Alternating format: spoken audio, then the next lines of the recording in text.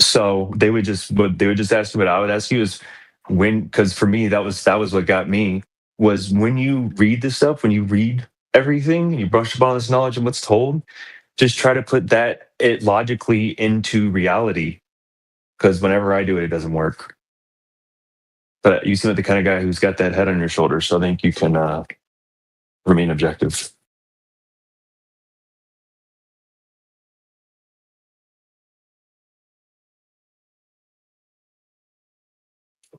Yeah, what were you saying to me, T? What were you asking?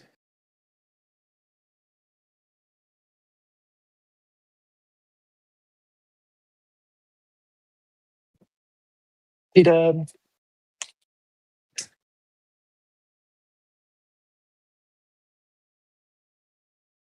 Are you there? Am I here?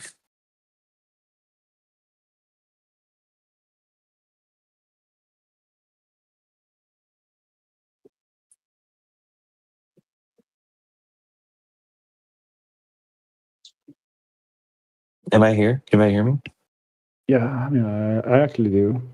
Okay. There's a lot of connection problems, so it's hard to tell if it's me not coming through or just he's away AFK for a second. Yeah.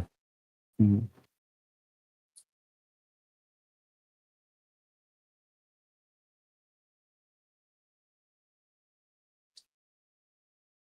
I mean, so who actually pro flats? I mean, that Earth is flat. I mean, should I mean, we change someone's mind to prove the opposite, or should prove it that it's actually not flat? I would like I would need to ask you that again because I couldn't put it together in my head. I just Yeah, got I home will from read. work and I need you're hey real quick. I just got home from work. I'm dirty as hell. I need to go ahead and take a shower before we get into another conversation. I'm Okay. sure one of the other guys here could field that question probably better than me for sure. But I'll be back. I'll be back on. I'll talk to you later. Yeah, enjoy your time. Yeah. A good thing to help change people's mind would be empirical evidence. It might be a good start. The only thing I Well, actually could think of what I was actually because like flat earthers and flat earth is like something new to me because I'm not into this kind of stuff. I mean, anything that I cannot. I mean, I wouldn't say that I cannot prove by myself, or because I'm.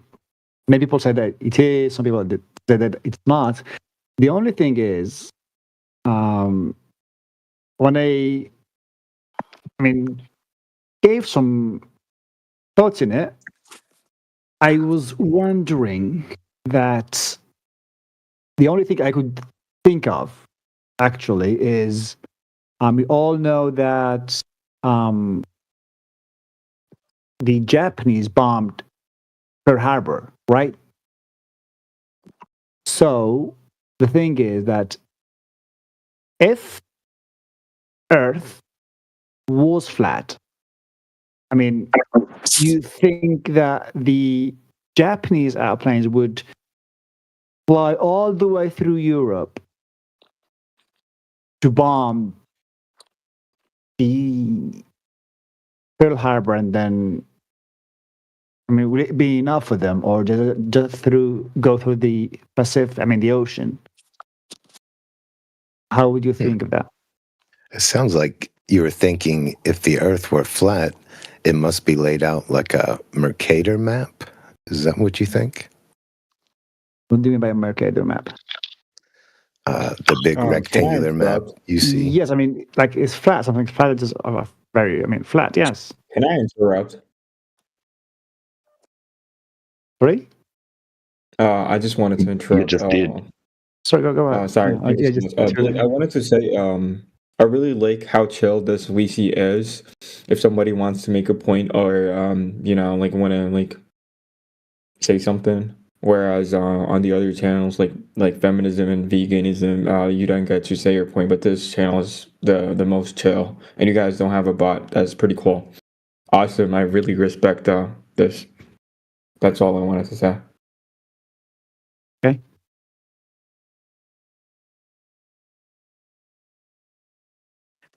I would like to say something too. Like, so you're saying, why didn't Japan go through Europe? Well,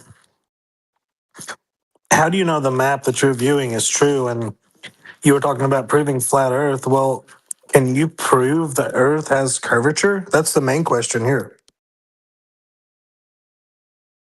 So we do have different maps of the flat Earth.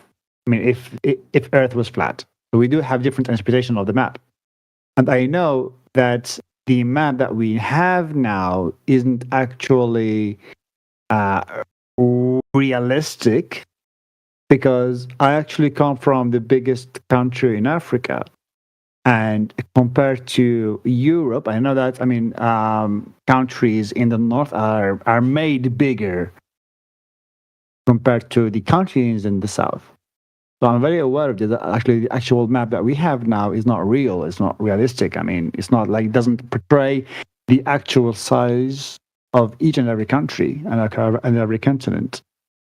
No map does. Okay. So if you were going to try to prove the nature of the surface of Earth, as far as is there any convexity, any drop over distance, I wouldn't say a map would be a good way to get empirical evidence for such. Okay.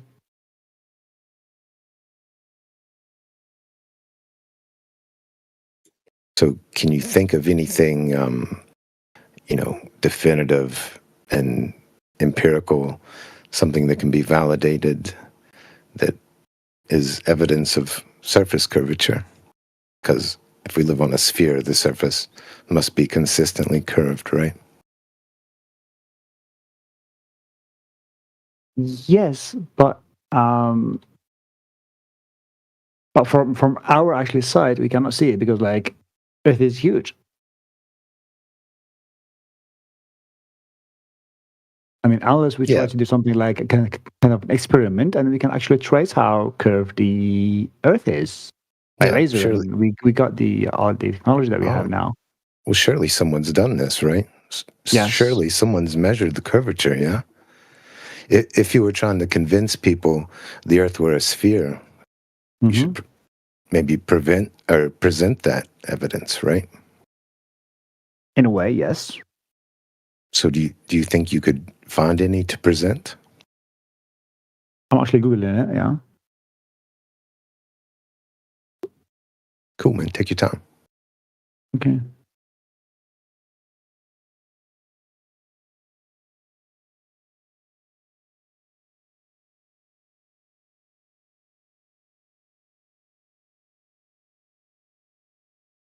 There's a lot of us in here that's been looking for it for a long time. But good luck to Okay, you. so they did that. Okay, they did that digging and they didn't actually find it. Good. Okay. I mean, Google the curvature of Earth, was it that difficult to measure?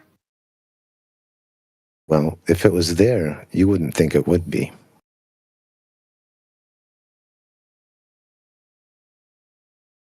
Yeah, exactly. I mean, You'd think it wouldn't be hard.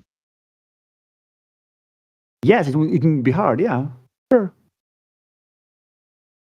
So I'll argue Yeah, especially- what some documentaries. I mean, sorry to interrupt. Yeah, carry on, please. No, go ahead. Okay, so I've seen or I've watched some documentaries of people who actually try to measure the curvature, and they put, I mean, different spots in like very far places, and they could actually measure the curvature of the surface.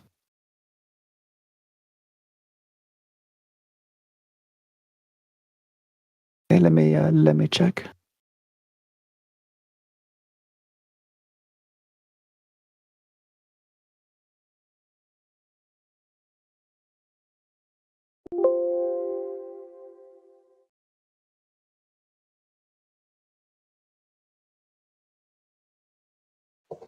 What you're talking about is when they were in a swamp, so that means there was a lot of humidity and stuff, and the guy just raised it up a little over his eyes, his flashlight or whatever it was, for a light source, and they could see the object in the camera. So when they couldn't, when it was at waist high or face high, So what was that? 12 inches, 2 feet. When he would have had to raise it well over 10 feet or 6 feet. It's like, you know what? It's impossible that flashlight wasn't 20 feet in the air. So That Yeah, something of Nev- this kind. Yeah, indeed. Yeah. yeah, that wasn't a very impressive test from Netflix. No, didn't show much data, much setup. Mm-mm. But there are a lot of impressive laser transit tests that have been performed, and every time there's no drop over distance present. Oddly enough. So I bet they already believe that men didn't step on the moon yet, since everything is actually big lies of NASA or NASA. Sorry. That'd be independent of Hey, I want to the shape of the try. Earth. How do I win free nitro? Sorry. Sorry, That would guys. be independent. I mean, there's people that think the Earth is a globe that don't think the moon landing is real, right? Okay. That they really, yeah. So that's kind of independent of it all. Okay. I mean, it'd be a big reason for us. Like, I mean, like they're claiming to have gone to this place in the sky and turned around and taken photography of the Earth hanging in space, right? And saying that it's an accurate representation, etc. Now, for us, right, Mhm. we'd be forced to have to dismiss that as being real because of the data that we have regarding, the surface geometry of the Earth. If what they're showing is true of the Earth, right, that it has curving bodies of water upon it, and we go and observe and measure the surface of the body of water, and it doesn't have convexity, then obviously that image is false. Right?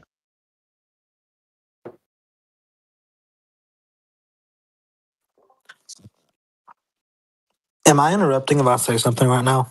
I just got in. Well, I got disconnected and I came back. Okay. I was trying to tell a friend today about this PC and like about some of the arguments and stuff that I agree with and stuff, and he started trolling me, and I was gonna ask like, how do you guys deal with that? Because he literally said, as a troll, if the moon it causes tides, why doesn't his bathtub have a fucking tide? And I just started like laughing out loud at him. I'm like, bro, like that's a straw man fallacy.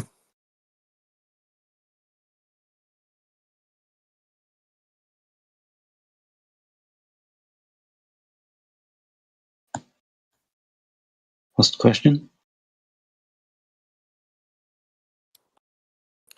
It's like, how do you deal with friends who like troll you when you try and like kind of like give them a little nugget of information?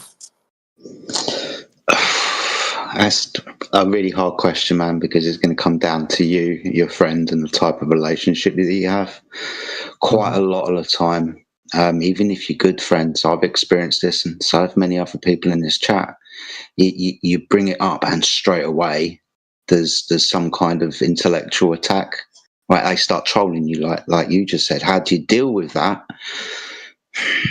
I guess it's maybe how you start bringing up the conversation to begin with, maybe. This is something that I've learned as well, because when I first came into Flat Earth, for example, with my work colleagues, I was trying to engage them like I'd engaged them in the Discord server. And that's not the way to go. And I kind of learned that like the hard way. So I think maybe it's how you start your conversations and whatnot. Maybe not necessarily taking the antipodal position and start attacking somebody else's understanding or whatever it is. I don't know the conversation, mate, so forgive me. But I think sometimes it's how you approach the conversation to begin with. What do you want to get out of it? I'm not sure. I just wanted to like share the information and stuff that made me start questioning things, just to see where their mind might be. I'd maybe include them in the questioning then, instead of I found this piece of information, you should look into it. And coming from like an authoritative point of view, maybe use it as kind of a learning experience where I've done this sometimes with like friends and colleagues in here where I come across subjects that I don't quite understand. I don't really know how to debate it, but I'll have the conversation about it, and it will be a discovery with me and the people that I'm talking to. So you've come across the flat earth subject and you might get into like the trolling conversations and whatnot from your friend. But if you just slip in occasionally, well, these flat earthers, they might say a lot of stupid things, but when I look at these laser tests, that's something. That's maybe it's just that one little hook. Maybe go along with them for the ride. Flat earth is a bit silly, blah, blah, blah. But at the end of the day, there's just this one piece of information that I just can't shake away. Maybe approach it like that. Or what I generally do is I try to pave the way to a more. I mean, you also need to choose the right timing to, to tackle that subject. I mean, if you know that they've been trolling about a game or something, it's probably not the right time.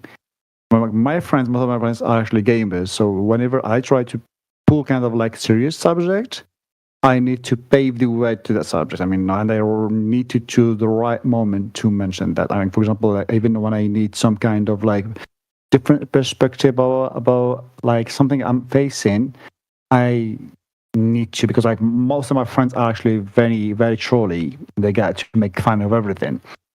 But whenever I want to talk about something serious, I mean, I need to choose the right time for that. So. Or maybe you need to change not the friends, but maybe you can change like the people actually you talk to about these kind of subjects. Maybe they are just into this kind of like. Yeah. I do have to leave the VC, but I'll be back tonight, guys. So I'll see you guys later. Sure. Yeah. See you, bud. See you. Well, see, I come across that a lot with my kids, because my kids are all like in between the age of like 14 and 18. And they same as mine. I know. And they'll fight me on certain things tooth and nail, but over the last few years, there's things that have sunk in, and they kind of question things. They come to it on their own, and they've come up to me and they've asked me questions, and I know when they're sincere and when they screw off. And over the years, it's starting to sink into them. They're starting to question things. That's good way to put it, especially when you're talking about like your kids or members of your family. It's when they come across it themselves. You can prepare the way, or be open to questions when they come across these things themselves. Luckily, I've managed to put myself in the second category, right? It's they will come to me and say, I saw flat earthers on YouTube or whatever say this, or I saw these Christians on conspiracy this or whatever. So they're always coming to ask me, because I've always, they know that I'm kind of on that alternative edge anyway, and always have done. I got mocked a little bit, especially when my eldest started going to secondary school and so on. And he is, was, I don't know why, but on the anti-theist kind of idea. He's very atheist. For somebody so young, I don't know why he had already decided what he was going to be. But he was very atheist when he was a little boy. But as he grew up, and as we had the conversations, it was a matter of, when it comes to them, as long as you're open to answering the questions, then you can have the conversations. It's a problem when the conversations stop and then the relationship ends. Nobody wants that. So we have to kind of juggle it around, really. That's why I asked our last friend, what is it really that you want out of it? It's different when they're your kids and so on, because obviously you just want the best for them. So, yes, it's difficult. It's a freaking minefield. I know that. That's the one family relationship I thought would be easier to like bring them into the flat earth. I have trouble like with my wife and other people in my family. We don't have kids. I thought that was like a slam dunk, but I didn't realize kids disagree so much. Oh yeah, man. my kids, they'll believe anything anyone tells them except dad. They have to question me. They have to, everything I tell them, they have to, scrutinize to the, nth degree. But that's just the way kids are. But you can tell that, like, when I say something, they really do take it to heart. I can tell. And they know that I have, a plethora of knowledge that they don't have. They do look up to me. They do ask questions. But it's one of those things, like you said, it should have been a slam dunk. But that's something that they got to come into on their own. And I've noticed that over the years that they, when we do our little Bible studies or we have our conversations and talks, they'll bring it up. Like, I caught my 16-year-old the other day. He was on, I don't know, he's watching Facebook Reels or YouTube or something. He was watching a Flat Earth Dave video, and I was like, dude, what are you watching? And he's like, oh, nothing. It just came up on my Reels. I was like, yeah, okay. That's funny. Yeah, to pretend it was an accident. That's a virus. Yeah, that's busted.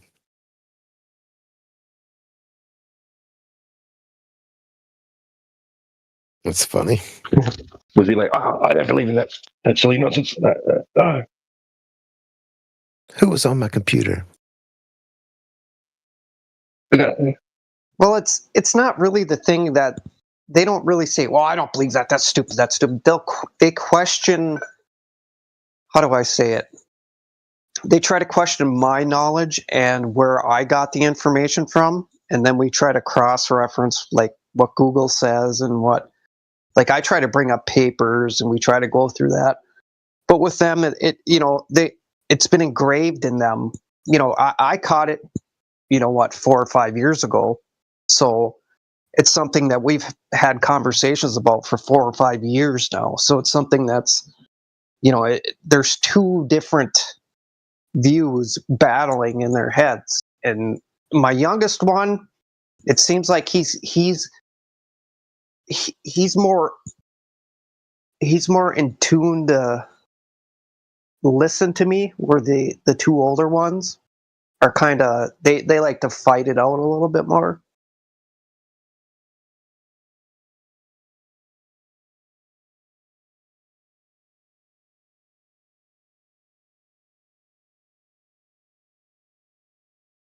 Oh, you can set up like flat Earth versus globe Earth, like punch-ons in your backyard, make a little ring. This is awesome. Sorry to interrupt, guys. I love dropping in a side chat from time to time. 14 minutes past the hour. Guys, I have seen it, witnessed it. Correct. The Earth is absolutely not flat. Simple proofs anyone can observe. There is an absolute list here. First one is ships over the horizon. When a ship sails away, its hull disappears below the horizon first, followed by the mast. If Earth were flat, the ship would just get smaller and smaller, but remain completely visible. Who is this guy? I forgot your name. Amon, would you like to unmute your microphone? Are you in here? Do you want to speak about these things, or would you like us to rip them apart? Would you listen to us if we rip them apart?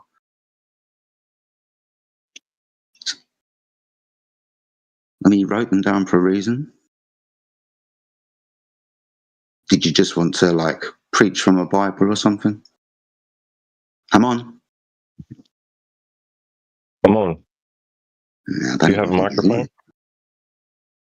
I don't think he's even in here, man. Yeah, they're in here. Oh, are they? Well, Amon, would it be possible for you to speak, being as you're typing? Jack will speak for you. What up, Jack? This is going to be awesome. So Jack's been nominated.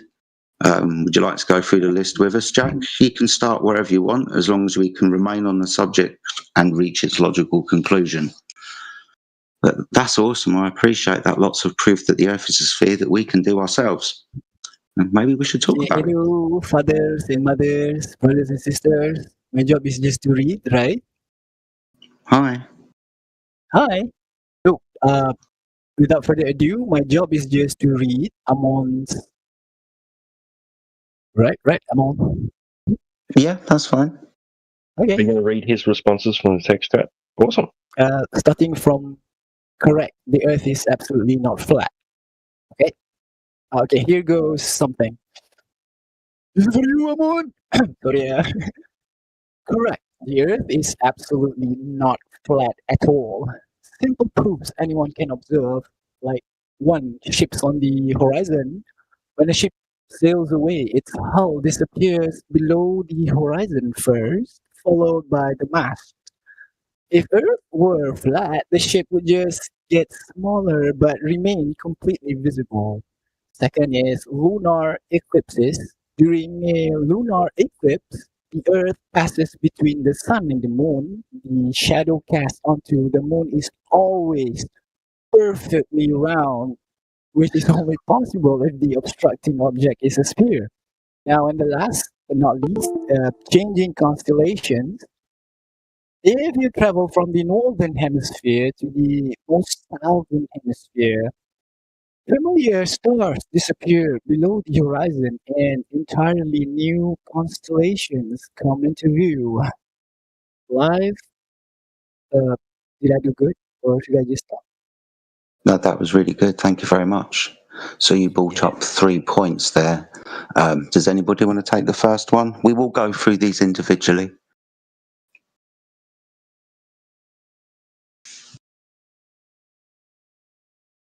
Does anybody want to take the first one? You can replicate that phenomenon on a flat table.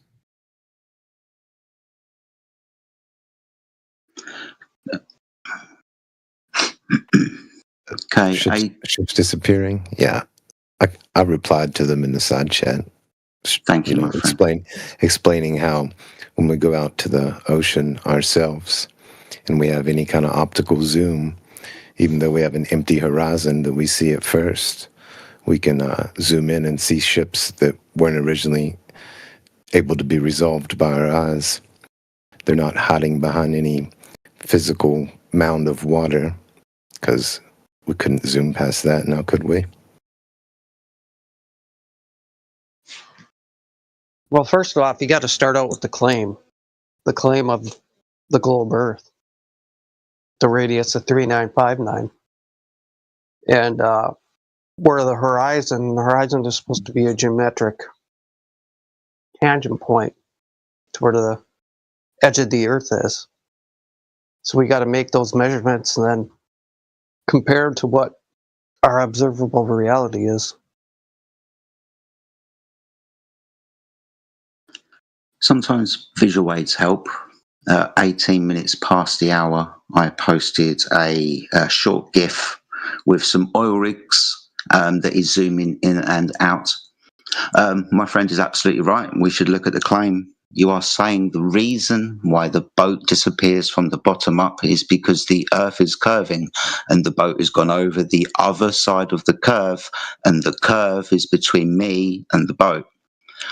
This is going to depend on the distance to the horizon is going to depend on your eye height and the radius of the sphere that you're standing on. As you'll see with the video, I've given the observer's height is 8 foot. According to the mathematics, that would give me the geometric horizon of 3.46 miles to the horizon. This would be the thing that is claimed to block the boat, or would be the oil rigs in this image. The oil rigs in these images are approximately 9 and 10 miles away. That would mean for the Earth to be a sphere, the horizon would be in front of those oil rigs, and it would be obscuring some of those oil rigs from the bottom up. But what we observe, and like my friend pointed out, is when we stop using our eyes and use a powerful camera or zoom telescope, which opens up the angle, the boat that disappeared, or in fact the oil rig that isn't resolvable when we're zoomed out, when we zoom in, the angle opened up and we see it again with the horizon well beyond the oil rigs. So when we're told that the curvature of the Earth is the thing blocking the boat, and I get my camera out to witness this phenomena, I don't witness phenomena where it mathematically dictated it should be taking place. For example, we can witness a horizon 20 miles away, which should be just 3 miles in front of an observer. I hope that answers your question. If anybody else wants to bring something up, we'll move on to the second.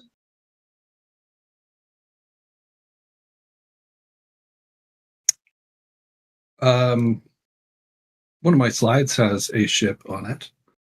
The Rampion Offshore Wind Farm. There's this observation is all about this wind farm really and the horizon behind it, but during this observation, it's an 11-mile distance. There's a ship that went behind this windmill here, if you're watching my screen. And that ship is only 23 foot tall, and at the 3.5 foot height, the globe is predicting 89.9 feet hidden. So that would be the size, because we got the marine traffic AIS data and found that it was 13.9 miles away. So that would be the size of the Tower of London in the amount of that should be hidden. But that ship is only 23 foot high, so we shouldn't be seeing that at all at that distance. So we're actually seeing the opposite of that claim. We're not seeing objects disappear at that distance like they should.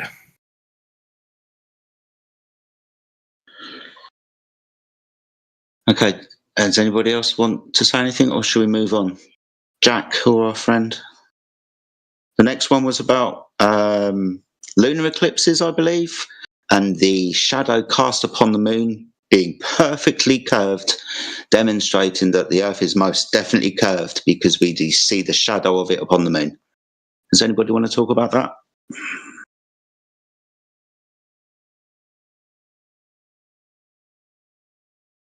Jack, are you still with us? Yes. Good. Yes, Okay. Papa. Where do I read? Sorry. No problem at all. So the second one was about a lunar eclipse and the shadow of the Earth upon the moon, and the shadow being perfect. My response to this is, with my tongue in my cheek, is the moon flat? Because to have a perfect shadow or perfect silhouette of the object cast in it, let's say a circle, the shadow must be cast on a flat surface, and the orientation must be at 90 degrees. Because if that flat surface is tilted, the shadow will be distorted, or if that surface is curved, then obviously the shadow will also be distorted. So for anybody to claim that we have a perfect shadow representation on a curved surface doesn't understand geometry. So no, that couldn't be the Earth's perfect shadow on a spherical moon. You can demonstrate this yourself. Get a light, maybe get some balls, 2 will do. Try and cast a shadow from one onto the other, and maybe make the shadow pass over it like a lunar eclipse, and see what funny shapes you get. Yeah. I think I want to come up with my own idea. I have this knowledge of celestial navigation. So where the land. I'm not an English speaker, but bear with me. You can all Google celestial navigation. So from there, I can imagine a sphere, and then there's a planar, and through that I would. So and so forth. But I already forgot about your points just now. Was it to just read the second line, the second paragraph, or how? Like I have photos from NASA that shows the Babylon. Wait, hold on. The Middle Earth. Let me just show you photos here. Hold up, I'm coming with the photos.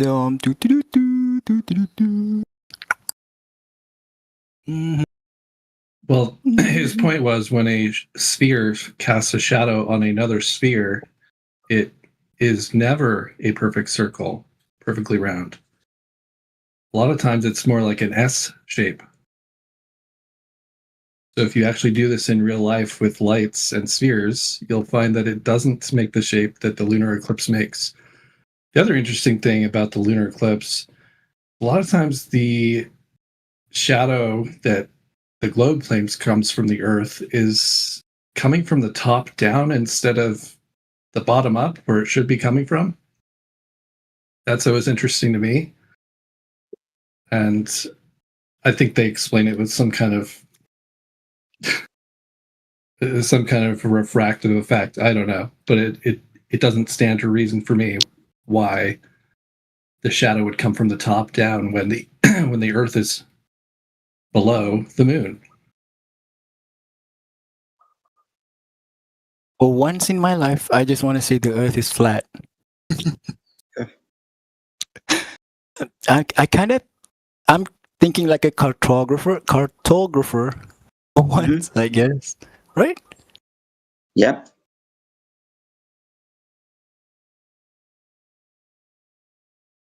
And So- we have Benji. Sorry, go ahead.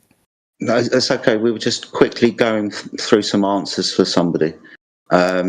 There was a third one about constellations and why we see different constellations when we go to different locations. And being as you brought up celestial navigation, I thought maybe we could pair the two together. Be quite interesting. The reason why you see different stars above your head when you move across the Earth is because when you move across the Earth, there are different stars above your head. It sounds really weird. Maybe you think that if the Earth was flat, you would be able to see the entirety of the sky always. No, this isn't true, especially from surface level. You've got a limited field of view, especially of the sky above you. Due to perspective, things that are above your eye line with distance that move away will appear to you to go downwards. They're not actually going downwards as they move away parallel with the surface horizontally. It's just the way that your eyes work. Same with things that are below your eye line. For example, when you're standing on a road or a street, you'll notice as you look up the road appears to be ramping upwards. You're not actually standing on a hill. It's just Because the of way the your iris. eyes work. Because Yeah. of the iris. Concave. Yes. Yeah. Okay. Okay. So when we're talking about seeing or not seeing the star field above us, it's because the stars at the horizon, as far as we can perceive the night sky above, and as we walk towards the horizon, the angle between the surface and the star increases. The star appears to elevate until we're standing underneath that star, like walking down a corridor, observing the lights above your head. Now, there are just different stars in the north that rotate around the northern pole, and ones in the south that rotate around the southern pole. When you are in the north, you can see the northern ones, and as you move closer to the equator, you start seeing the southern ones until you're standing underneath the southern ones, and you can't see the northern ones anymore. You've changed position. So this is for navigation on the seas, right? Just answering the question why we see different stars. We can talk about using the stars to navigate if you want to. You know what a marine or nautical sextant is, right? No, I don't. It's the angle measuring device that you use to put your eye to, and you have a lever that you can pull, a mirror that helps you see a star in relation to the horizon, and you measure the angle separation between the star and the horizon, for example, 45 degrees. Now I know. Yeah, it's how we used to. It's one of the tools we used like hundreds of years ago. Compasses, things to keep time, and sextants. I think there's something else I can't remember, but primarily those things. And a sextant is an angle measuring device. It just measures Yeah, the angles. marine sextant. Wait, I'm gonna. Yeah, exactly. Yeah, it just measures angles, doesn't it? Let's say from surface level above. Sextant. So from the ground up to the sun or the star or whatever, and utilizing the sun or the star to navigate. Okay. Follow. Excuse me, because it's getting very late and I gotta go. Thank you for everything, and till another time, hopefully. Take care, my friend. Goodbye. You're welcome back anytime. Thank you, everyone. Thank you. Bye bye.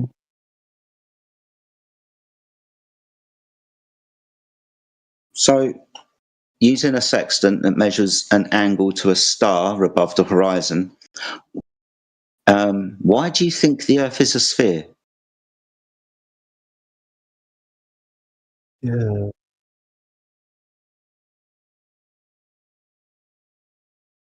Alona I was. don't know. I don't know. Everybody said it's sphere, so I don't know.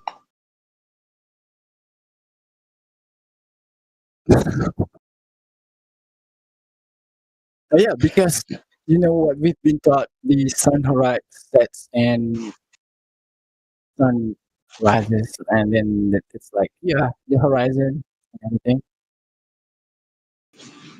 It's a sphere. Sort of. Yeah.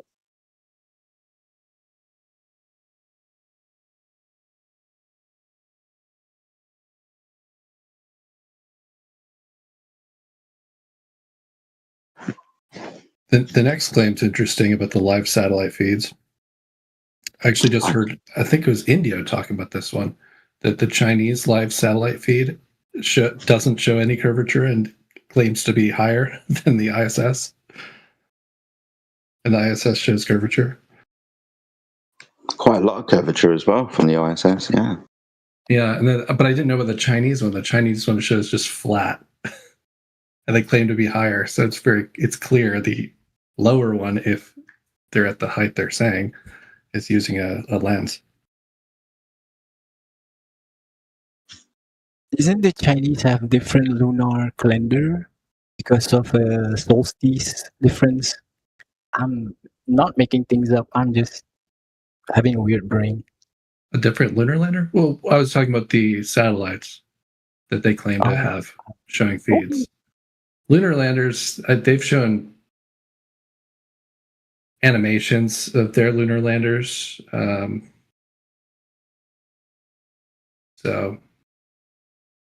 But that's not the claim here. But the claim here is about satellite feeds from Earth, like ISS and whatever the Chinese one is called, the Chinese space station.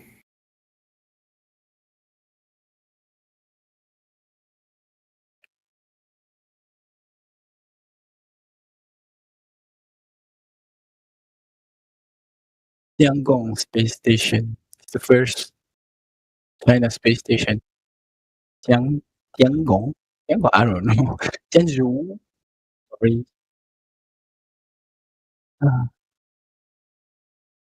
Well, the point of the live satellite feeds is that when you cross reference them with like launches that happened, like the Artemis recently, or with the Chinese space station versus the ISS, the amount of curvature varies. So it's not a reliable measure of the Earth. They have a commander. They have a commander for the space station. I don't know if that's relevant, but yeah, I guess they would.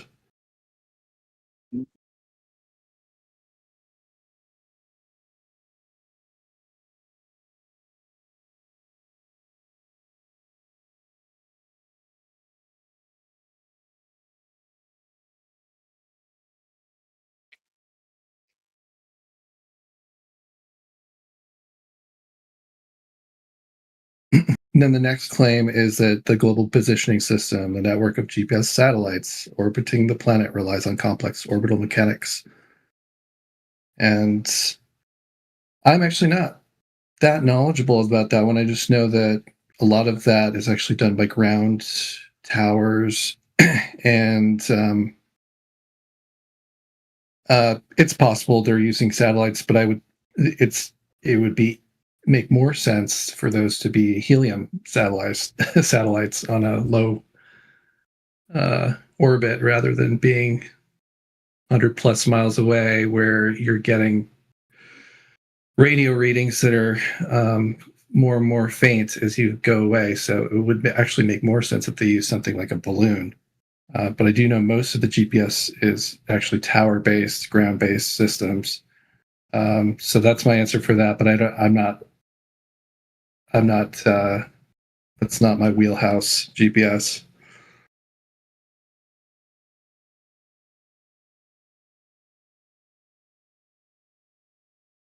Some people they go deep on that. I don't know if anyone's here that has some good GPS stuff.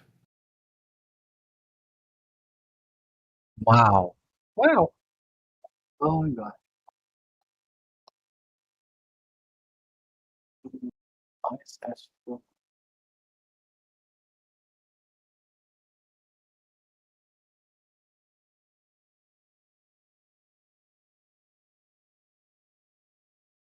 Is there any other way for us to navigate besides text and the use of government uh, funded ICE programs? Sir.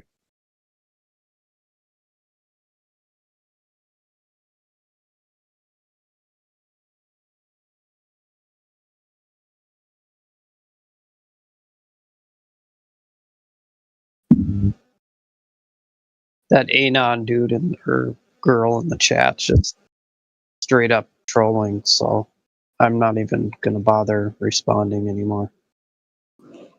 Fair enough. Well, we knocked down all 5 of her points.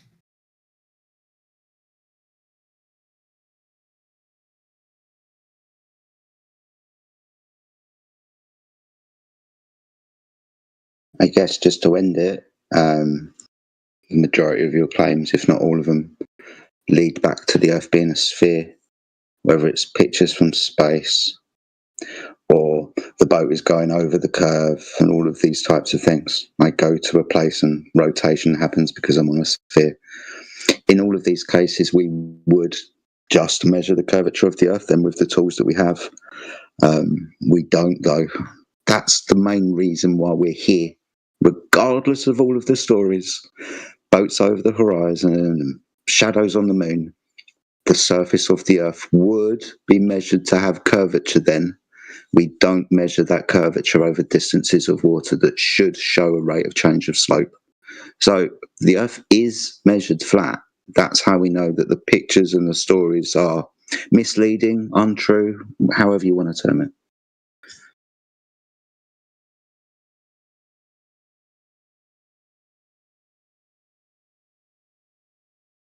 I've been looking for verses in the Bible about the earth is pure. So far, I found nothing. Maybe I should do a better job at it. You might, sorry, I can't even speak my language. You may find in some newer translations the word circle replaced with sphere. I think maybe in Isaiah, I can't remember, do apologise.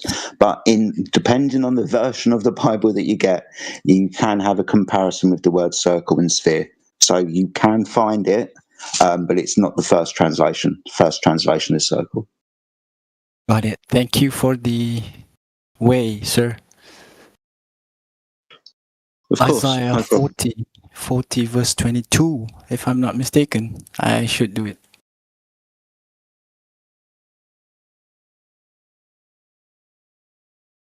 Yeah, and the reliable text, that in the received text, that's circle. So circle being a flat shape. And it's not surprising that you didn't find any sphere in the Bible. The sphere doesn't comport with the Bible. It does not. It's a different creation story than the Bible, which kind of leads to the whole. One of the motives. Sorry, go on. Sorry. I would just say it's like a part of the motive of like the Jesuit order, but yeah, go on, T-Buggy. Well, some people argue that certain sections of text within, the Bible insinuate or infer that the Earth's surface is flat. There are other passages where it talks about plains and broad, flat areas, right? And it'll say that it's the Earth, right? But it doesn't mean it's specifically talking about the entire thing. It could be talking about a region, between two valleys, for example. That's just the way that it's worded. But there is inference, like, for example, and then the devil takes Jesus up into the high mountain to show him all the kingdoms of the earth, right? And offers them to him if he would just bow down to him and worship him, right? Now, how is he going to one single point on a sphere and saying all the kingdoms? Well, I guess there was no kingdoms on the other half, right? Yeah, there's inferences, and right. So, then there's just it implies there's that just no flat, sphere right? as well. I mean, there's just no evidence of a sphere at all. It's never mentioned. Okay. But yeah, you're right. The inferences too. You know. Yeah, look into Talks the a lot. origin. I was going to Sorry, say, go on. look into the origins of the Schofield Bible. Yeah, the Darby origins. Also talks a lot about the Earth not moving or being immovable, right? Like that it's not in motion. Yeah, And Joshua describes the the whole story about Joshua, right, with the sun standing still. Yeah, the sun. God made the sun stand still. Yeah, the So sun was that just from his perspective, or did God actually stop the sun because it's the sun that's in motion? You know, so like these are questions that people have to try and resolve if they want to hold two different worldviews. And it's also well understood by historians and anthropologists, right, that the cultural background, right, of that people, right, namely the Hebrews, right, their worldview at the time that those texts were written, their understanding was of being on a flat, motionless, enclosed realm, right, inside a realm on a flat surface, and it's enclosed by like a dome structure, right, a firmament, and it's not going anywhere. It's on pillars. It's on some sort of other, like, maybe because pillars hold things up from another surface, right? Like, so these descriptions from the Bible, if they're taken literally, and our understanding of what the people from that time actually thought, what what cosmological worldview they possessed, right? We don't need to go any further than that. That those people thought they lived on a flat and non-moving Earth. Yes. It's the way it is, and they would have only written accordingly, right? They wouldn't have written something like they got a word from God that, well, you're actually wrong. It's a big sphere, so they wrote that down, but then refused to believe it. No, that never happened. Right? Now they do. Now they disregard their ancient ancestors' worldviews and accept this whole modern quote unquote science. Right? Yeah, it's also interesting in Job 20 something, 26, he says that the earth sits upon nothing, and then God comes in Job 38 and says, where wast thou when I laid the foundations of the earth? Declare if thou hast understanding, who hath laid the measures thereof, if thou knowest, who hath stretched out a line over it. And so he's saying there are foundations of the earth. It's not sitting on nothing, is one implication of that it's got a line stretched over it, meaning, over the earth, not like a ribbon wrapped around it or something. It's a line stretched over it, and he uses the word line, which is a straight A to B. And then mentions foundations and a cornerstone. So everywhere that it talks about the construction of the earth, which includes Genesis 1:7 with the firmament, it is not describing a globe. There just is no globe in the Bible. It's a flat earth book.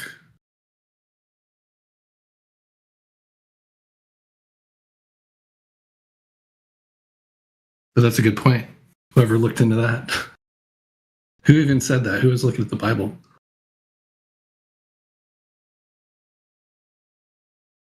From another standpoint, from another view, I have according to the Norse gods, this is mythology or ancient religion, ancient Norse religion. There are a few firmaments of Asgard. 9. You can see in the chat. I've seen this in. Good, I'll do my research. However, first before I talk. You'll find a lot of these when we're talking about ancient conceptions of our cosmology. The majority of them look a bit like this. Even the Hindus and the Vedics had a similar structure called the Brahmandala, which was ever increasing circles of reality outwards and upwards and downwards. So these are all flat conceptions above and below. Yeah. Mm-hmm.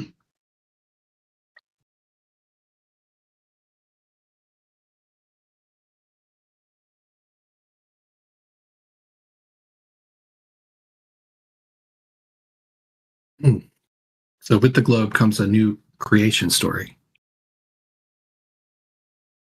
So, if you were trying to cast doubt on a creation story, you might come up with another one. Might be a motive.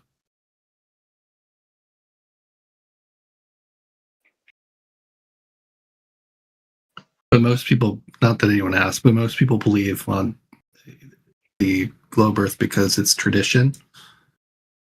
But then if you look at the origins of where it came from, it seems that it is intentional.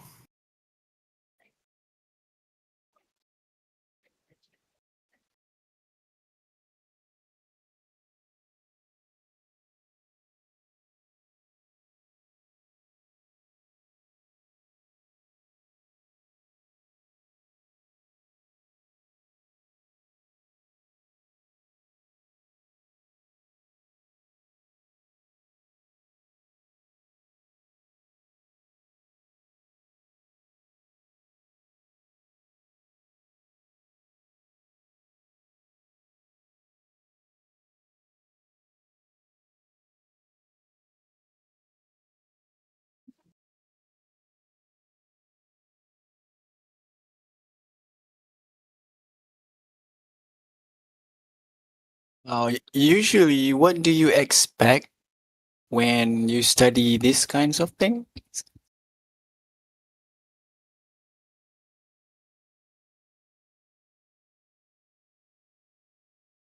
Probably best not to expect things and look. What do you mean? We expect to find evidence of the claims. That's what we expect. I see.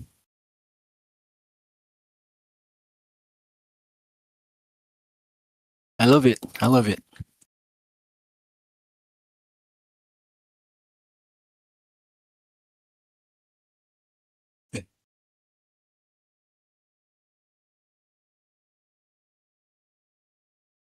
How about?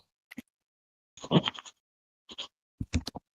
God. Because you would really think, right? You would really expect, right, that such a strongly held view, right, of reality would have some sort of empirical grounding, right? Some basis in reality, some backing, some supported evidence, right? Some supporting evidence. Something from reality that they got that indicated to them, well, this is actually what the Earth is. Even though it's not really perceivable, immediately perceivable or apparent to our senses, here's the evidence that the Earth is X, right? You would expect them to have that, right? Especially when it seems to be a widely accepted view. Like, you just don't see it. It's not there, right? What they try and present to you as evidence is very lacking, very wanting. It's either fallacious, not demonstrated. It's really surprising just how little evidence there is. It's all inference based. It's all, leaps of logic and a lot of math, right? On paper, nothing that corresponds with it in reality. And then when we go out into reality to see if the numbers correspond ourselves, we find that they don't, right? So the surface of that body of water there, that lake, it's not curving at a rate of 8 inches per mile square like it should be if the Earth was a sphere. It's acting like it's flat. Most of it is faith-based, would you say? Flat. Yeah. It's like someone described it earlier. It's just at this stage, it's like a giant religion, right? Mm-hmm. Yeah. And if you're honest with yourself, I mean, you're putting a lot of faith into third parties telling you that it's a globe. You kind of have to start there and then just observe the natural world and look for the proof.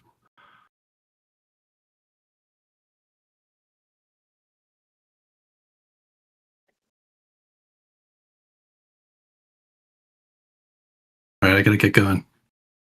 See you guys. Thank you. Thank you. See you, normal rat.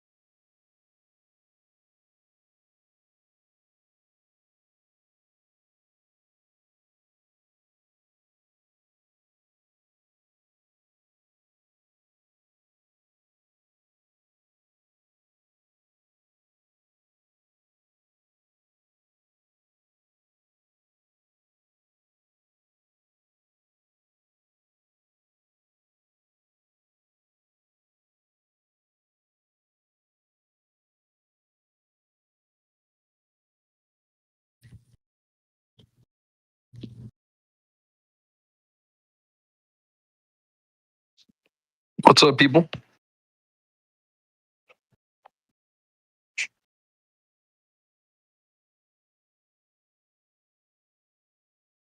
Hey man, what's up? What's happening?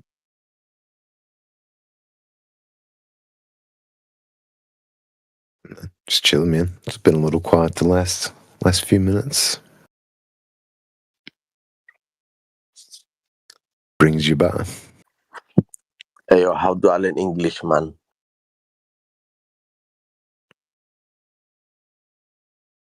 The first step to learning English is understanding that the Earth is flat, not a globe. If you can understand that concept, then you'll be able to excel in the English language. Hey, yo, slow, okay? Slow. I didn't catch what you saying, mate. I can't really understand you. I'm having trouble Say again? understanding. Yeah, this is a little bit more advanced of an English room. If you Yeah. scroll down, you can probably find some beginner chats that might be able to help you out a little better. You guys help me out?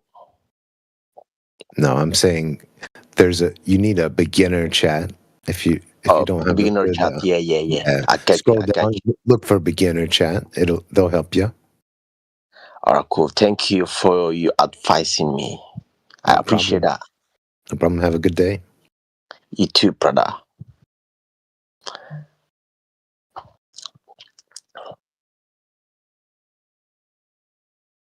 Well done. Yeah, it would probably been hard to have a full conversation with him, but if he gets studied up a little bit, he can come back. So, question for you guys, if I may. Shoot. What do you guys think would be the major change or the major reaction from people if flat Earth were to become like an official law, like a universally accepted truth? What do you guys think the reaction would be? It's a good question, but I would assume people would probably lose a little bit of faith in the organizations that are currently running the show, governments. I think NASA would try to be like, "Oh, we didn't know. We didn't really know. We didn't have the complete data." I feel like NASA would try to do something to I don't know, save themselves. No, they'd have to come right out and be like, you know what? Yeah, because we had to tell you a lie because this or this. They'd make up some excuse, but they'd have to. The only way they could save face is by just straight up coming out and saying they're lying. What do y'all think the lie would be? What do you think their excuse would be?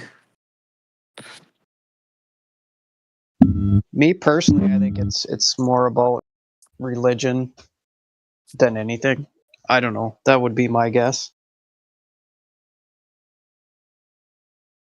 Like religion, creator, who we are, what we are.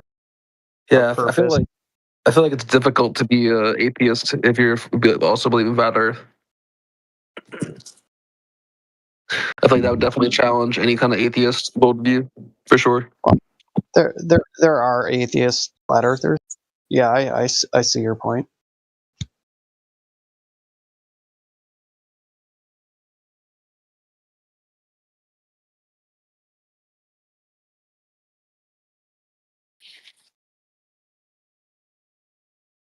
I feel like people would buy start. I feel like boat stocks would skyrocket.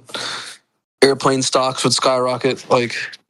People would be trying to purchase and own their own transportation means of flying and sailing, stuff like that, so they could reach the end of the Earth or go beyond what the known Earth is. If something that big was to change, if something came out that big, would change a lot of things, dude. It would literally flip our society upside down. Yeah.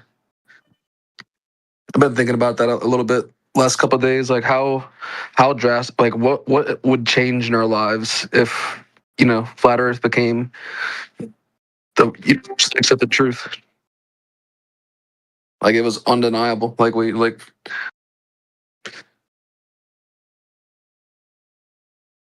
You mean if it became mainstream? Yes. Exactly.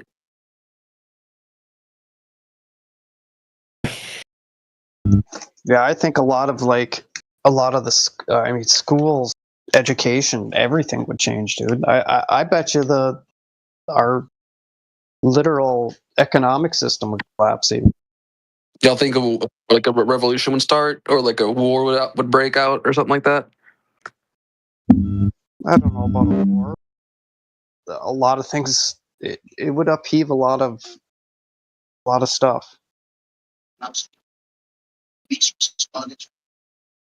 Hello.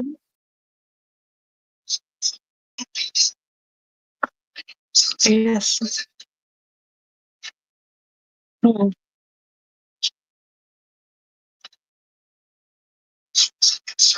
Nobody's talking, so yeah.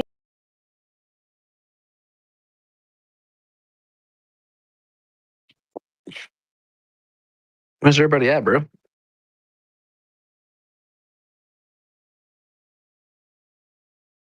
Not sure, man. People are just kind of chilling, I guess. I don't.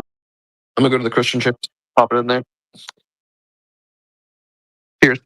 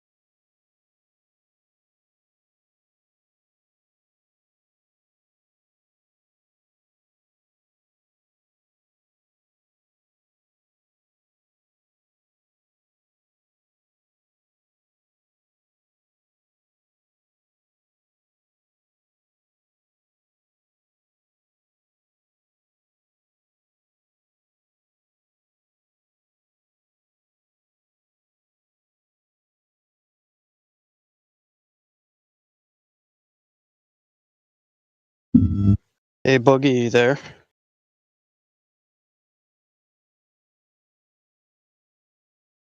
Yeah. What's up?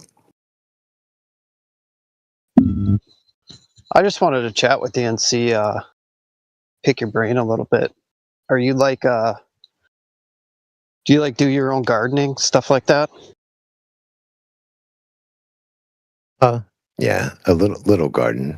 We didn't do much of one this year, but just tomatoes, peppers, some cucumbers, just a few things. Right on. Yeah, I started it was probably 3 years now in the making. But I got a pretty decent sized one. I got carrots, cucumbers. Started growing grapes this year too. I was just curious where you kind of sat when it comes to self-sufficiency kind of deal. I think it could be boiled down pretty simply that if you're reliant on anyone else, there's only a certain level of free you can be, right? Absolutely. No, you commented on a drink I had once, so I kind of figured you were Yeah. somewhat similar aspects. So. Yep. I mean, if you want to know for certain what's in your food, yeah, I should do more than I do, but I try to at least buy better options, and there's so much garbage everywhere, and you gotta pay attention. Oh, for sure. There's one thing I noticed. Somebody turned me on to it. When you go buy your food, if you have to buy it from, a lot of us do, but go for kosher stuff. All the kosher products don't have half the stuff that all the other stuff has. It's crazy. Yeah. Yep. Maybe not a bad idea. Like if you can, like kosher bread, there's no such thing.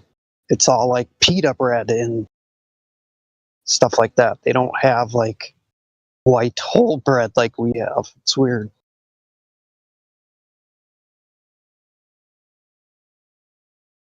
Yeah.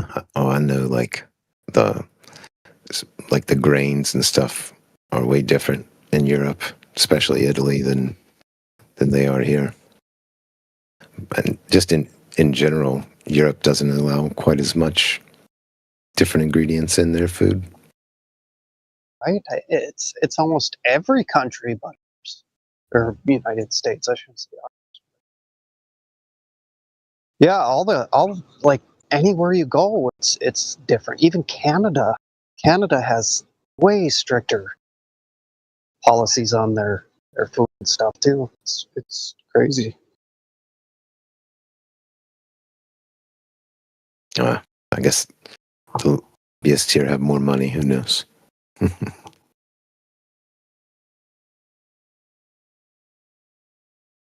But it is unfortunate.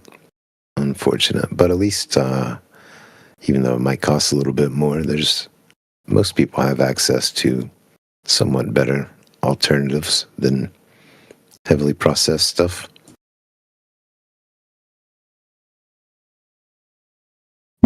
Right. Yeah, I try to stick to that out of the ground, I guess.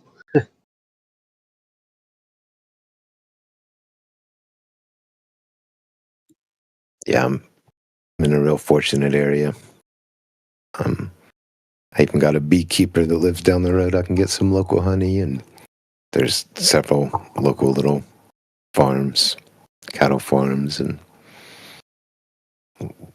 way different. I don't know, I'd say mostly cattle.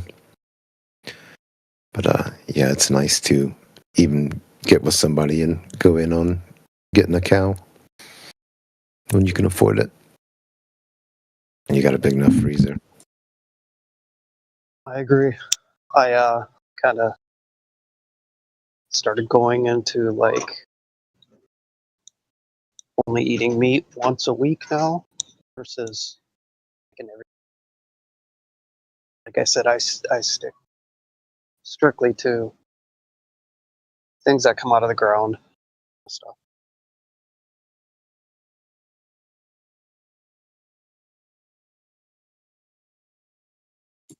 Yep, be the simplest, best solution. And yeah, I just had some things come up this year, and I didn't do as much with the garden, but I need to next year. But I do have some grapes as well, and several apple trees that I love to make apple butter and applesauce and stuff.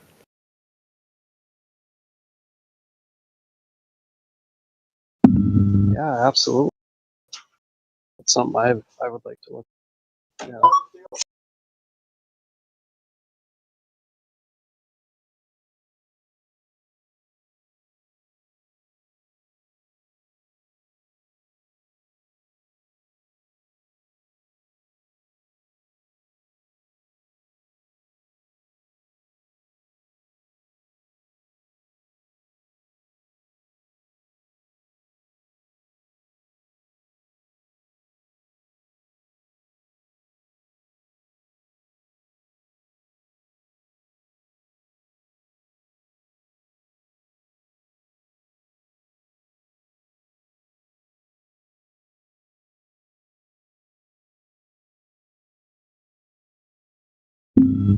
Yeah, the hard thing me has been trying to get my kids on board with stuff. Like I've made huge changes to my lifestyle, trying to go away from all that processed stuff and the quick and easy route. And it's hard to break the kids from that stuff, man. They seem to not like to eat things that that take a while to cook and come from the ground, and they want that instant gratification. They want what's flashy and advertised and what their friends are having. Yeah, it's one thing that I'm grateful my offspring they don't touch fast food. That's one thing that that I'm kind of grateful for there, because man, yeah, it's not good stuff. I'd say that'd be a victory in itself in 2026 here, man. Not too bad. Yeah, they I tell them, we can go out and like get a pizza from the local pizza pub, or maybe hit like a Subway once a month or so. There's a hockey tournament or something where we need something quick, we'll do something like that. But anything else, absolutely not. I like the little small mom and pop restaurants if I go out. Yeah, I try not to eat that fast food trash either. Yeah, we just had this this family owned, it's wood fire pizza. It's actually amazing. Nice, nice. I mean, 40, and I've never had wood fire pizza before. It's weird. I can't recall. I might not have either. At least not cooked there. Maybe something that claimed to be, but yeah, I don't guess I have either. Yeah, they make it just a regular, like a pizza oven, like a brick pizza oven, but it's cooked, by wood fire. It's really good. Look into it. It's got a little hickory or a little smoke flavor about it. Yes, absolutely.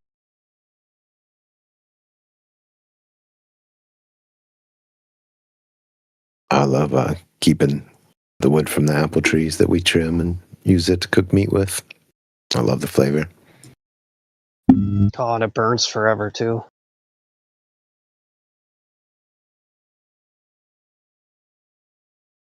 Yeah, it's good stuff. I'll be back here in a couple minutes.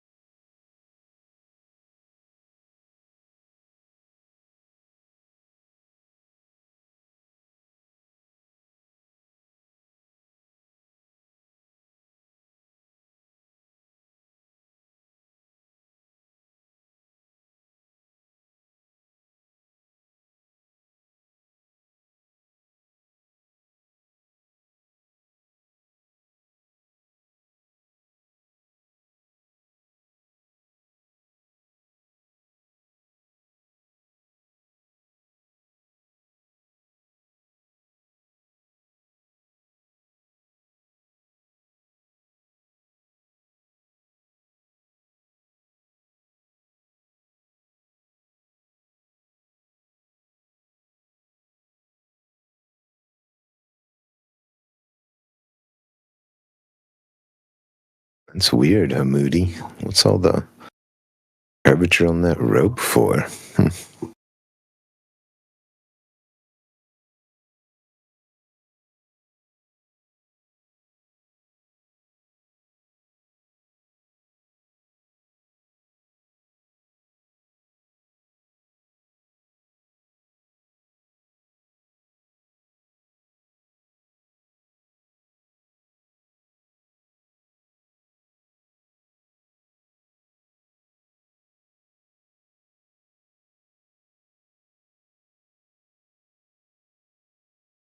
Busted.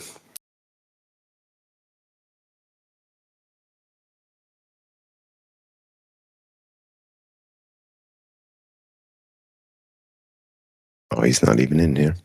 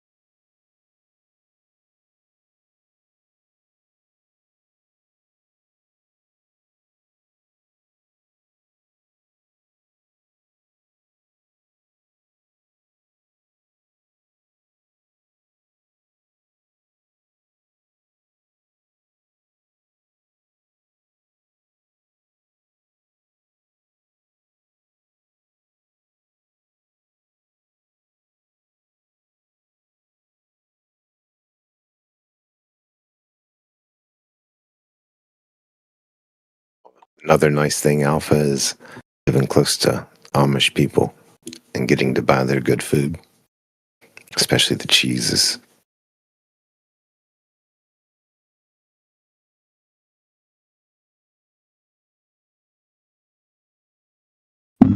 Oh, you live by Amish people. That's nice. I wish I lived by Amish people, or even had knew somebody that was Amish and could learn some tricks from them for sure.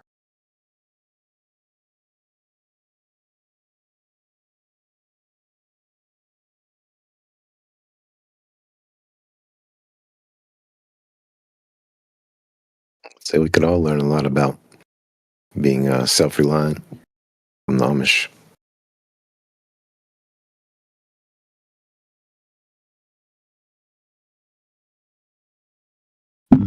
Well, their craftsmanship is second to none too.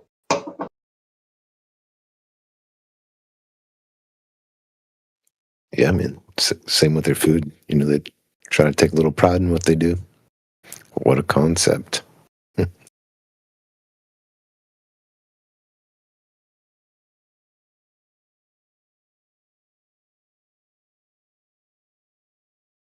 This guy is hilarious.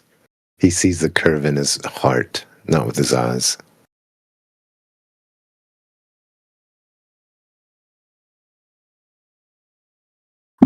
Who's that?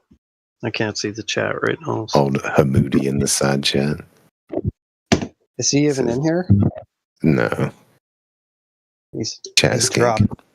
Yeah.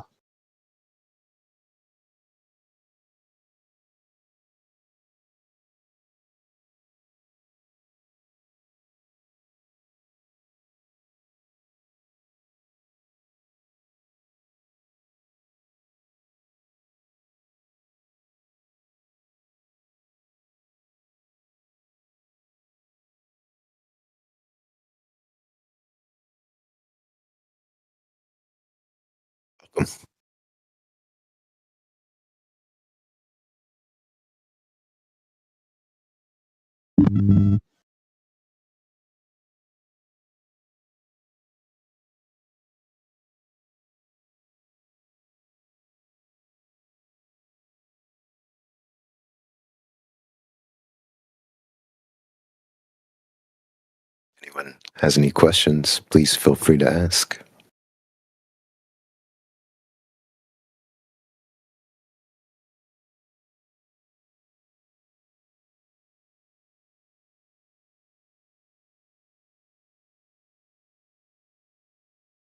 Or not.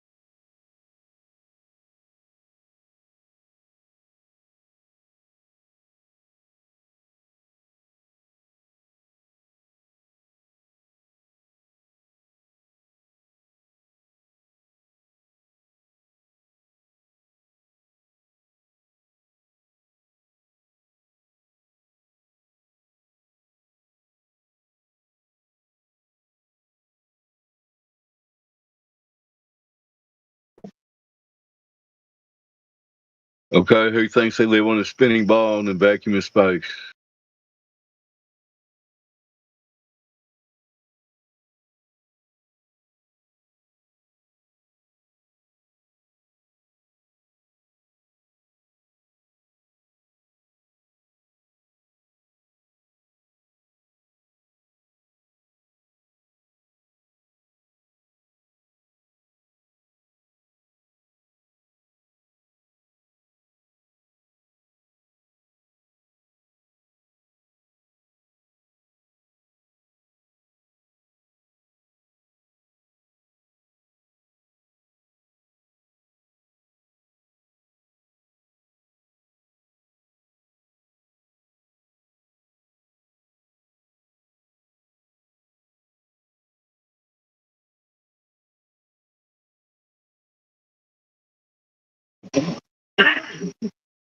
That would be the alleged spinning globe that people think is real. Anybody get anything for that?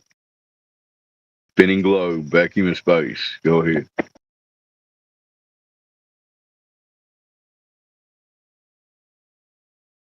Dave, you know they have nothing. They never have, and they never will.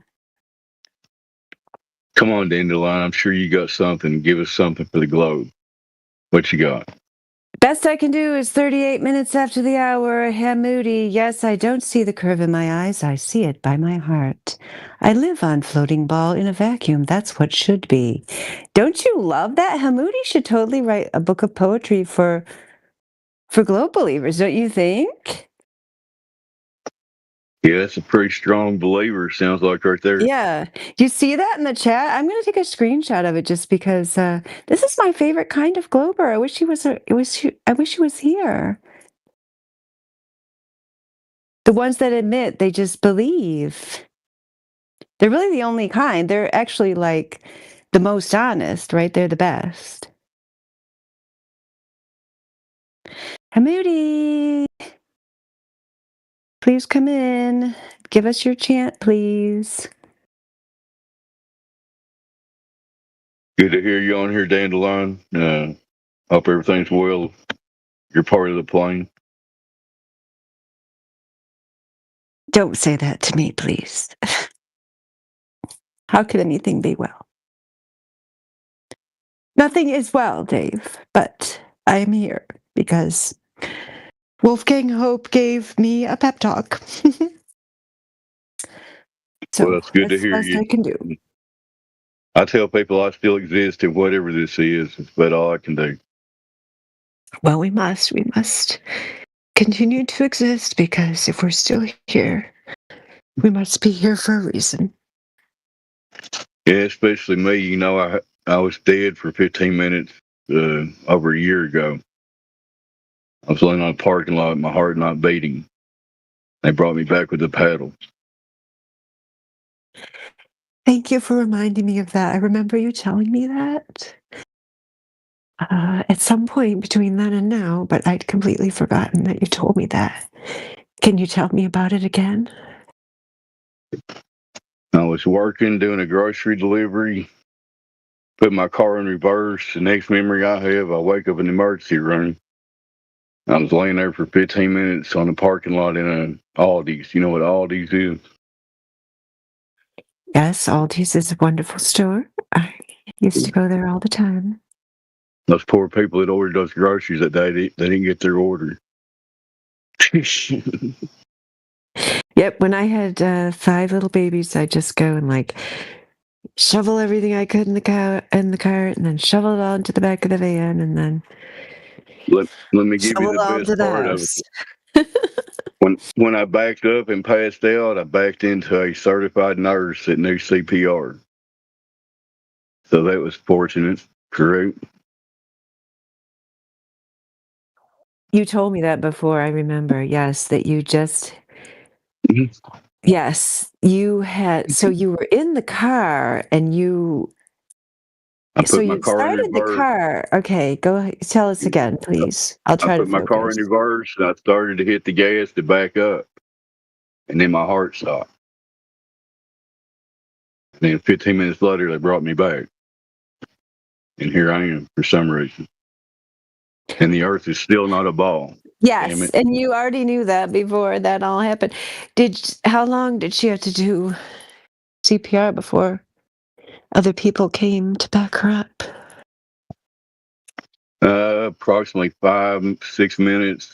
The paddles were on me within 7-8 minutes, and they were. I got to shake the paramedic's hand, which was cool. And they usually go at least 30 minutes or so before they give up. Depends on how you're responding. But anyway, here I am, whatever this is. But to me, it's like whatever you think God is, kind of like the ultimate troll. He just kind of turns out the lights and turns them right back on. Whatever, man. You know what I mean? Yeah. And I think you gotta tell that story because you're glad that you kept living, right? Were you glad?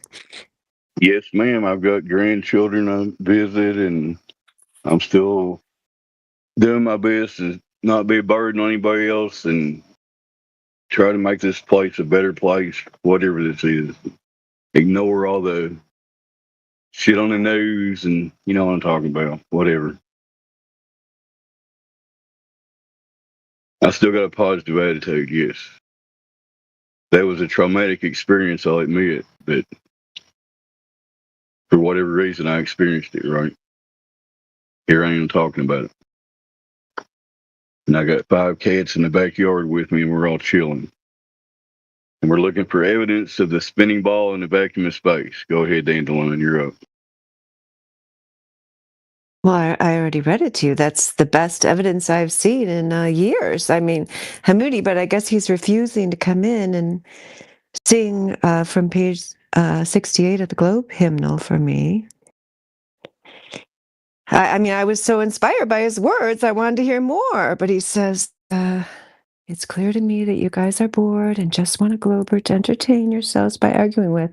I will not get into this trap. No, Hamoudi, I don't want to argue with you. I want to hear more about the beauty of your Globe fantasy. But he doesn't want to tell us. I mean, I want to hear more from a person who admits that they just believe in the Globe religion. That's what I want. I want to hear it, Hamoudi. And real Dandelion, not to interrupt while I'm on the mic, shout out to Indigo, legend, R.I.P. I still can't believe that, but he's all right.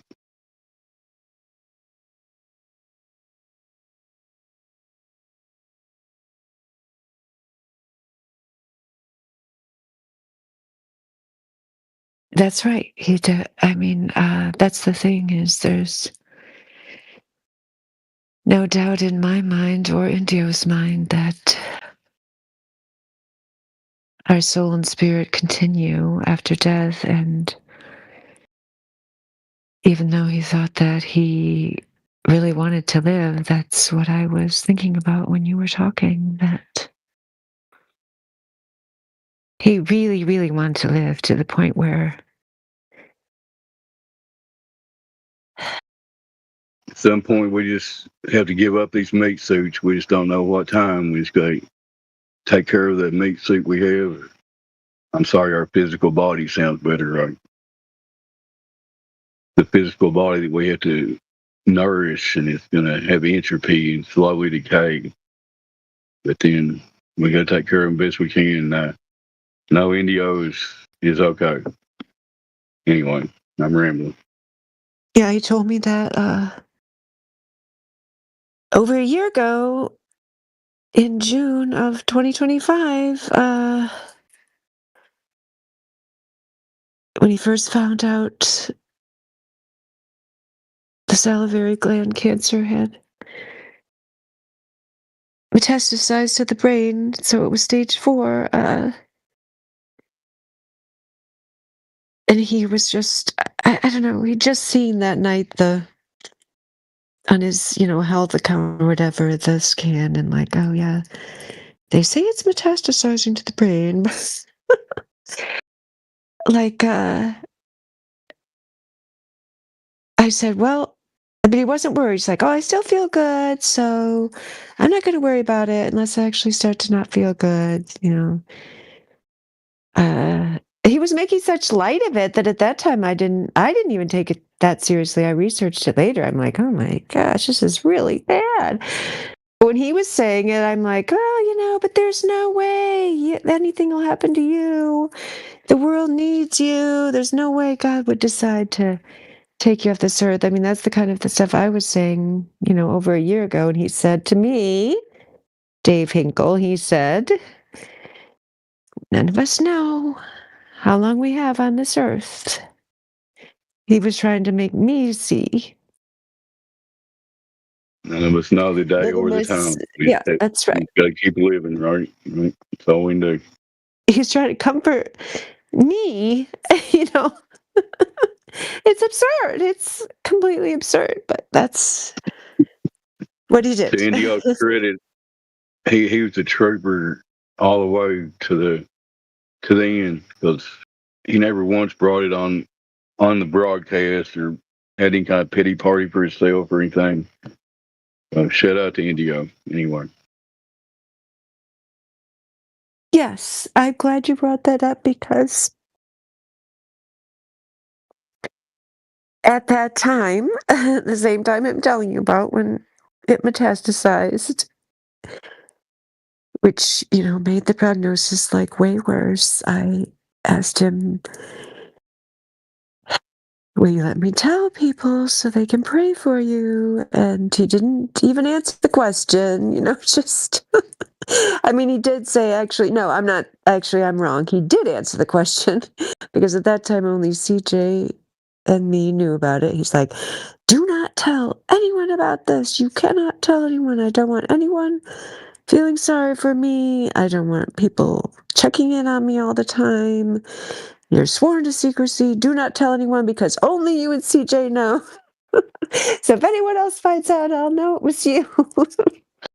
So yes, he not only didn't want pity, he actively rallied against it. That's why when he had me make that announcement on July, whatever it was, July 5th, he said, you can ask for prayers now. I said, oh, do you want me to put it in the mod chat? He's like, no. Put it in the announcement. Ask everyone. Prayers for God mercy. That's when I knew, like, oh boy, if he's worried, then it's really time to worry. And then he died, a little over a week later. But yes, I mean, that's a lesson for me and maybe for other people. I mean,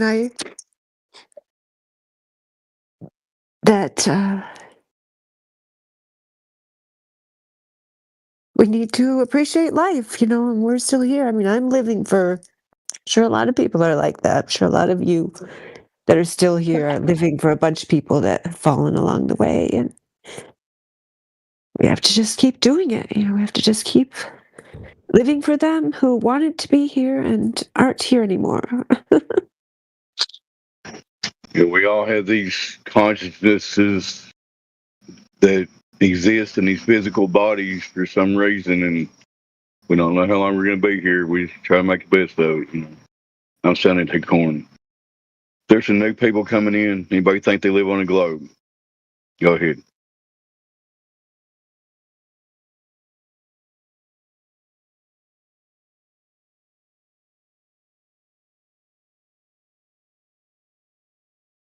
All right, looks like currently no spinning globe dwellers, so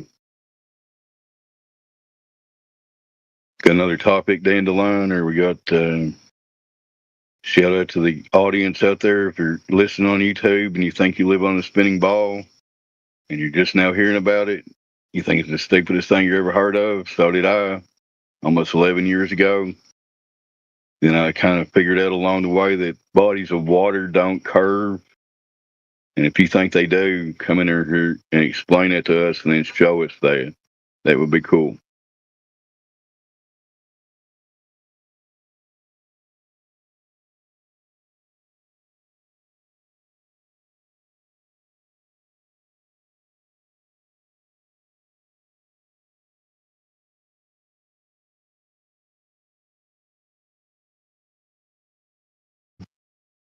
Curving bodies of water. That's all we need to see. Go ahead. Anybody. Besides in a NASA picture. Those are nice Yeah, pictures. yeah. I mean, I guess that's why Body. Hamoudi. I mean, yeah, Adam Unsalted is upset with Hamoudi for not coming on here, but like he is really your hero, Globe Believers. Like, you guys are believers, in an ancient cult that was started long ago, where they said, like, oh yeah, seems like everything's flat and stationary, right? Like, if you were in touch with reality and you just used your own eyeballs and had a tiny bit of common sense, you wouldn't think you lived on a spinning ball. But if you believed in our fun little cult here that you could also join for just $9.99 per month, you too could be a spinning globe cultist, and you could keep putting your dollars into the globe collection plate every month. I mean, you guys are part of a cult called the Globe. So, I mean, there's no other excuse for it. No one who has even a tiny bit of logic and common sense even tries to debate it. The people who debate it are clown show freaks, Dunning-Kruger, low IQ morons, I mean, who haven't even passed 8th grade science, but think they can defend the globe by reciting from their 8th grade science textbook glossary. So, I mean, if you guys are into the globe, that's cool. Just admit, like our buddy Hamoudi, hero of the globe, who says he just likes it. It's cool, and it's easier to follow the status quo than to actually face logic and reality. He says, I'm just going to chant his poem again, Hamoudi, 38 minutes after the hour. Yes, I don't see the curve in my eyes. I see it by my heart.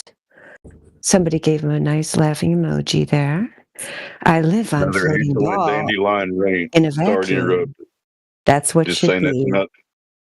another excellent dandelion rant. Sorry, my mic cut out. Go ahead. Sorry.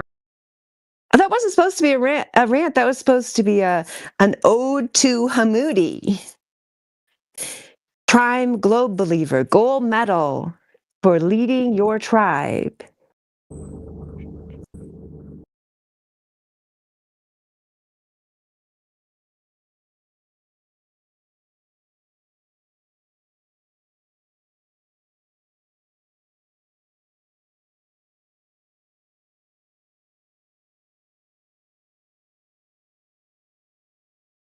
Oh, these people are apparently familiar with Hamoudi.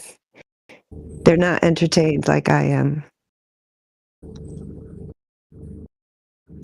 We got somebody lighting up, but I don't hear him saying anything. Fang One, are you trying to talk? No, Hello? I'm just listening. Oh, your mic was lighting up. Oh, Fang Wan, do you believe that you live on a globe? No. You do not. Okay. Yeah. Good, because you don't. So I'm happy to hear that you embrace reality, since the globe is clearly a concoction begun long ago by the Pythagorean cult and promoted in recent times by the cult of NASA. Glad to hear you have a little bit of common sense. What first made you realize that there is no globe, Fang Wan? I've never seen any curvature on this planet. Doesn't matter how far away I look. That's right. 100%. He gets the demerit for saying planet, though. You think you live on a planet? Oh. Yeah, I mean, it's hard when I don't know how long you've realized that you've been sold an entire bill of goods and that you've been victim of a carefully constructed program of propaganda since birth. But yeah, the planets are the wandering stars. Original definition, from the ancient Greek word meaning wanderer, only originally referring to Mars, Jupiter, Saturn, Mercury, etc. Never even in recent times, referring to the Earth, witness Holst's suite, orchestral suite, The Planets, from the early 19th century, which of course did not include Earth because Earth was never considered to be a planet. That has only been in the last, I would say, less than 100 years when that would even be said. I believe the propaganda of the planet probably began, from what I can tell, around the time. I mean, obviously they mentioned it here and there. You can find like kind of weird little references to it in different novels and literature where they were referring to, oh, the smart scientists of the day say we're on a globe. I found that in some like ancient, not ancient, but, literature from like the 19th century. But actually, I'm sorry, Guthoff, it was the 20th century, the early 1900s, when the orchestral suite was first performed without the Earth. I believe it was much later in the 20th century. That's crazy. That's when crazy.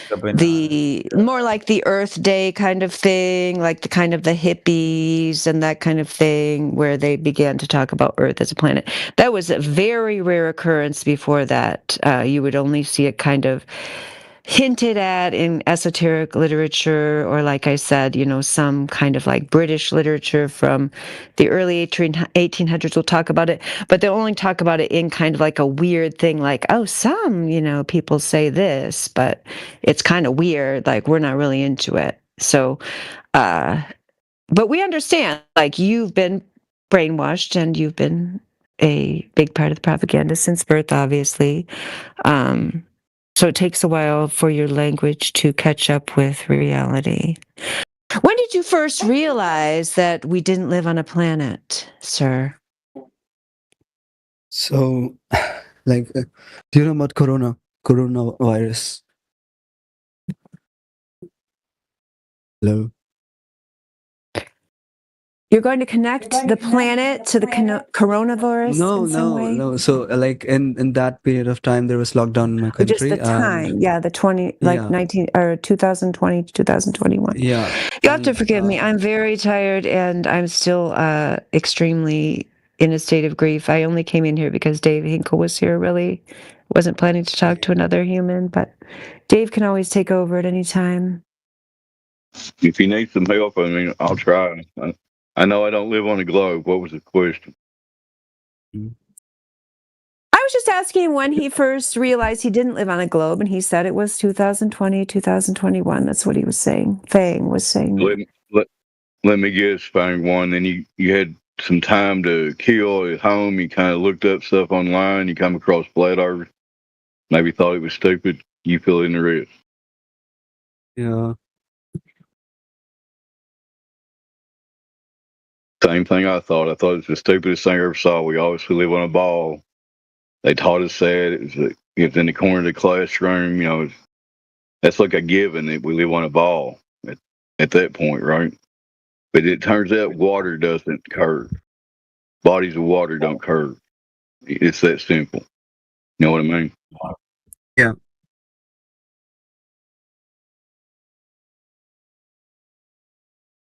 So here we have 90% of the world, or whatever it is, in its delusion of their reality.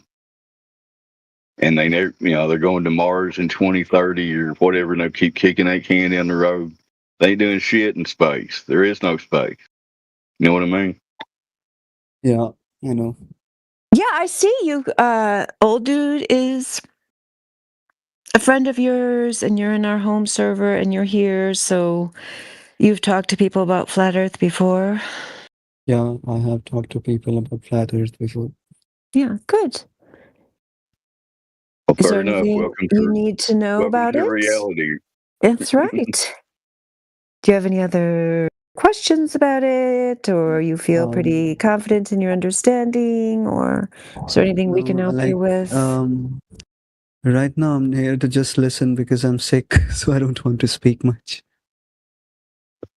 Oh, I get you. I just told you I'm a complete wreck. Yeah, so you probably are ahead of me, would be my guess. You're good, Dandelion. I appreciate you coming on here and speaking up. It's good to hear from you. Uh, don't see other new people. Looks like all strong globe deniers, unless I'm wrong. Anybody want to speak up?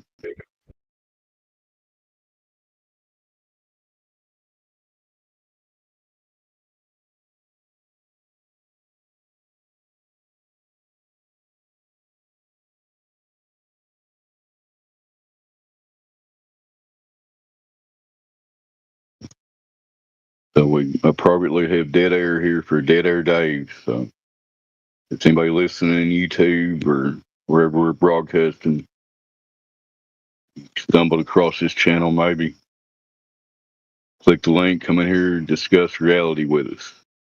Do we live on a spinning ball in the vacuum of space? Do we really? Is that a thing? Or is it maybe just an idea that somebody made up? Hmm.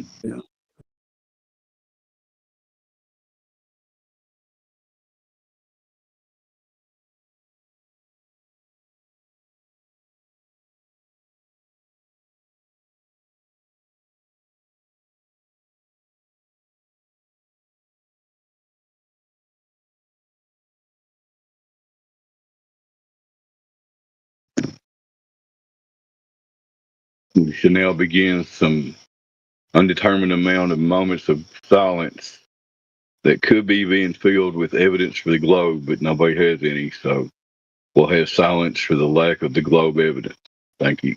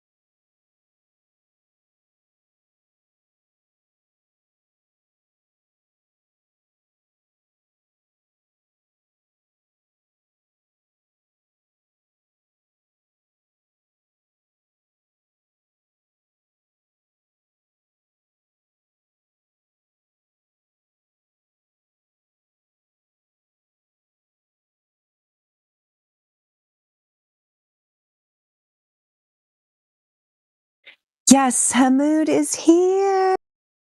Is he willing to talk to me? Apparently, these other guys have talked to you before. I don't think I have. Hamoud is Tell me what your favorite part about the globe is. No, he's not going to talk to me. Too bad. Well, if you feel like telling us what you love the most about the globe, we're here for you. Or if you wanted to write another poem, I really think you could, there's not very much globe poetry around. I occasionally meet people like you, but you're pretty rare. I've found people like you before who have poetic thoughts about the globe. But I took a screenshot of your poem because I don't know if you knew, you're pretty rare to admit you just love it. 38 minutes after the hour. Yes, I don't see the curve in my eyes. I see it by my heart. I live on floating ball in a vacuum. That's what should be. It's so beautiful. I mean, if you've got more of those, I seriously recommend, at least on Amazon, I think people can self-publish these days pretty easily. Just be like, Ode to a Globe, group of poems. I really think there's a whole kind of genre there that hasn't been explored that you could be the pioneer for. That could be the first poem in your book. I feel like people would be into it because, there's a lot of pseudoscientific nerds, Dunning-Kruger heroes who go to bed in the rocket ship bed every night with their Globe Mobile and their Globe plushie, after they talked to their friends in Klingon and signed off. They could just read your book of poems at night and it would give them great comfort.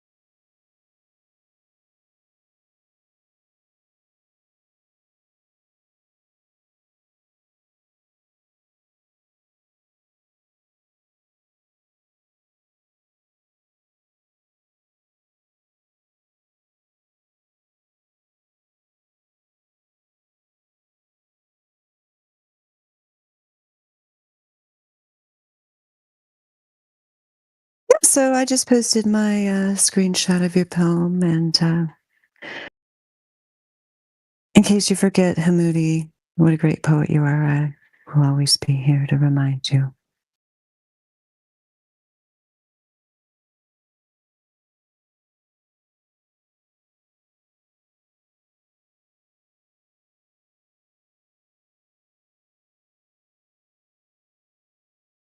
Oh, this is great. This is great. I blindly believe it's a globe. Absolutely. You got to expand that. That could be poem 2. We just need 3 more lines. Or you could do globe haiku. I feel like you could workshop that one, make it into a haiku.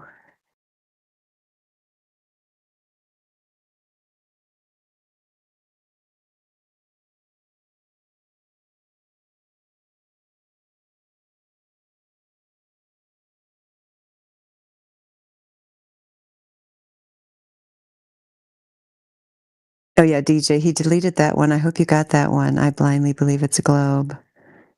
Tell me you got it.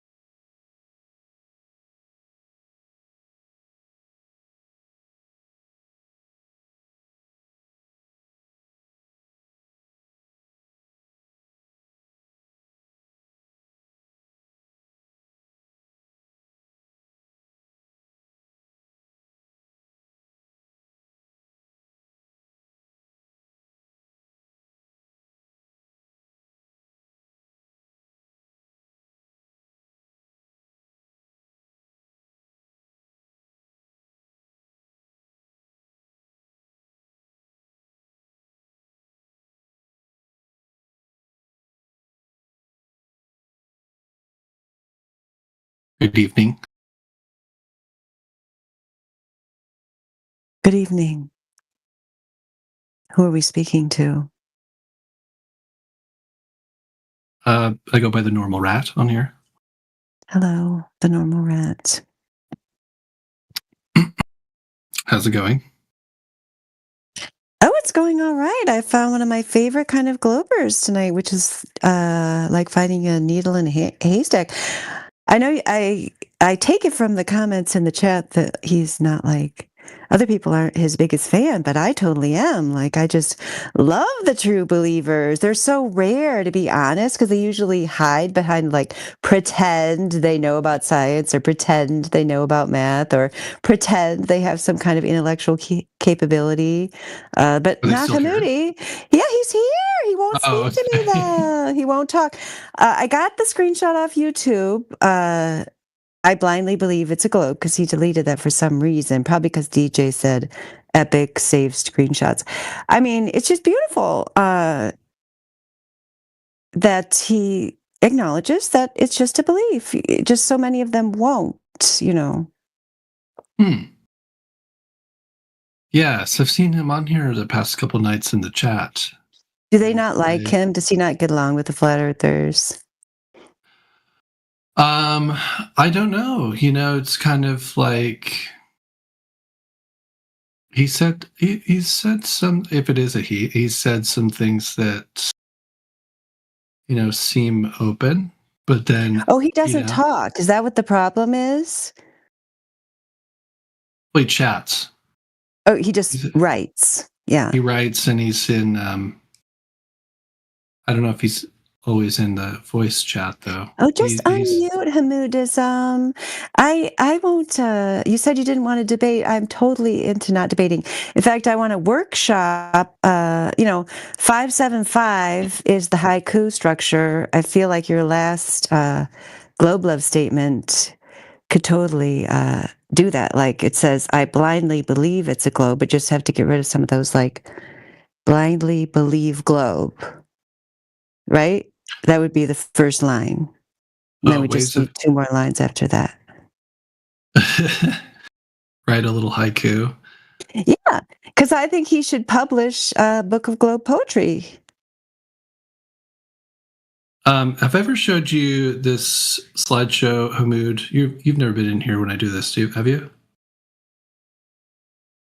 Show us. Let's see if he can see it. You're not driving, Hamoud. Are you old enough to drive? I don't know who you are. Let me know if you're looking at my screen. I'll show you something.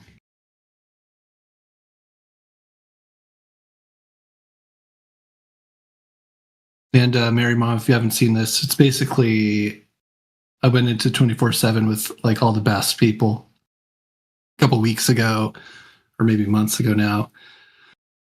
And we all argued with Claude, like the highest level of Claude that existed at the time. And we basically got it to take a knee that the earth was flat. And these are all the arguments we gave it. And then I turned it into a presentation.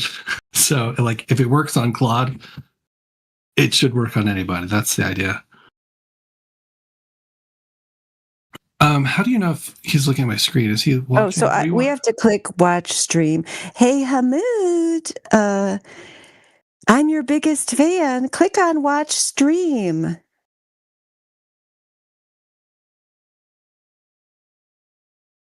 Can you just tell us you're watching, Hamoud?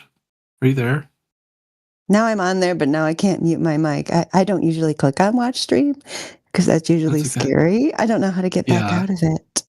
Yes, naked. Good. Oh yeah, I see it. Okay, now I can. This kind of naked you won't regret seeing. Okay, so I ended up calling this Naked Emperor Geometry, and it's kind of a working title, but this one's the one that's sticking because DJ was like, I've never liked Black Swan because they're all white swans. And then we're like, well, we need another term for it then. And then so I used Naked Emperor.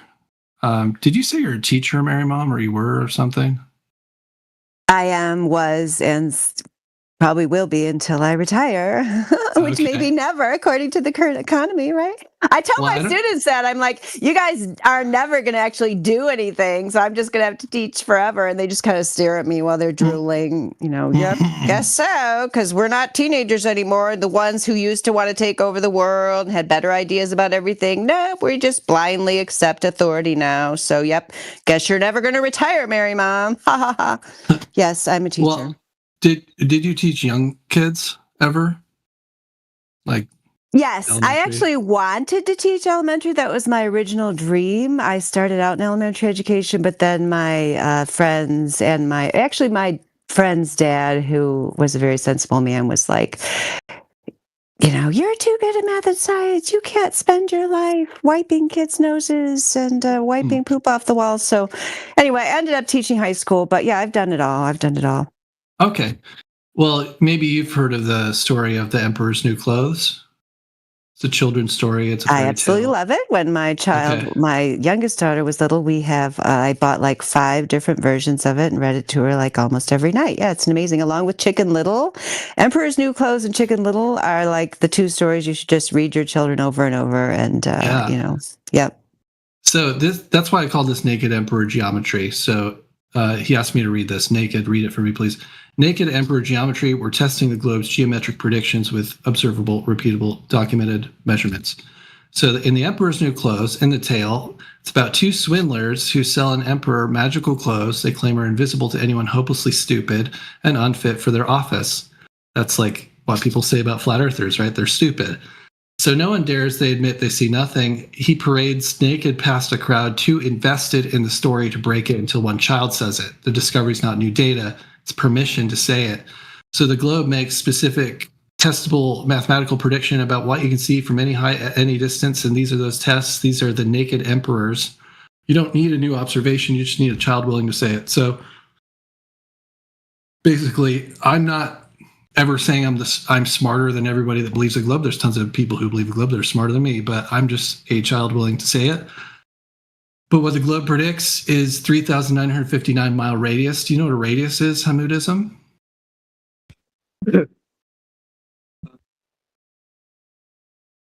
Answer yes or no. If you don't know what it is, I'll just... Was that him making a grunt? Did I get him to grunt? I don't know. I heard some static. I think he said no. if you don't know what a radius is, then it goes from the center of a circle or sphere to the edge. That's the measurement of a radius. And so we're given that number by the space agencies, NASA, and your government and everything. And they teach you this in your school books. And anyway, 3,959 miles is the radius. And from that, you can get different values, like the sagitta, which is the height of a water surface as it bulges at its midpoint between two points at a distance. And then you can also get hidden height with the radius value. And you can calculate these things. They're geometry, they're testable, and they both actually fail when we look at this radius over a distance. Did you take geometry in school, Hamoudism?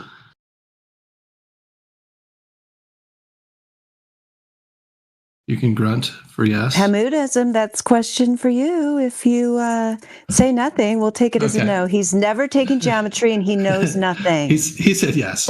So you might remember good. In geometry, when you're dealing with circles, you'll find you can draw an arc.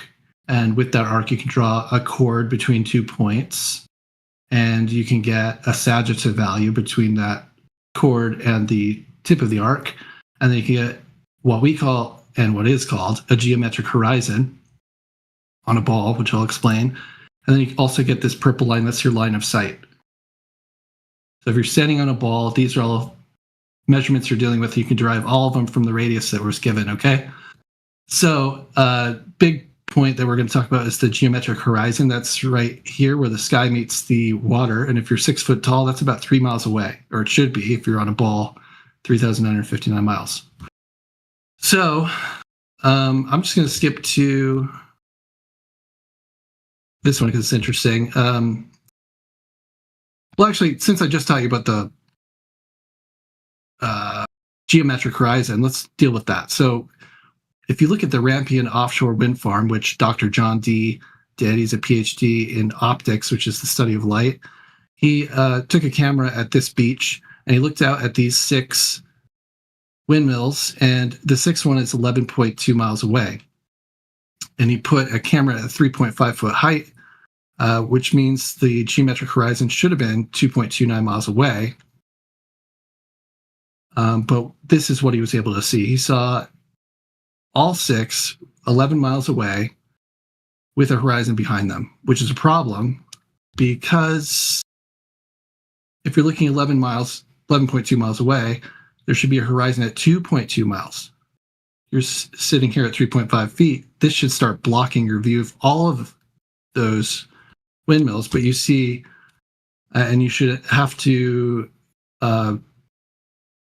see the object should have to be 53 foot high or higher to be able to see anything. But what we're seeing is the bases of the windmills, which I can show you. This black part is where the seawater is pulling away the yellow paint.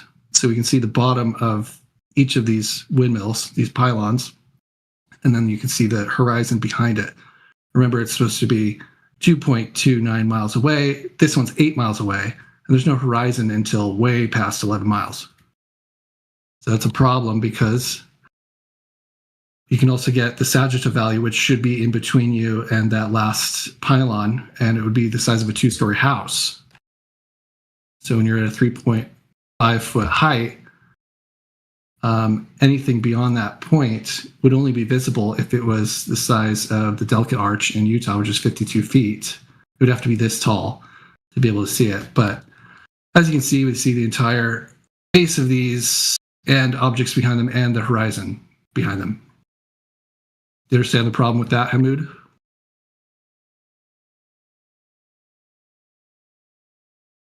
Like, where's this 2-story house blocking your view? Yes, go on. Okay, so that's a big problem. So this is a flat Earth observation. We call it a naked emperor, or I do. There's also a ship behind this one, and that ship is only 23 foot tall, including the hull. And it should be hidden behind 89.9 feet of curvature because we measured where that thing was on that day. It's 13.9 miles away. And that 13.9 miles is 89 feet of hidden height that should be there, which is the size of the Tower of London that should be blocking that ship. Do you see that, Hamoud? So there's 2 naked emperors right there. I can show you some more nudity if you're ready. Did you understand that? Is it blown your mind? Okay, here's another one. You don't believe that's what the Earth looks like? Okay. What do you mean? All right. Observation 4 in my deck here. This was done in the Netherlands. This is done by a science team called the FV Core team. And they got together and they were working on the WGS-84 geodetic system for basically how GPS is mapped as it's one of the methods. But anyway, they were trying to verify the readings on what we all take as GPS and Earth measurement. Anyway, they built this thing. It was a $30,000 piece of scientific equipment that allows you to aim a laser within a fraction of a micron, which is thinner than a human hair. And they mounted lasers on top of it. And they were able to fire a laser over a 25-mile distance. This is them calibrating it on a canvas. And basically, we're able to see it at ground level like this with a blue laser, which is a problem because there should be a geometric horizon at 3.79 miles. There should be a sagitta on 103 feet blocking this blue line because this arc should be there of Earth curve. But this blue line is what they saw, and they should have had to get up 298 feet to see it, but they saw it at ground level at 4.9 feet. And what we're talking about is a 103-foot sagitta there, which is the size of Christ the Redeemer in Rio de Janeiro. So basically, think of one of these people standing here at the base of Christ the Redeemer and firing a laser, and then another person on the other side seeing it at ground level, shooting right at his eyes. So how did it get around Christ the Redeemer and into this person's view? Because if you still think you live on a globe, that's what you're claiming. Because and you basically would have to get up to the top of the Statue of Liberty to be able to see a laser at that distance. But we saw it at ground level like these guys. That's what it looked like. You understand the problem with that one? Hamoudi? Are you still following?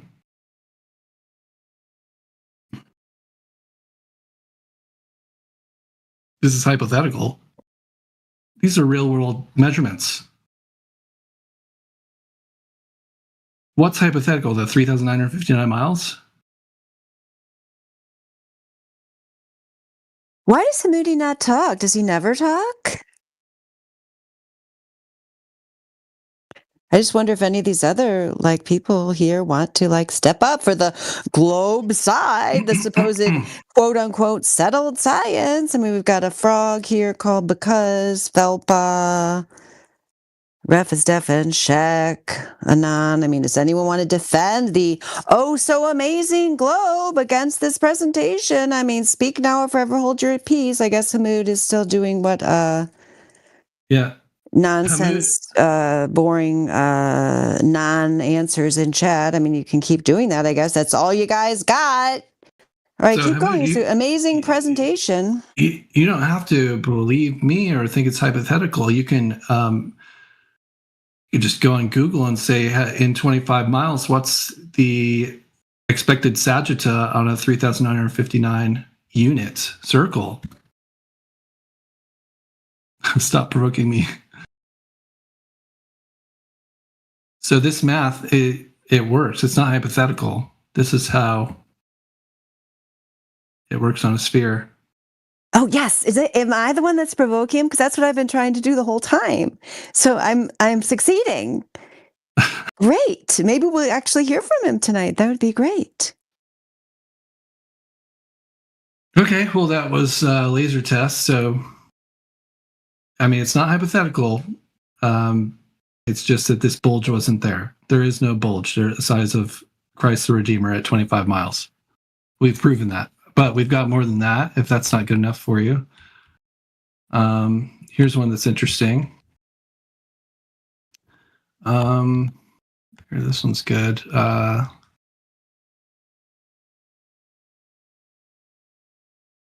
Buddhism is typing. I'd like to see what he's going to say, but this one's good. Okay. Hamoud, this one was done over a 19-mile lake. And this is another laser test. This was done at 5 feet. And we got the air and water temperature equal that day, which is really nice. Because, yeah, it just helps with the clearness of the observation. And it's about 19 miles. So this was done by Taboo Conspiracy and FE Core, the members of the FE Core science team. And laser was mounted at 5 foot at one side of the lake, and a camera was mounted at 5 foot at the other side of the lake, almost 19 miles away. And this is the observation. And the cool thing about this one, Hamoud, is it's got a reflection on the water. And so if you're seeing the source of a laser with reflection on the water, that is a naked emperor in itself at 19 miles, because reflection cannot, that's on the surface of the water, so it cannot be something that would travel around an object. Not that any light has ever been proven to do that anyway, especially not light that is being reflected off the water. That is just impossible.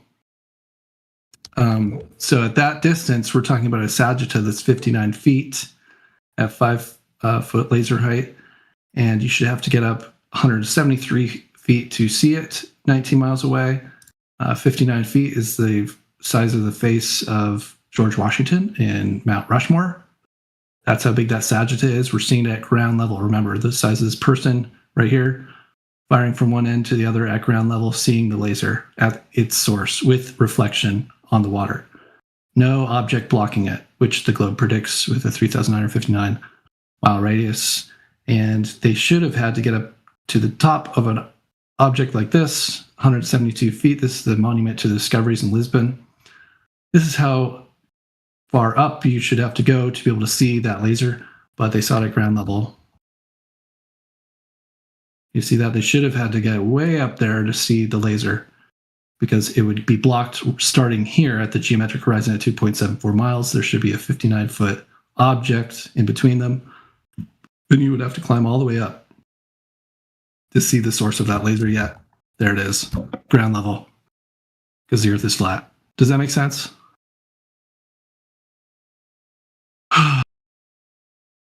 JPL.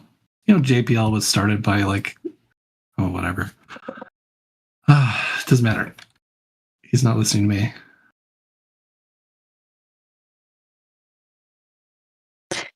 There's a bunch of other people in here. Yeah, if anybody wants to speak up, there's a question about flat Earth, or the Normal Rat is giving us a nice presentation. If you watch the stream, that's really interesting with the objective information, real world measurements, not hypothetical at all. So if anyone wants to have a real conversation, we've got people here willing to have it. So I just covered 3 countries. One was done in Utah in the United States. One was done in Worthing in UK. One was done in the Netherlands. So different parts of the world, all showing the same thing, that there's no bulge, no Sagitta, no need to get to great heights to see objects 10 plus miles away.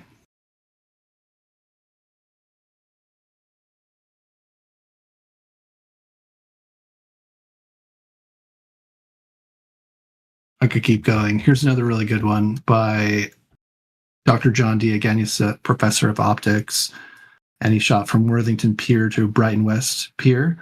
This is a 9.5 mile laser test. This one's great because he tested the temperatures of the air at different heights, and 1 meter above and below the laser, it was the same temperature. It means no temperature aberrations changing how the laser looks. Great test by Dr. John D. done in 2019. and this is them prepping for it and shooting this laser. They observed it at 1 meter, which is 3.5 feet, and they shot it from Brighton to Worthing. And they were able to see it at a 3.5 foot height, which is a problem because at 2.2 miles, there should be a geometric horizon blocking it, and there should be a Sagittale object, the 15-foot object, which is the size of a double-decker bus, in between the 3.5 foot laser and the other end, but they saw it at ground level. And, you know, it's more like 66 feet of hidden height, but like even if you factored in refractive, like standard refraction, which isn't even real, you would have to get up to 35 feet to see the thing, but really you'd have to get to 60 feet. But they saw it, you know, at ground level, 3.5 feet, almost 10 miles away. No object in between blocking it. They didn't have to get up 35 feet to see it. They saw it at ground level. Zero this flat. They also did it at 6 inches. And you should have to get at least 39 feet up. That's 98% lower than the globe allows. They observed this at 1 foot height. Or sorry, 2.29 foot height.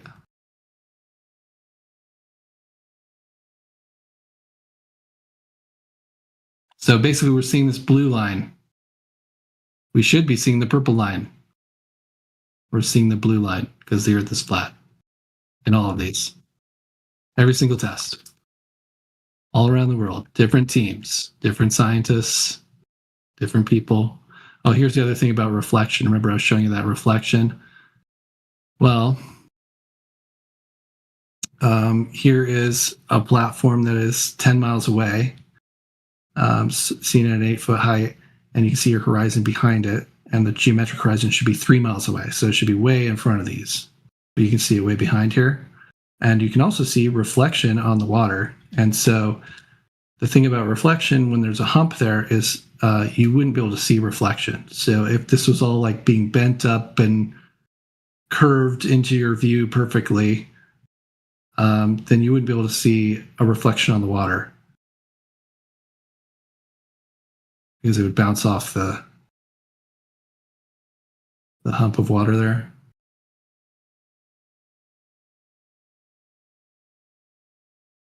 Here's another view of those two platforms in California. This is in Santa Barbara. Platform Hill House and Habitat at a 1 foot height. This was done with infrared camera, and at a 1 foot height, the geometric horizon should be 1.2 miles away, and the furthest platform there is 9.4 miles away. They're sitting here at the beach looking out at these platforms, and you can see a horizon behind the 9.4 platform habitat. You can see that horizon back there. That's a problem because it should be at 1.2 miles away. We're at 1 foot height here. It should be 1.2 miles away. We're seeing all the way this blue line. There's no sagitta. There's no arc hump of the Earth curve. We're just seeing straight this blue line all the way because the Earth is flat. What we should be seeing is this horizon and then off into space. This line of sight. But what we are seeing is 9.41 miles away and a horizon behind it. Because we live on a flat Earth.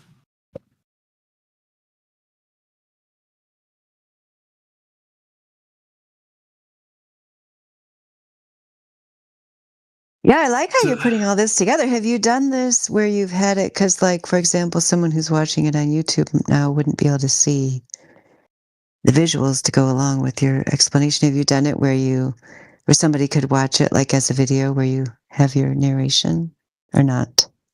No, I've been working on this. This is kind of a work in progress, and so I haven't like recorded it or like shared this presentation file with anybody, but I'm still working on it. I'm thinking about adding parts about refraction because I think I really need to bring it home that like there's no type of refraction that exists. There's lab refraction done with chemicals where you can like stretch an image and make it shrink or stretch, but you can never see around an object. That's just never been done. That kind of refraction does not exist. So you can't, I like that. Add that in there. Good idea. Yeah. Yeah, I think that's missing. Like you'd never be able to see around this. It doesn't matter. Because that's always their little weird little chant that they have, because that's their little religion of refraction. Yeah, instead of calling it the globe religion, they really should just call it the refraction religion now, because that's all they have. If they don't admit I guess there's two. It's like it's like Christianity that keeps splitting off into different sects, right? So you have the globe belief, but then you have to go off into the refraction sect if your belief isn't strong enough, that you have to try to come up with a weird little that you think is a pseudoscientific, pseudo-logical explanation. So really there are people who have less faith in their globe religion, that little sect of refractionism. But yeah, it'd be cool to put that in there. You have a conclusion. I'm sorry, I didn't mean to interrupt. I just wondered if you had put it all together with the narration. You didn't get to the end though yet, right? You're still going through it. Yeah, so okay, let's hear it. I mean, I think I've been through all of them. I didn't hit Salt Lake, but 21 miles. I did a laser test that was 20. So, these are the results. We went to all these parts of the world, and 0 foot of sagitta was observed. There's no curve at any of these. You didn't have to get up to any of these heights to see the laser or the observation at these different mile distances. So none of this was observed. The sagittas that should be these heights were not found. And some people like to say that, hey, well, you still live on a globe, even though these observations exist. Well, if that was true, like that 25-mile horizon distance that we showed you, that means you're on a globe. The claim is that you're on a globe that's this orange ball here, but you're actually on a globe that's 83 times bigger, which is this blue ball. So insisting it's a sphere after the evidence that you were just given is not science, it's a preference. So if you still think you live on a globe, it's just you preferring that over all the evidence that shows otherwise. Absolutely. Yeah. And that's why Hamoud is the perfect target for your presentation, since he has no real answer to it. And he just believes. And at the end, he's just going to believe he's on the giant blue ball instead of the little orange ball. And it doesn't matter if all logic, reason, common sense, distances people commonly travel between Europe and the United States that show that the Earth couldn't possibly be that large, even if you were on your fantasy ball, is not going to mean anything to them, because they're like children who just want to believe in their fantasy and they're not interested in reality at all. It's a great presentation.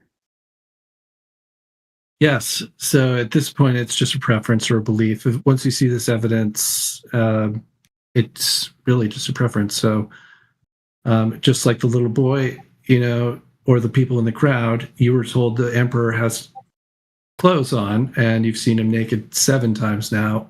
Once should be enough, but we went all around the world, and the Earth is flat. Yeah, it'd be like in the Emperor New Clothes if he had to actually have that little parade 7 times before the kid actually said it. But the kid saw it the first time. Yeah. Yeah, exactly. Yeah, I'm working on that dismount there. That's good. I like that.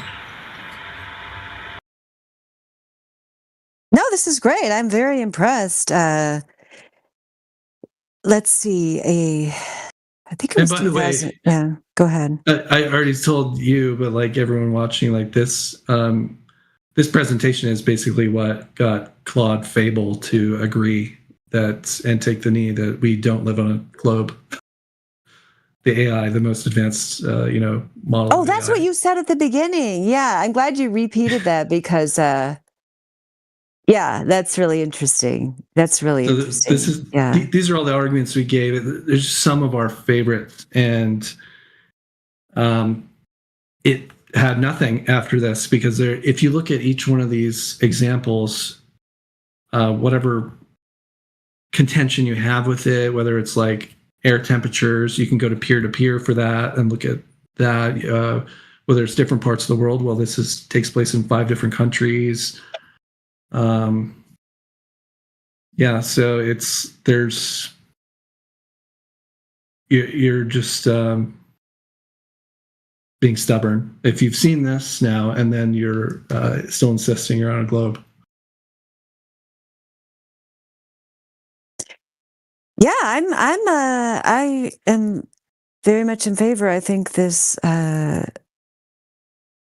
puts together a lot of the empirical evidence in a good package. Plus, you've got the Emperor New Clothes there, kind of as a hook. Yeah.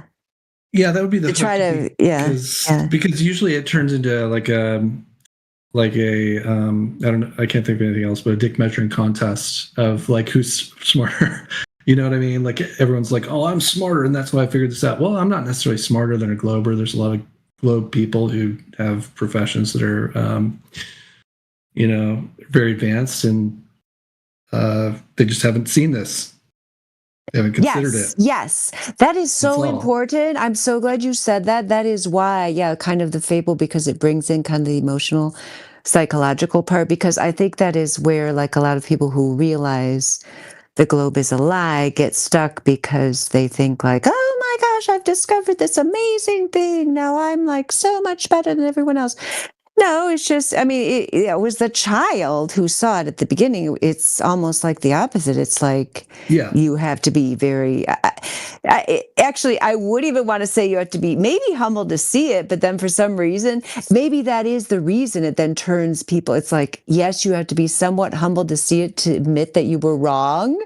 But then for some reason, it turns some people into like raging, prideful, arrogant jerks as soon as they realize it. You know what I mean? Isn't that ironic? Well, intellect and ego must be protected, but if you're just a child that, hey, I'm just a kid. I just see this emperor's naked. Okay. That's all. Like saying I'm smarter than you. Yeah. Quick interjection here. I was quiet the whole time just for the record. Dandelion, you're being serious though, right? Depends on your definition of serious. Yes, I absolutely 100% am certain that there is no globe and there's no scientific or mathematical evidence for the globe. Yes. No. Okay. I just want to know. I don't care if you are, because that would show you as a fool. Yeah. Okay. I'm totally serious. Hands up. 100%. Yeah, I just wanted to know. Thank you for an answer. You're welcome. You're mature. How much did you see? What was this guy's name? Solid Acorn. I don't know where Solid Acorn came from, but he's now here with us. Welcome, Solid Acorn. I don't know. He seems. I mean, like, I don't know. He seems real, kind of like. I've never joined Flat Earthers before. Oh, okay. Well, we're glad that you're here. I mean, this is like this is a good time that you came in. Like, we were just kind of getting into like this big presentation. You came in at the end, so like, okay. So like, you need, so you need like kind of a more of an intro to it. So like, basis of like, what the fuck am I listening to? I got you. Thank you. Yeah, there's no globe. It's completely a figment of your imagination, and it's been mathematically disproven thousands of times through counterexamples, which if you have any understanding of how mathematical proofs work, you realize that it only takes one counterexample to disprove a faulty mathematical conjecture. One faulty mathematical conjecture that has been proposed to the world is that we live on a sphere with a radius of 3,959 miles. What our friend, the normal rat, has just demonstrated is 7 counterexamples that he went over in detail, but we have hundreds, thousands.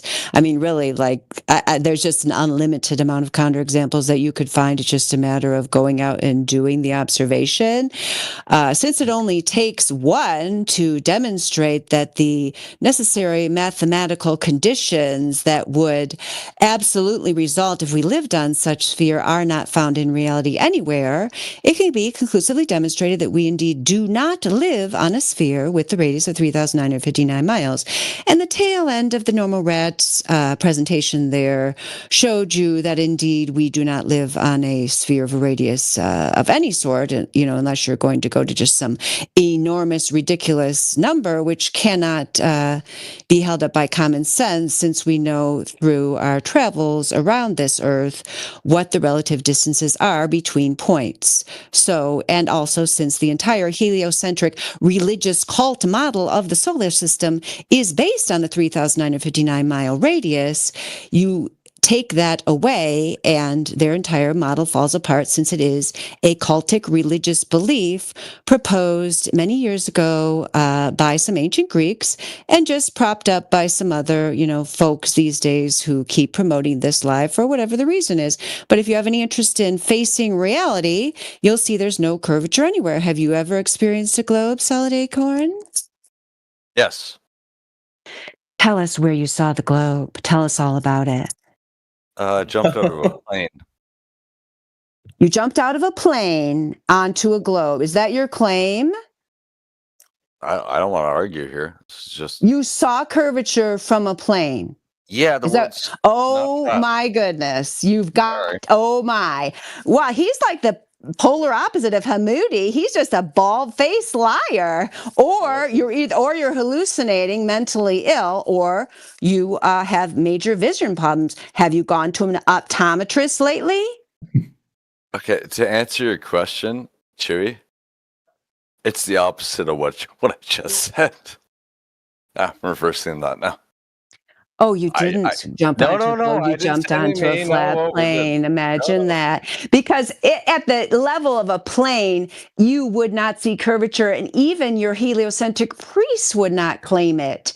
They claim that the people who went up in the Blue Origin missions didn't even see curvature. Did you know that? They were disappointed because they didn't see it. Heliocentric priest, I really want to know. I have no idea what that is. Well, your big ones are Mishukaku. Who's the other dude?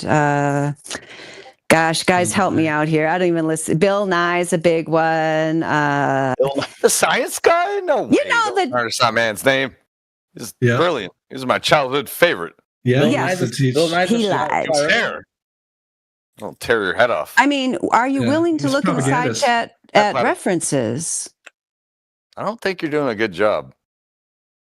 Well, we've only gotten started. You said you wanted the intro package. I mean, I tried to give it to you, but then you lied to me and said you saw curvature when you jumped out of an airplane. So then I kind of made a little bit. Or Minecraft space? No, it was fucking round. So I don't. In what way was it round? Please tell us. It looked like a globe. Yeah, not flat. Okay, so you were either delusional. You were delusional. Okay, so I'll give you I will give you. Are you interested in seeing the references of people from your mainstream cultic propaganda belief who say not only can't you see it from jumping out of an airplane, they didn't even see it when the Blue Origin. You know what the Blue Origin flight was? I'll show you the reference. You can read the article and decide what you think. I mean, are you going to tell Jeff Bezos and Blue Origin? Oh, you guys didn't see it when you went up there, but I saw it from a plane. There it is. Blue Origin astronaut says Jeff Bezos' flight didn't go high enough. I thought I was going to see the world, but we weren't quite high enough. They didn't see the curvature from there. Even one of your priests, who I guess is just trying to make a bridge, from the heliocentric religion to reality, Neil deGrasse Tyson, says you can't see it from those heights, and he admits it looks flat from those heights. So you did not see it. If you think you saw it, you're delusional. It's wishful thinking, or you have a vision problem. You should go get your eyes checked. Get that. Bottle cap goggles or something. Yeah. I'm thinking, but yeah, if you weren't here for the beginning of this, the whole idea of this is the naked emperor geometry. What we're talking about here is geometric predictions, observable, repeatable, documented measurements, and naked emperor is the old tale. I don't know if you remember this story from childhood, but in Andersen's tale, two swindlers sell an emperor magical clothes they claimed are invisible. Oh, okay, I got it. Yeah, sorry, I learned that psychology. That's sad. The emperor's new clothes. the fuck up. All right. He doesn't like being challenged by a woman. I mean, I read that guy from the beginning, but I had to do it anyway. Sorry. A lot of sexual tension going on between the two of you. Nah.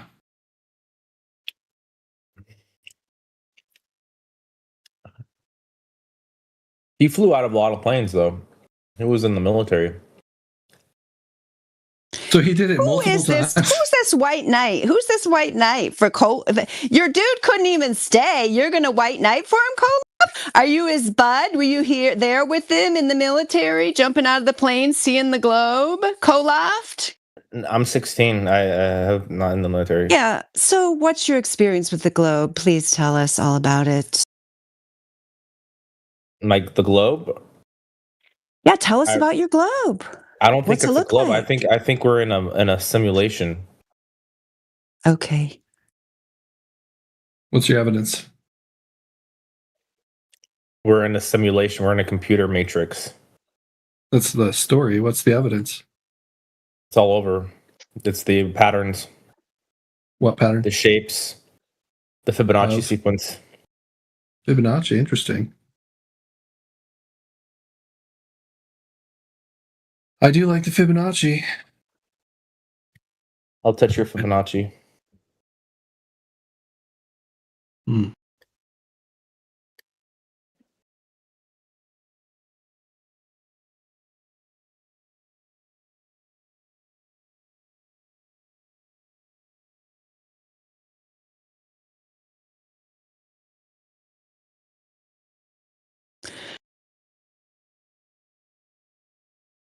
Yeah, Is that guy gone? Did he leave?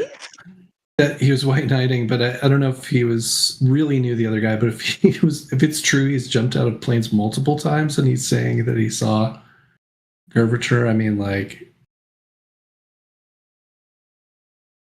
that's super delusional.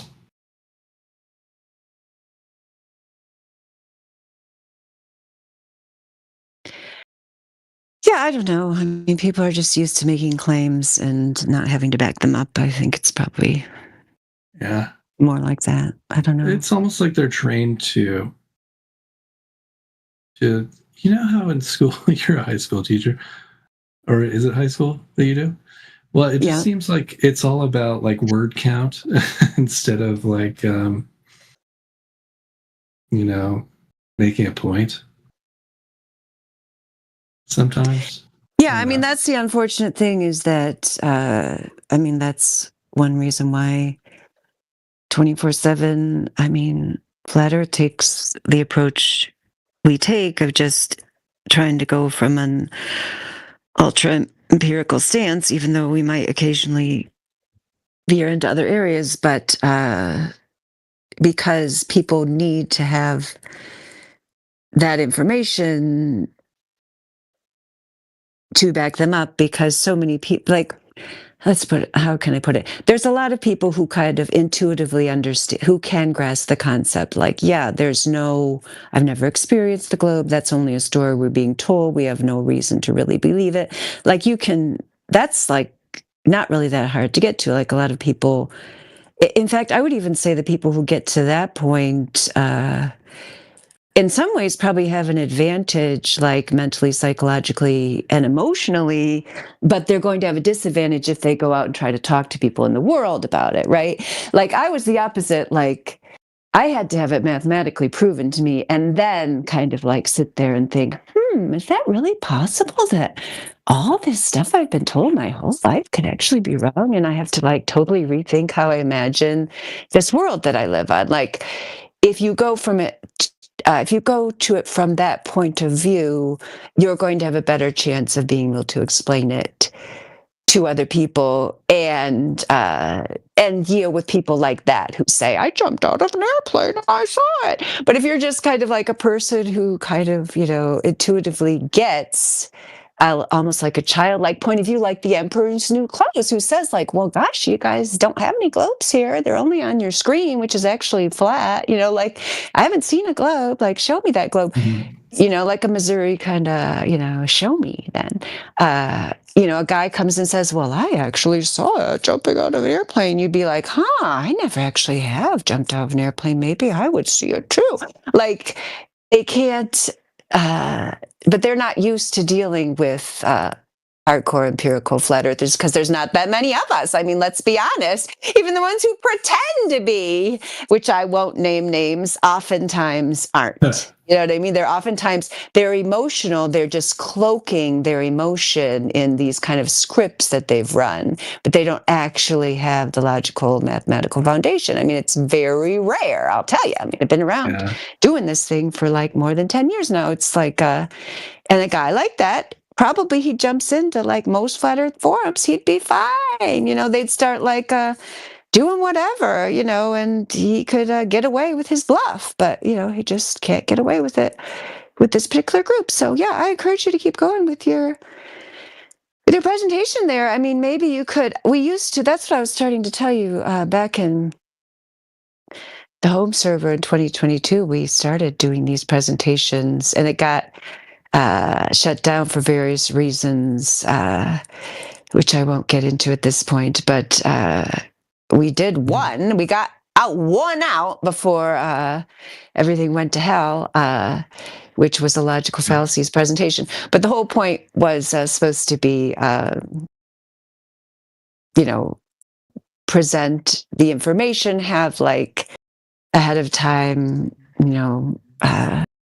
designated presenters, just, I guess, kind of like how the stage is supposed to be now with Discord, except it doesn't seem like it really works that way. And sounds organized. Just try to get the information out there. I mean, I really feel like it'd be nice to have your presentation where you could have your explanation and the visuals. I mean, it wouldn't be that hard to do, right? You could just make a YouTube video and have your narration. Couldn't you just do that?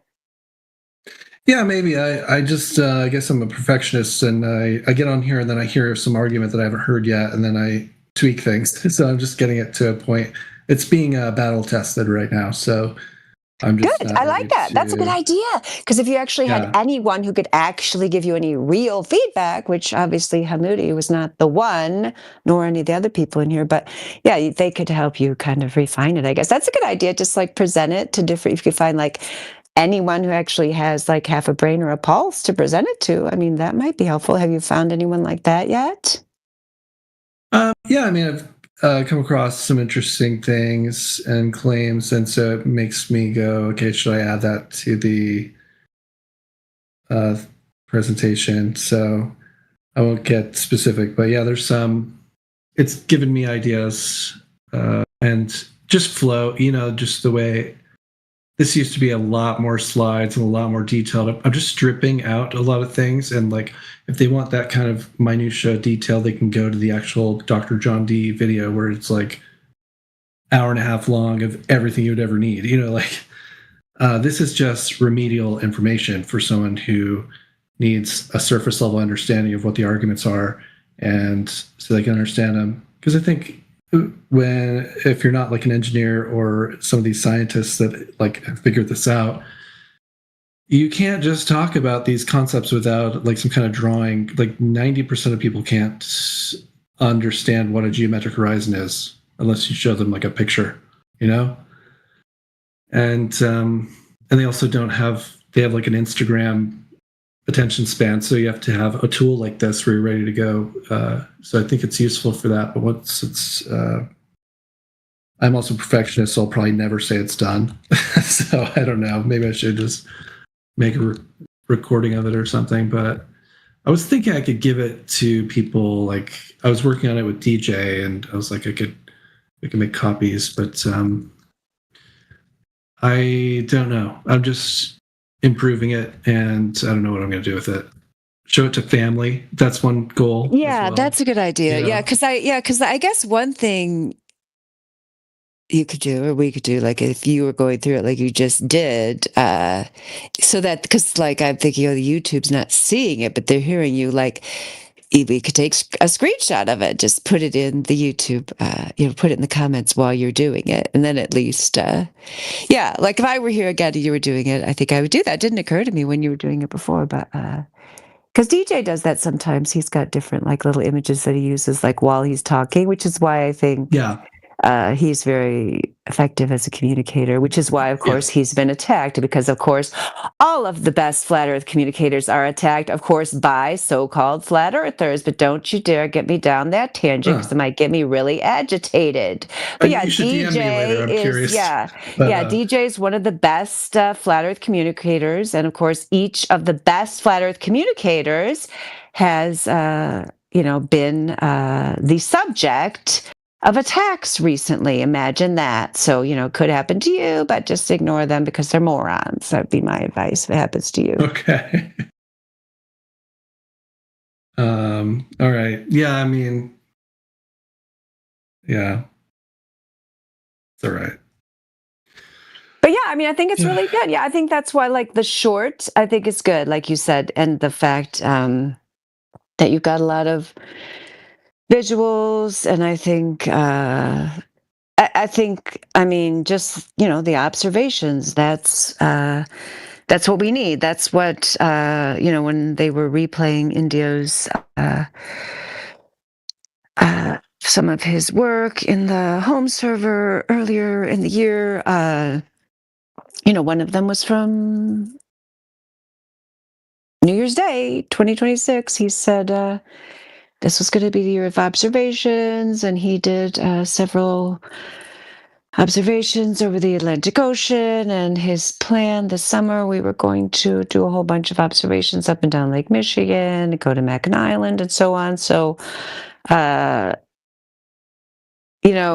you wouldn't think we'd have to do more, but we're here. Like, what else do we have to do? Just keep piling them on. Just keep piling on the observations with all the details. And like, he made a point to go out to Revere Beach there in Boston when the air and water temperature were almost the same. For obvious reasons, because of the refractionist religion. Who's like so obsessed with it, they think it's magically going to make things appear. Like it's going to make the city of Chicago appear over Lake Michigan. That's what refraction does, right? Because it's like a magic wand. They should just, I just don't understand why some of these people stay in the globe argument. Like, I get why they stay in the globe religion if they just like it. That's fine. Like, just like, why are they here arguing with flat earthers when they have nothing to stand on? Like, they're simple fact. That's why I try to show, like, this is what the bulge is at this distance. It's the size of this 2-story house. So if you believe the light is going around the bulge, what you're saying is you're seeing the backyard of this house like curved up into your view at ground level, like with thin air, like just the air is doing that, allowing you to see that. So, but you've never been able to replicate that in a lab or anything, be able to use air to see around an object. Like it's a periscope or something. It's just never been naturally observed. It's not scientific. It's a lie. It's nonsense. And that's why I try to like bring in like, okay, what's 20.9 feet? It's a 2-story house, guys. Like we can't see through a 2-story house. Yet look at this. You can see the horizon behind all of this. There should be a 2-story house in between us, and you should have to see it. So there's no kind of refraction that allows you to see over this. So like even entertaining it is stupid. Like what are we doing? Even being like, oh yeah, let's apply some standard refraction. Let's give them that. Like why? Like there's no amount of air can allow you to see around this house into the backyard. That's retarded. That doesn't exist. Yeah, and I really think, and the way you say it, it's just common sense. If you're, standing in the front yard, like, how are you ever going to see the backyard? I mean, it's absurd. Like, that's why I almost think, like, instead of, because there's so much information out there and it's so well presented and there's so many examples and counter examples, against the globe, that I really feel like, maybe we should shift our target audience to like baby flat earthers, or like, the people I talked about earlier who like kind of understand it, but they can't really explain it, like you just explained it. Because I think it would be better to train. I mean, we do that to some extent, like to train those people so they can go out, like you said, to their family and friends and explain it to people who who are reasonable, who have two brain cells to rub together, who aren't so emotionally attached to the globe. Like, I think really, because like some of these people, they just don't even deserve to be spoken to or to have any airtime when they just won't even listen to the barest amount of like the lowest level, like adolescent logic. We're talking about something that, when people first can understand abstract thought, when they're like 11 or 12, or not even abstract, just like taking the concrete and like taking it one more reason level. It's like the lowest level of reason. You can't even do that. Like, why are we talking to you? Please go away. Yeah, there's that's a tactic when they go into like the minutia of everything like that. That's I forget what that's called. It's like it's like a strategic. It's almost like a fallacy, like going into what was the air density at 2 miles? Or like something stupid where it's like, it doesn't matter. You can't see around a fucking house. Like you can't. Yeah, and people get like people who are, not.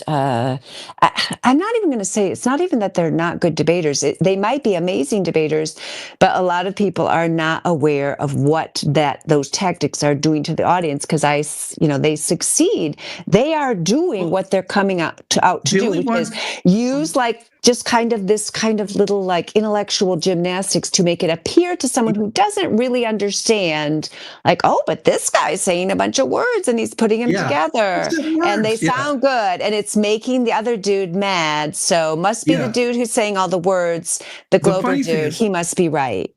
Very rare is there a person that can answer every minutia detail, which like Indio was, by the way, like he was a walking encyclopedia.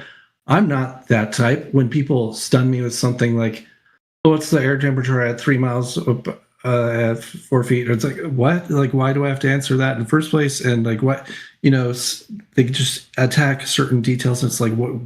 Where's all this detail for the globe? Like, why are you not applying the same rigor to your stupid globe? Why is everything that looks flat a globe? What does a flat Earth look like then to you? If everything that's flat means globe, what does flat look like? What if it was flat? What would that freaking look like? Like, how do we falsify what they're saying? You know what I'm saying, Mary Mom? Like, anyway, Indio was like capable. Yeah, I know what you're saying. He was just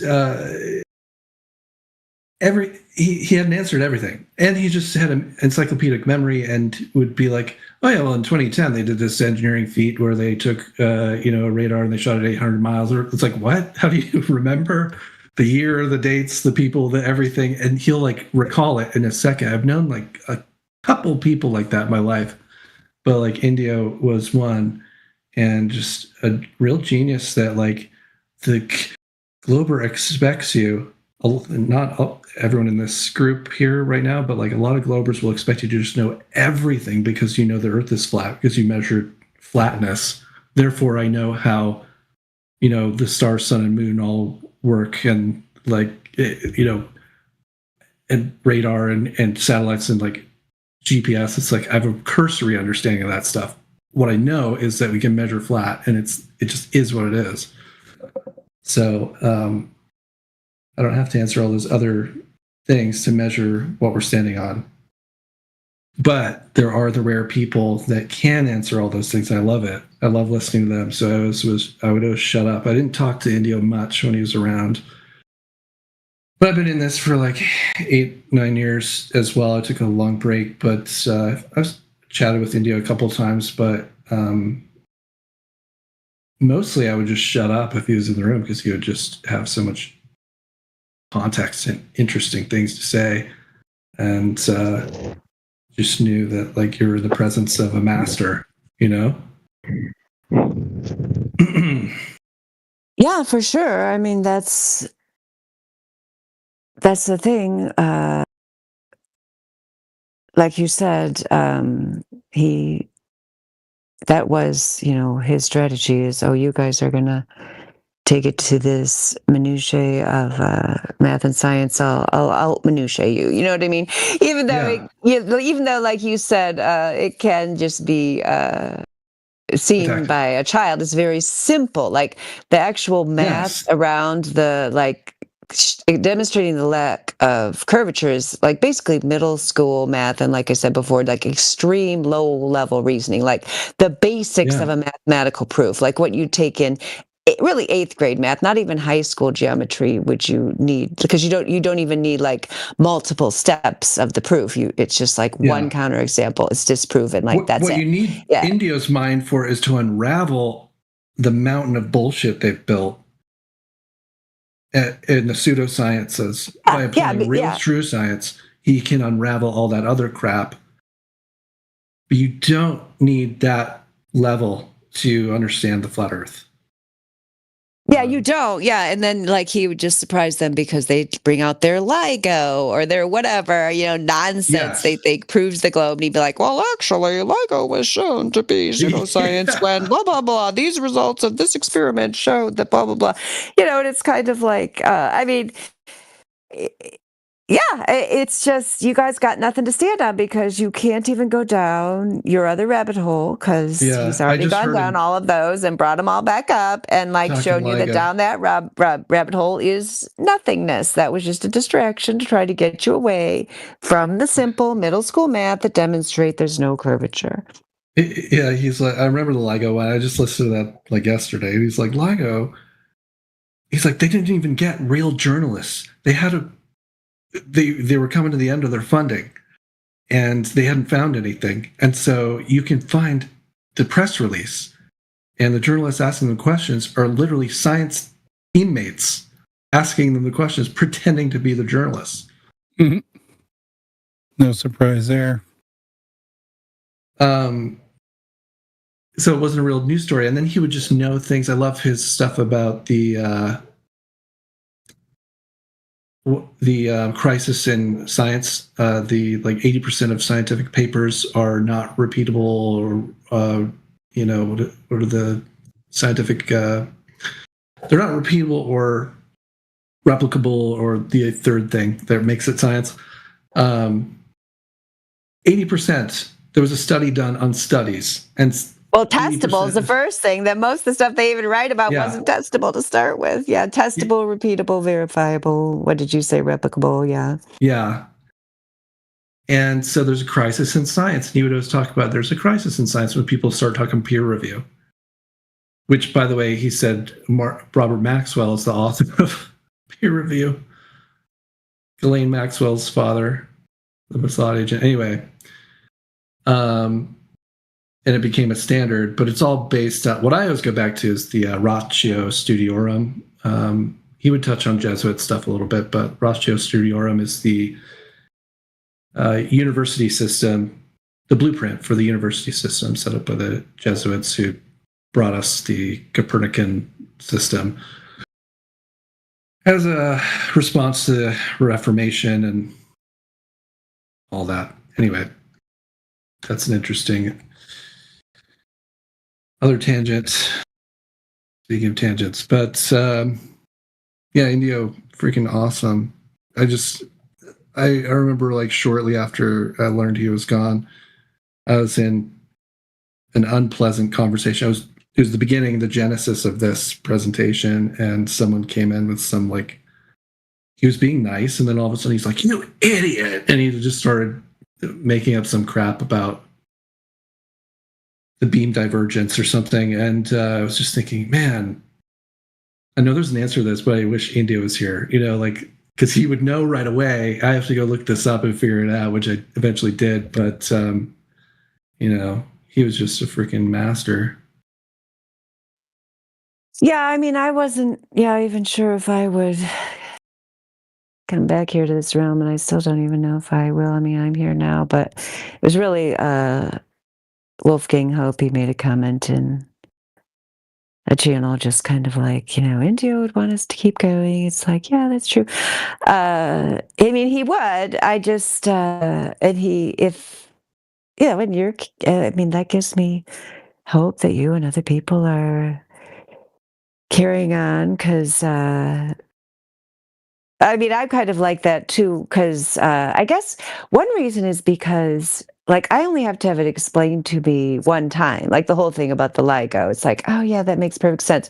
But then to explain it to someone else, that's why I was saying that about your presentation. Like, you'd have to kind of like, I mean, I would have to like look over it several times and like have some kind of reference or like say it many times to remember what the actual argument is. I know it's nonsense. You know what I mean? But when you come upon somebody who has that as an argument, you know, that's not, you can't just say, nah, I know for sure that's not true. Like, you actually have to like, I'd have to study and memorize that argument, which I could do. I'm not saying that I couldn't, but it's like, it's so, it's not like, I'm not motivated to do it when I know it's nonsense. Like, I already know, like, there's no curvature. It's mathematically demonstrated that there's no curvature. So it's like a service, really, to those pseudo-scientific Dunning-Kruger nerds to actually care enough about them.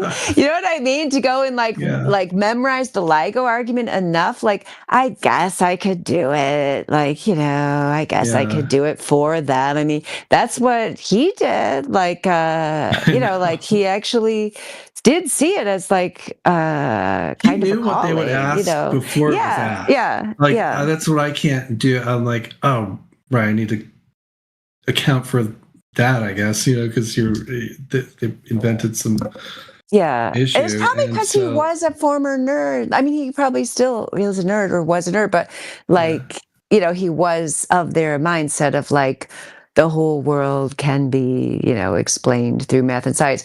And then, you know, he did kind of, and I think, you know, probably Flat Earth was part of that kind of awakening to the point where, no, not everything, you can't just rely on your nerdism to explain everything.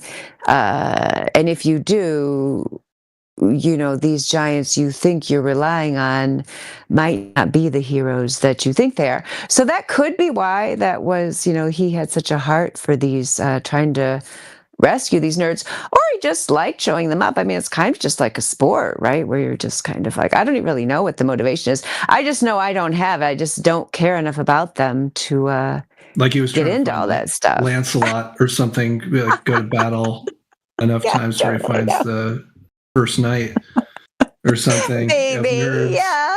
But I mean, we have a whole collection of nerds here that are cool. I mean, oh, there's a ton of them. Yeah, I mean, like I guess he succeeded.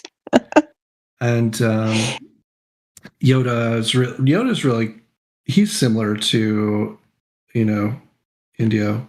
I know, and Indio really, like, a lot of people give him a hard time, but Indio like really believed in Yoda and really liked him because they had a similar kind of former defense contractor nerd background. Oh, really? Like, is that well, I mean, they're both very involved. They were both, I mean, I don't know how. I mean, I think they both said this publicly. I know Indio has. I don't know. I hope I'm not doxing anybody. I still maybe think I am. I better shut up. Is the Fu Manchu guy from Kill Bill 2. I literally don't know anything about him. I've known him for 8 years or plus, and I've heard him offhand.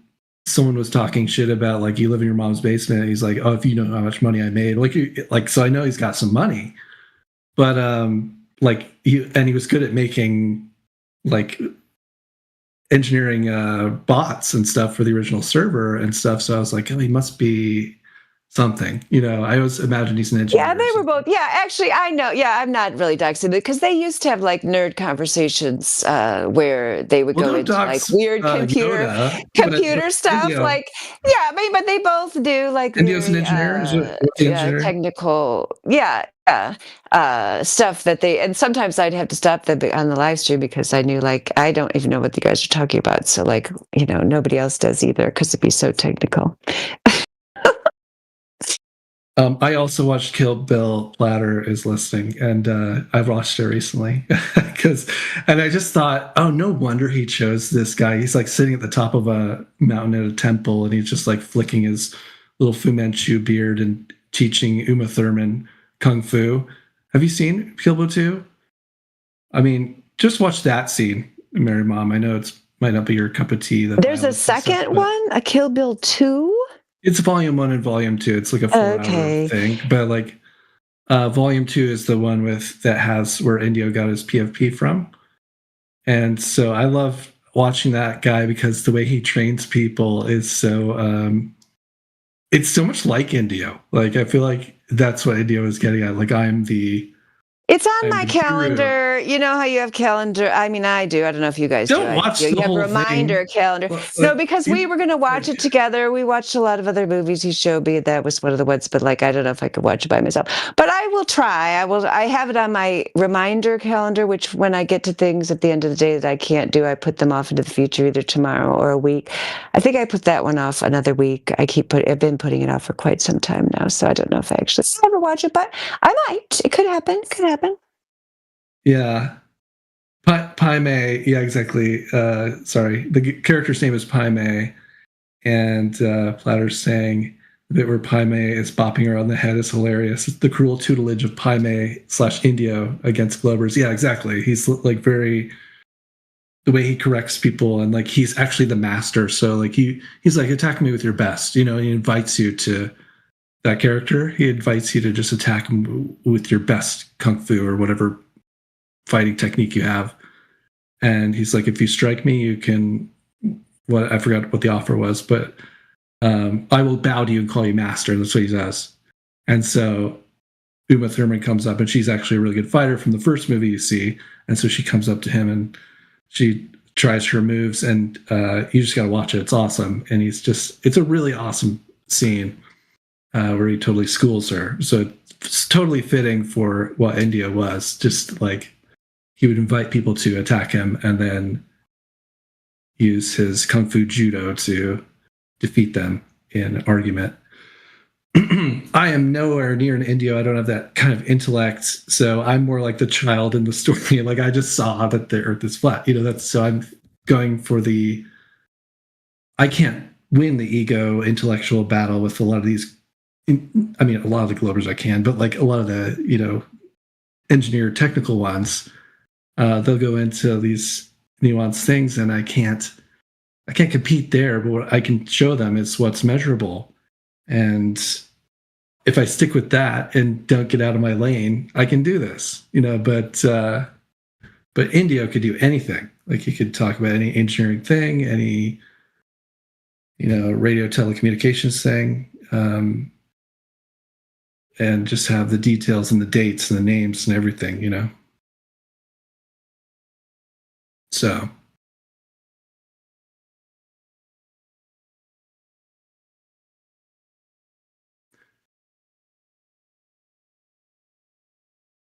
But yeah, really good character, Pai Mei. I think he chose that PFP for a reason.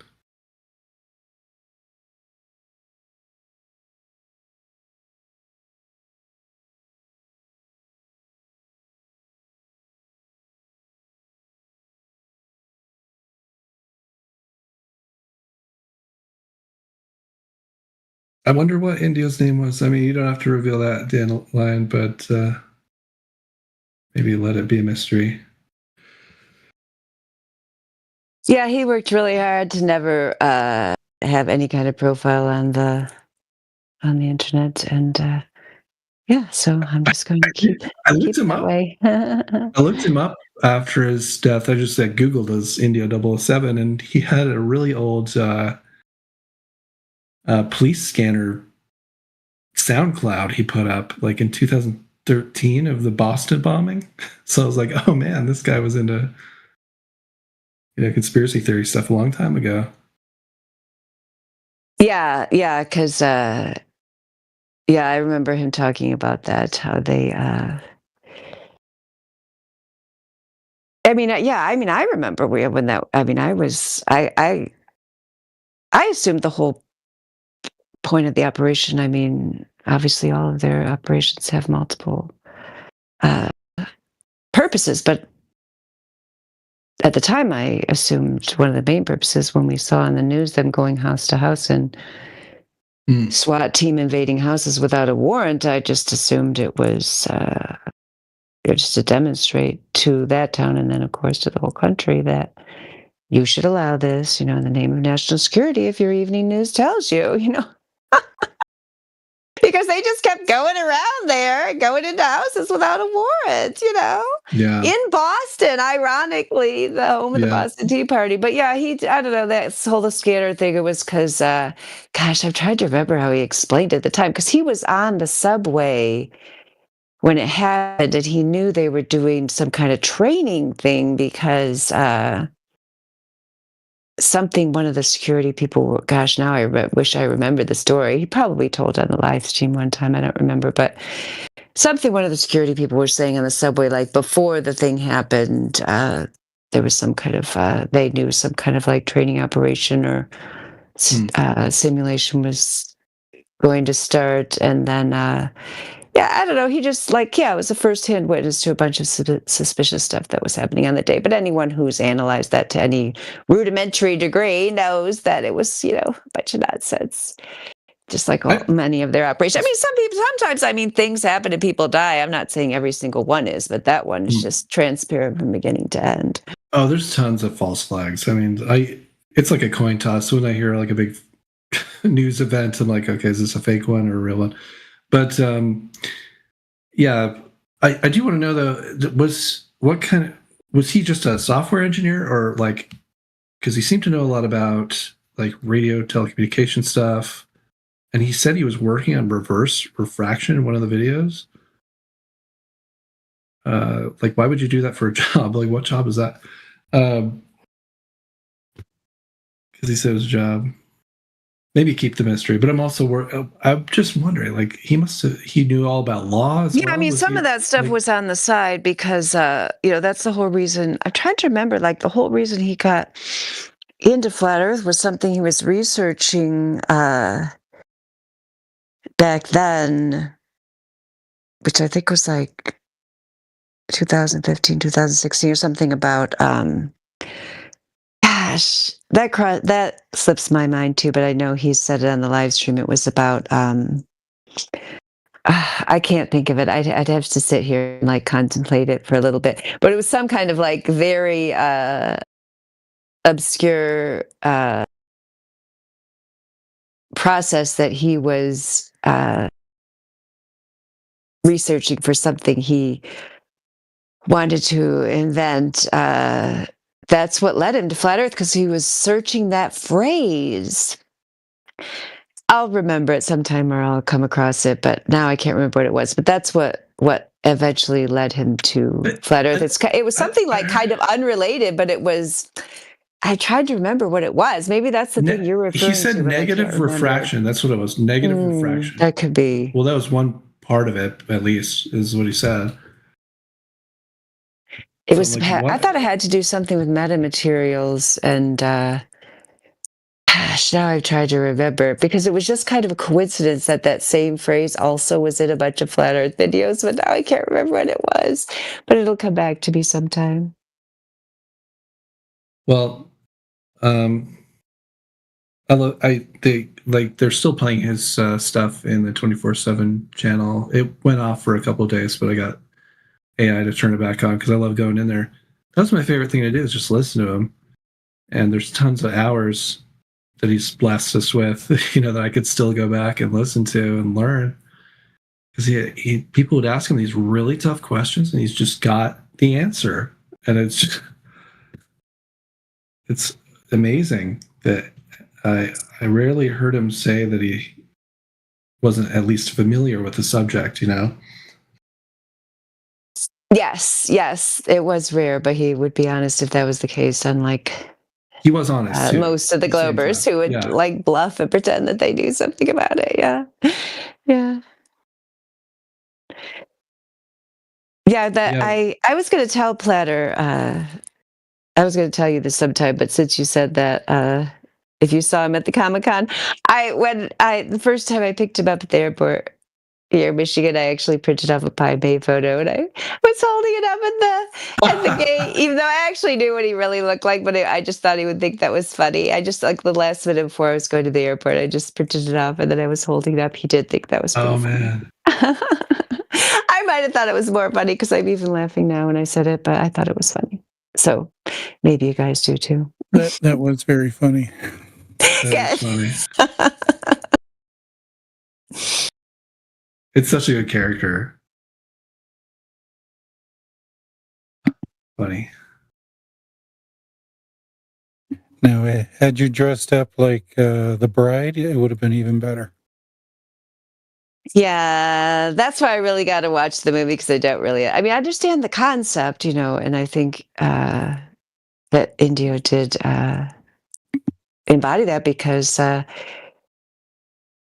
he really didn't lose the debate. I mean, point me to one that he lost because I never saw one. I know that Blitz claimed that, but I don't think that's the case because if you claim that you, at the very beginning of the debate, that you can't know anything and you don't even know if you have hands, then I think you just automatically lost the debate, right? Because debate is about objective truth and reality and reason and logic. And so if you just don't even, if you're just part of that school of thought that doesn't even think that you can't even know reality at all, like, why are you even here? Just go, smoke your hookah and, sit around the campfire. Like, why are you even pretending, to have any kind of intellectual thought at all? It's just ridiculous.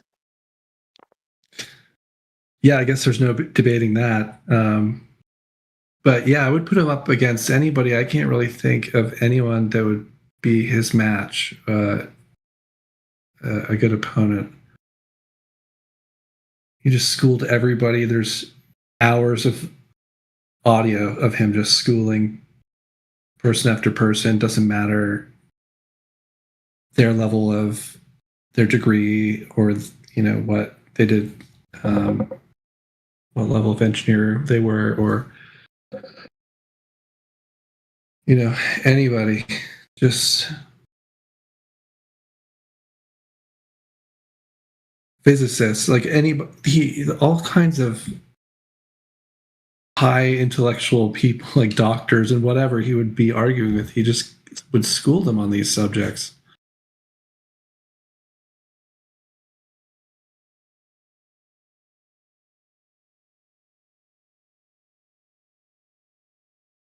Yeah, and I think that's what the flat Earth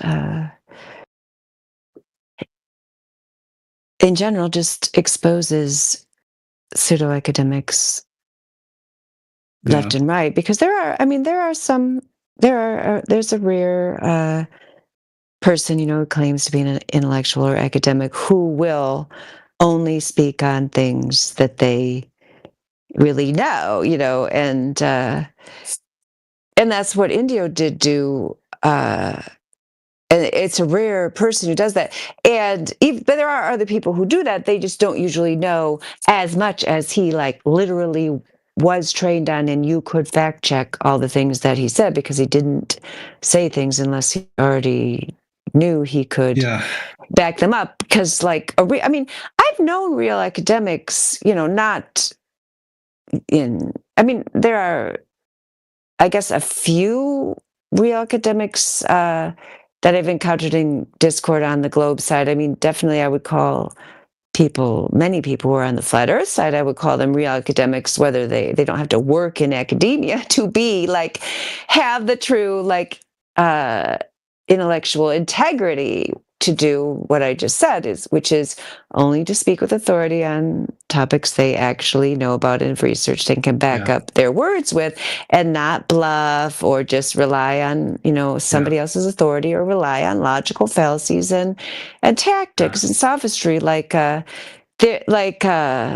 A few we've run across, like meteorologist Brendan, as far as I knew from me talking to him and when Miggy talked to him, he seemed like he was a person who stuck to his wheelhouse, what he knew about meteorology, which they were talking to him about how high up you could actually measure air pressure. And he was honest in saying, like, the higher up you get, the less you can actually, accurately calculate that. So when they make these claims, about what the air pressure is up there, a lot of them are just claims and so on, which all had to do with, the vacuum of outer space and is there a container and all that stuff. But, that's just a dude we've talked to over the years I could think of as being a globe believer who has some academic integrity. The list is really short. There's a few others, who only stick to what they actually know something about. And he would even say, like, he was even willing to give that information knowing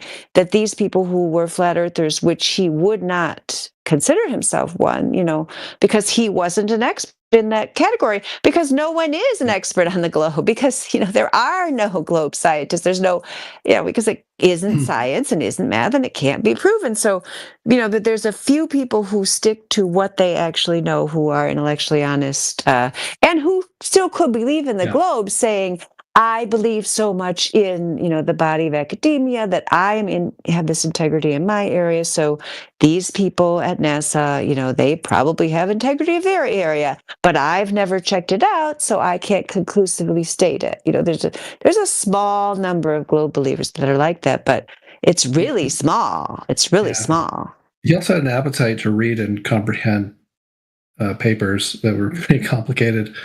And that's the kind of place where I don't have the discipline, but like someone like, Yoder has that kind of discipline. So when he talks about like refraction, that's the kind of stuff I want to put in here. And I'm thinking about talking to him about some of those papers, but some people have an appetite for that. They like dive right into that. I can't wait to read this paper. It's like really dry. And,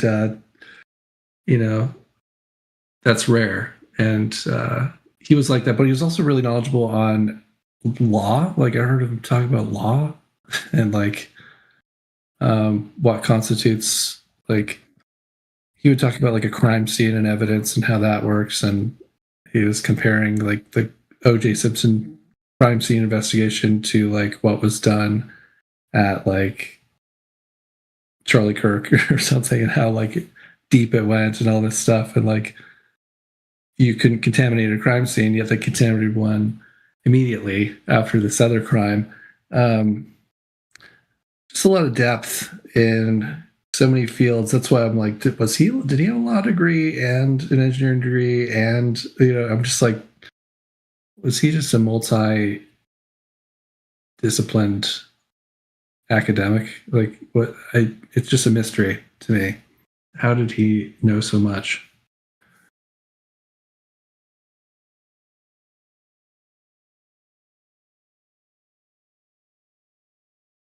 Yeah, and he was most demonstrably just a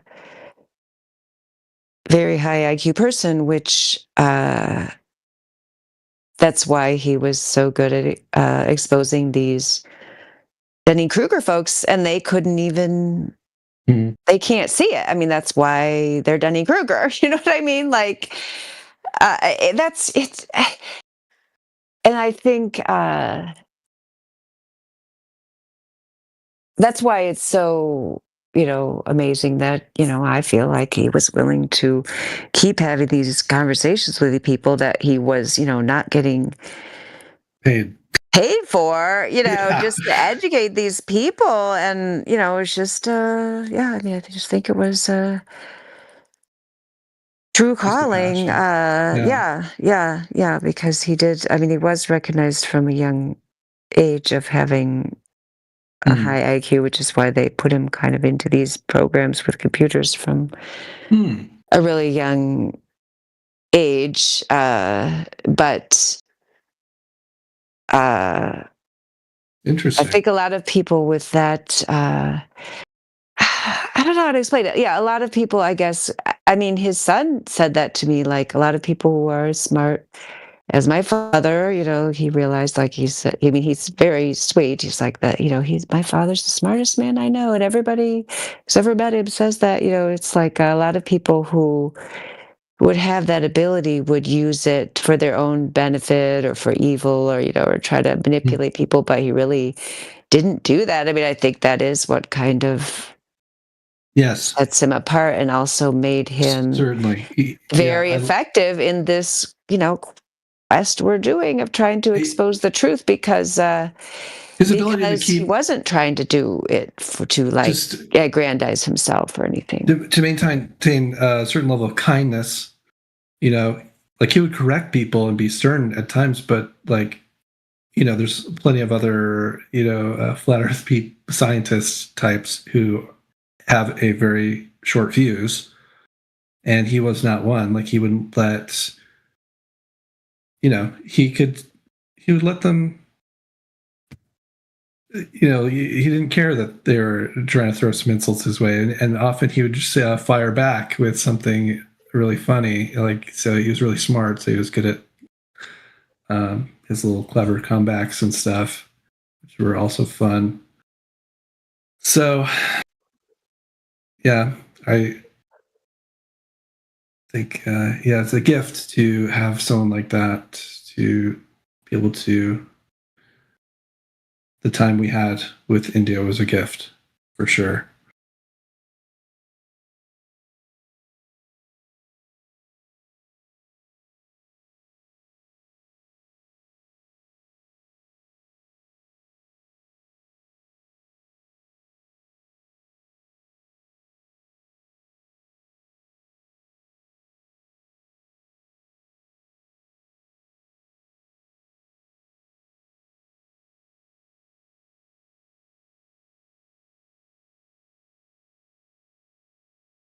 Yeah, like very low pride, I guess, is what it is. Like, and he would reset. He would be like, you know what? I did kind of lose my cool there. Let's hit the reset button. If some Glober was like, hey, you're being mean to me or something, he would be like, you know what? Maybe it was. Let's hit the reset button and keep talking. And he'd play it really cool.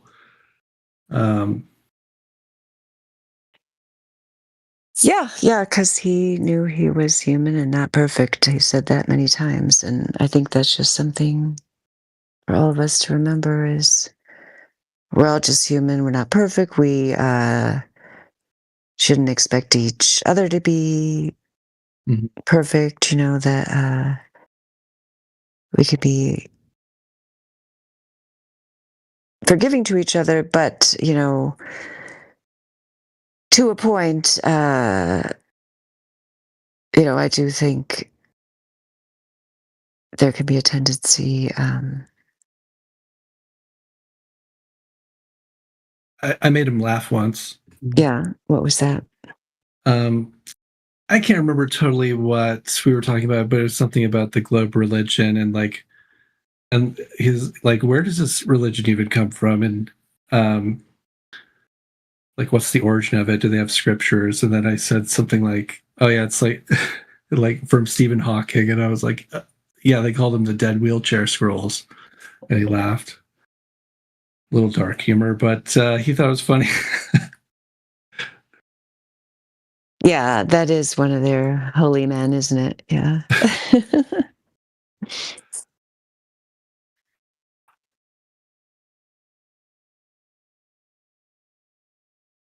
I like being able to make someone funny laugh. It means you did good.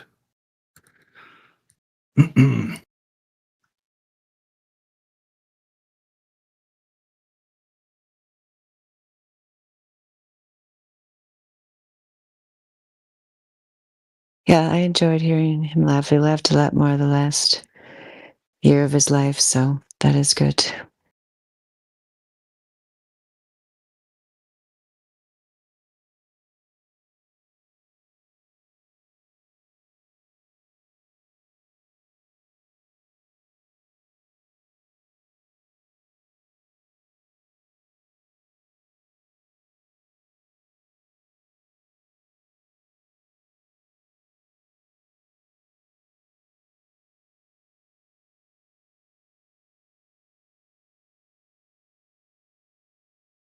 Well, it's too bad you guys never got to do those measurements, obviously. That goes without saying, that's sad. But what was, what kind of, what were you going to do? Like a laser or? Just with the Nikon P1000 doing observations with that. Well, because I took him to Warren Dunes last December, where a lot of people make the Chicago observation, but it's not a good time of year to do it. So we were going to go back. Better the summer is a good time. That's when a lot of people see it. That's what he said when I asked him what made him, look into flat Earth. When I asked him, he said it was. I saw that Chicago thing on the news where they were saying it was a mirage, and I was like, "What the hell?" There's something wrong with that, and that's when that's around the time when he started looking. So it's interesting you were taking him there. Did you end up going?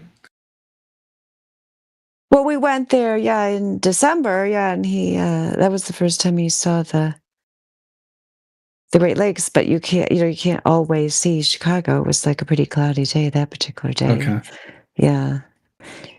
I mean, whenever I've seen it, it's been in the summer. I don't know. I mean, probably it could be people just don't see it other times as much because they just don't spend as much time outside. I don't know.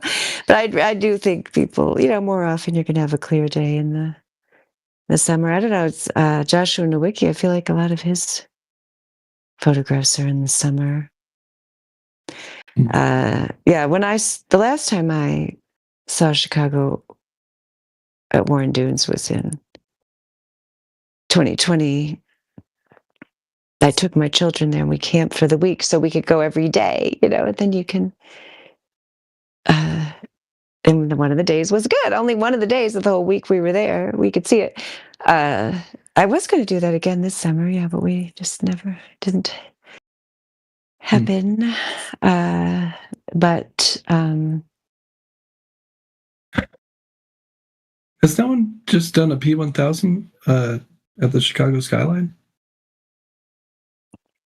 Well, that's what Joshua Nowicki's photos are, but that's why we wanted to do it just to have our own, so we could have like the conditions and the measurements and all that. Because I'm trying to think, like, I can't think of seeing one where it's like well documented like some of these other observations. Because when you see, I mean, his photos are good and they're legitimate because it doesn't matter where you were on Warren Dunes, you shouldn't be seeing the entire Chicago skyline.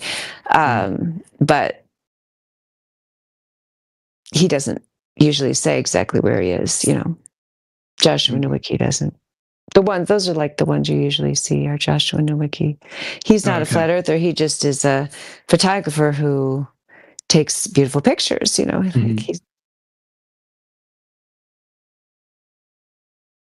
So that would have been good to take, maybe measurements of the temperature at different heights, and I don't know. I mean, I could do it, by myself. It's just kind of, Oh no, depressing now. It's like, I know. It's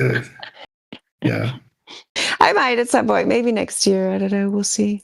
And if you don't, you don't. It's not. It doesn't. It is just. It'd be just more icing on the cake. I mean, there's a lady in Michigan that goes around and does all kinds of Great Lakes observations. She has tons.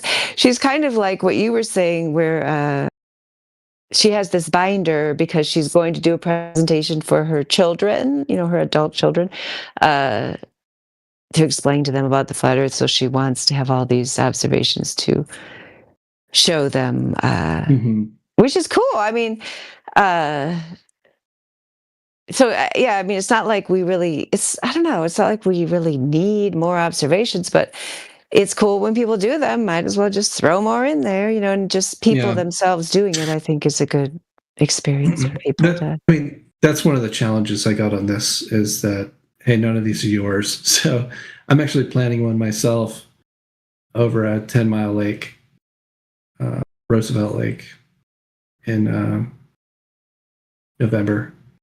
But that's when the lake water and the temperature of the air is closer together.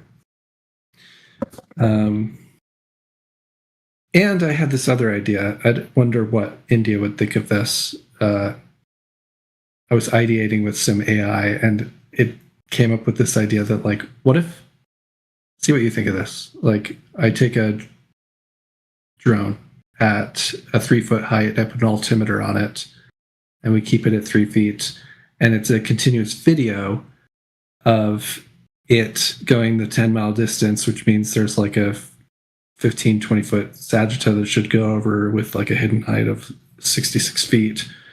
And we put a strobe light on the thing, and it just strobes like, and I even thought, like, what if we did infrared strobe, and that way there's less glow or whatever.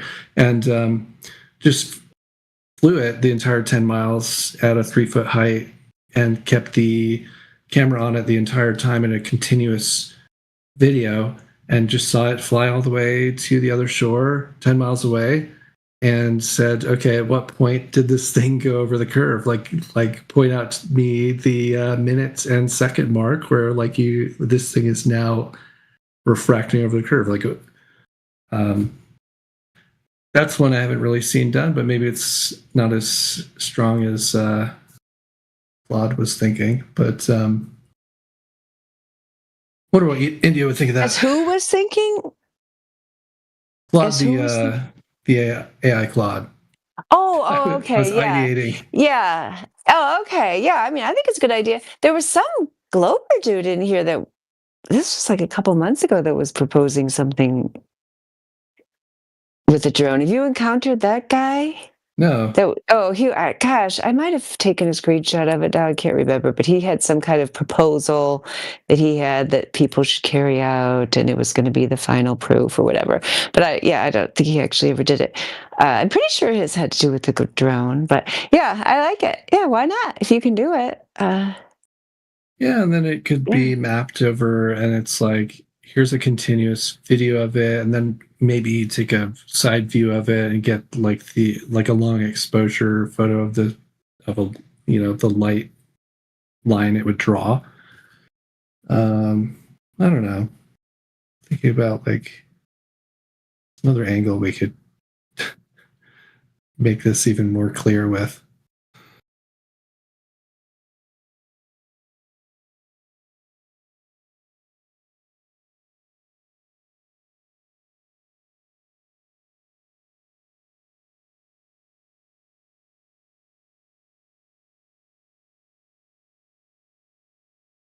This Aman person is claiming to be a flat earther. That's confusing to me. Earlier, I thought they were not. Are they? Is that supposed to be parody? I don't really understand it. But why their name would be Bad Vibrato Singer, I don't really know why you would call yourself that. I don't know. What I kept hearing today is that we're the nice channel in English Hub. Like a lot of English Hub, if you go to like, I've not been to any of the other channels in here, but apparently if you like go to the vegan channel, it's just toxic. I've heard bad things about the vegan channel. I've heard that it's very scary, so I haven't had any desire to go there. So I've been hearing it all day. People are like, wow, you guys are nice. I thought you guys would be mean because this is the Flat Earth channel. Like, man, this is a relief from the vegan channel. It's like, okay, that's not usually what we hear, but I mean, there was like a couple years ago, Mary Mom, if you remember, about how toxic things used to get in that 24/7 channel, like with flat earthers. Just like, I think it has gotten more tame. Maybe it totally has. Yeah, Band-Aid has been ripped off. I don't know what it is, or that we're doing these remote sessions like this. I don't know what it is, but it was so much chaos back then. I think everyone was so excited that it was like, to a lot of people it was new, and we were all trying to figure it out and pretend that we knew what we were talking about, and like some of us. Yeah, you're talking about like back in the original server. Is that what you're talking about? Yeah, like 2018, 19, and like, yeah, it would just get so heated in argument, and like, and then QE would show up or whatever, and all of a sudden everyone had to bow. You know what I mean? Nothing against him, like I've learned from the guy, but Who were they bowing to?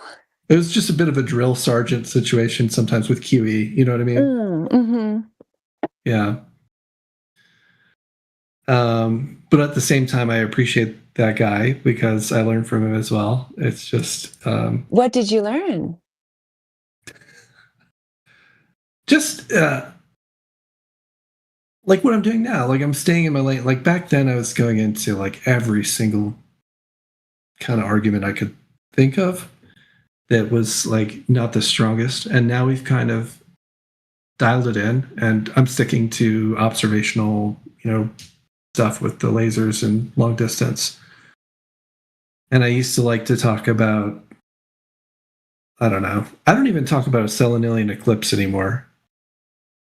Even though that's that's interesting that you'd say that. Yeah, because when I was talking about Hamoudi earlier, that's what QE used to say, kind of like that is their best argument is just their belief. Like that is their only argument really is I just believe it because NASA said it, pictures from space.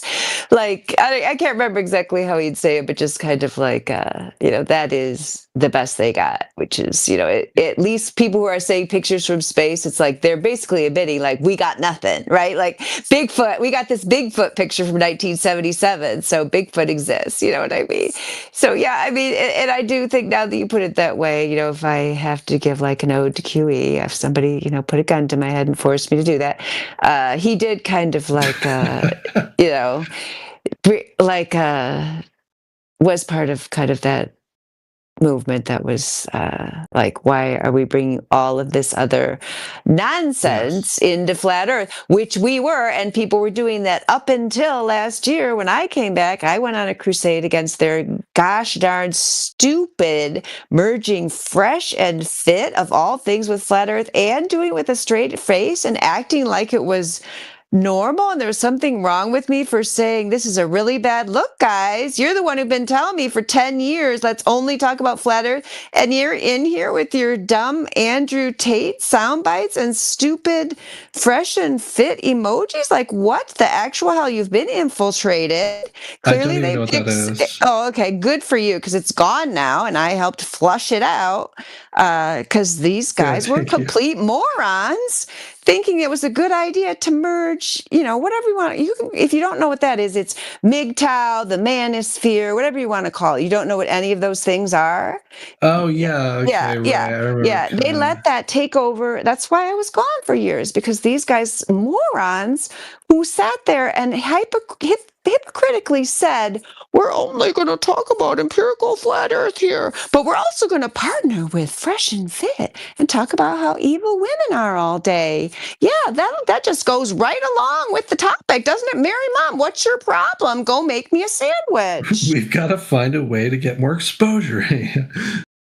Yeah, that's a bad idea. So if you missed that, lucky you. Yeah, I was out of it for a while. I only came back, recent months. And I even saw, that's why it was such a shock, the India thing. I saw him on here talking to people. I'm like, oh, just like old times. And then someone said something was wrong with them. And I was like, I didn't ask because I didn't want to pry. And then I found out not a couple weeks later, he was gone, so. That was. We've got Luffy in here that says Earth is definitely a globe, so let's hear it. Fact is fact, Earth is a globe. Fact is fact, Earth is a globe. 17 minutes after the hour. Luffy, speak up, please. Fact is fact. Earth is a globe. Earth is a globe. It's flat. Earth is flat.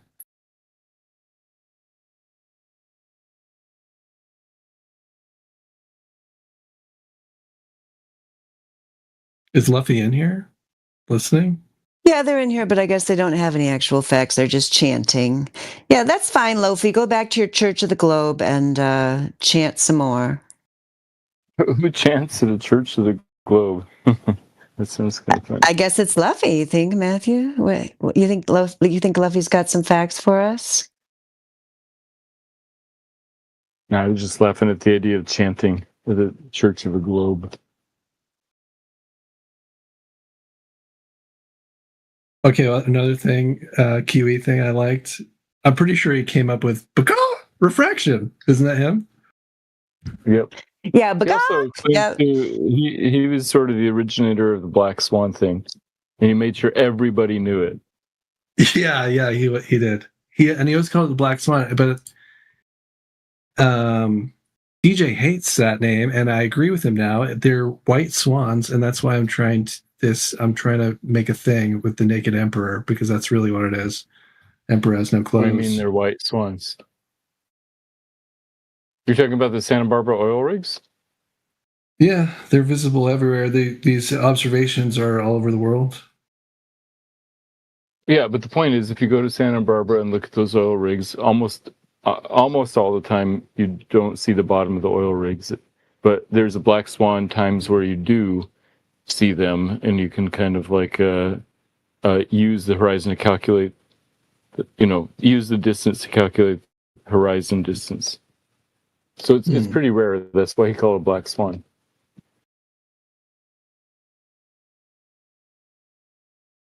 Let's see. Well, similar observations have been done all around the world. I've got 7 of them in this presentation, but rare. I think the conditions are difficult to get, like the right conditions.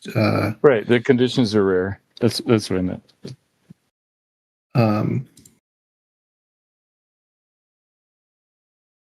But plan on doing it myself, so we'll see how rare this is. Oh yeah, where are you thinking of going? I'm thinking about going to a lake.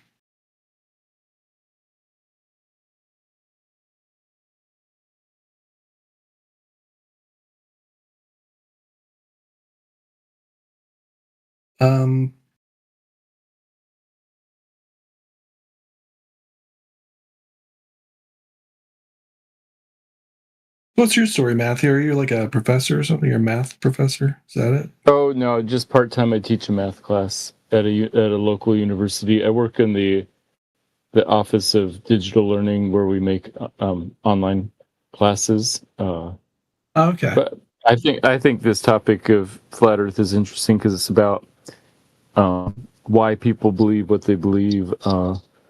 What counts as truth, what counts as evidence, that kind of stuff. Yeah.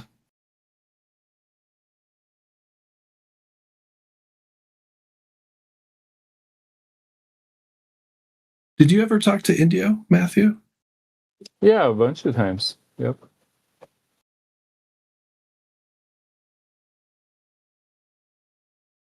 What did you think of it? Oh yeah, he's very articulate. He sort of was sort of an old school kind of like OG flat earther. So yeah, he was an interesting guy. Did you ever like go one-on-one with him, debate him and stuff, or? Yeah, many times. Yeah.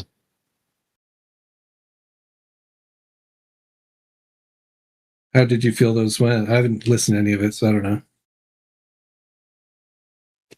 About the same as always. It's just I listed the reasons why I think that the globe is the best explanation for the observations, and he listed his reasons for why he thought that they didn't work. Did any of them take you on a path where you learned something different, or? No, not at all. I think there's hardly any reasonable evidence or reason to think the Earth is flat. Interesting.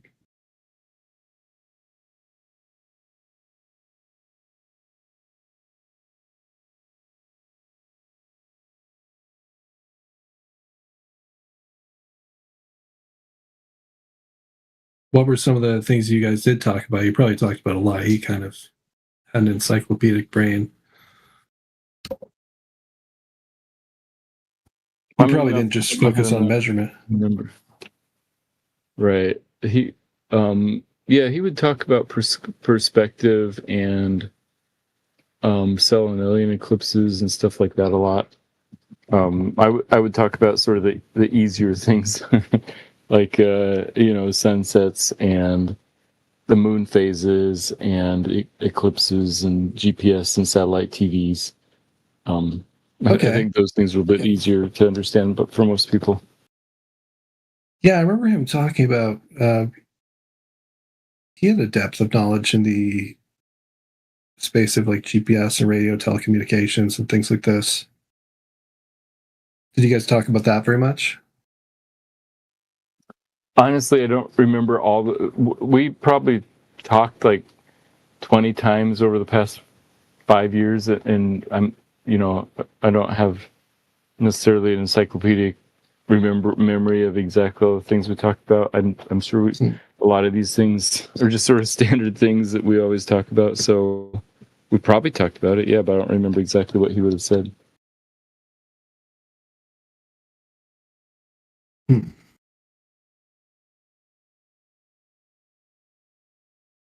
I mean, aside from like the globe versus flat stuff, was there anything that you were like, man, I learned something from this guy?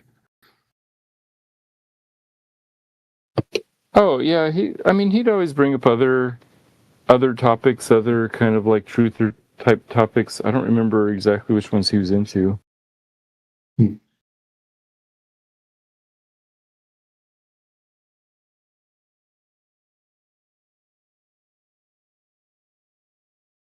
Yeah, I thought it was. You've spoken probably more than I did too. I spoke to him a couple times, and mostly I would just shut up if he was talking because he was just. I would always be learning something because he just had an appetite for he had an appetite. He was articulate, and he had an appetite for reading dry like engineering papers and science literature and stuff that I would never dive into like that. So it was nice to hear his take on things.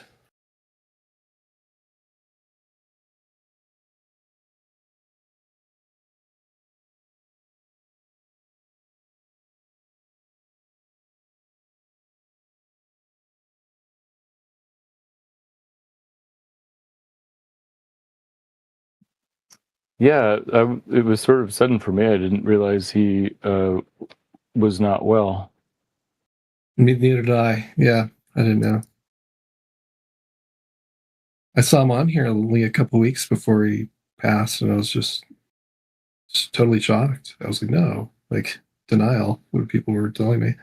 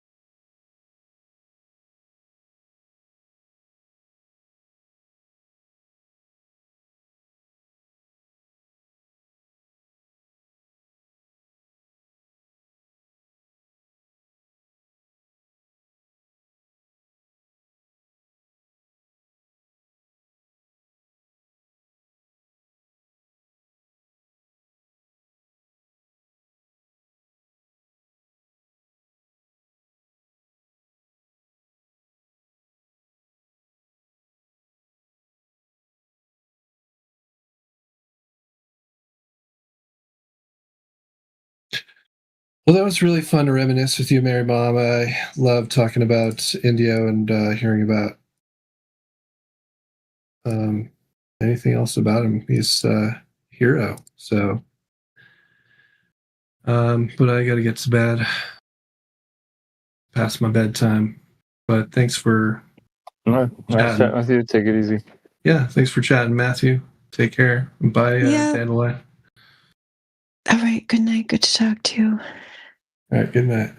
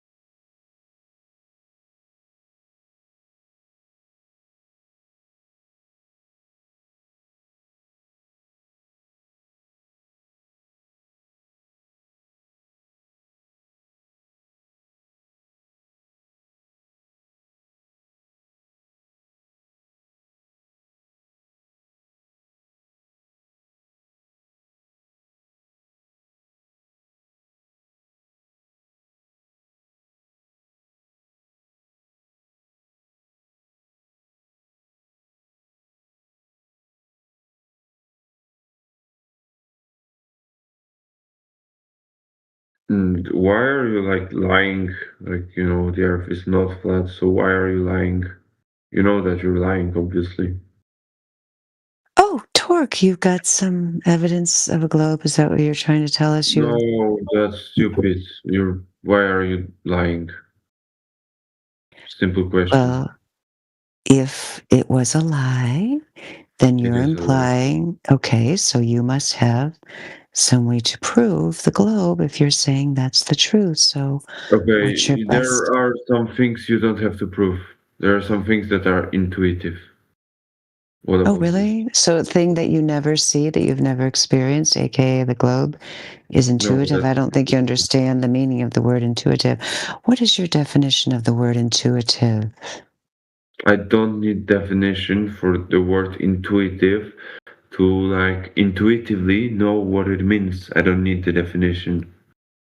So you're saying you just believe in the globe, and therefore you're saying it's the truth. So you're saying No, whatever there are many you believe is the truth. Whatever you believe is the truth. So you're saying you're omnipotent. Are you a god?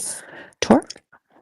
Yeah, to myself, I am the God. Yeah, so to what That's what I believe, thought. So you're saying that your belief comes from an arrogant position that whatever you No. think must be right and everyone else must be wrong. So in other words, you have no Yes, evidence to correct. back up your claim.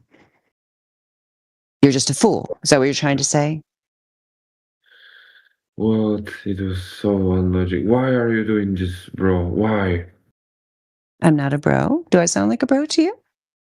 Yeah, you sound like a bro to me. So why do you do this? Okay, well, I think you have a few problems with your reason and your logic and your observation as well as your intuition. So why don't you go do a little bit more studying and come back when you have actual logic, facts, and evidence to back up your claim of the globe? You know, you could do anything else that is better than supporting this flat earth shit.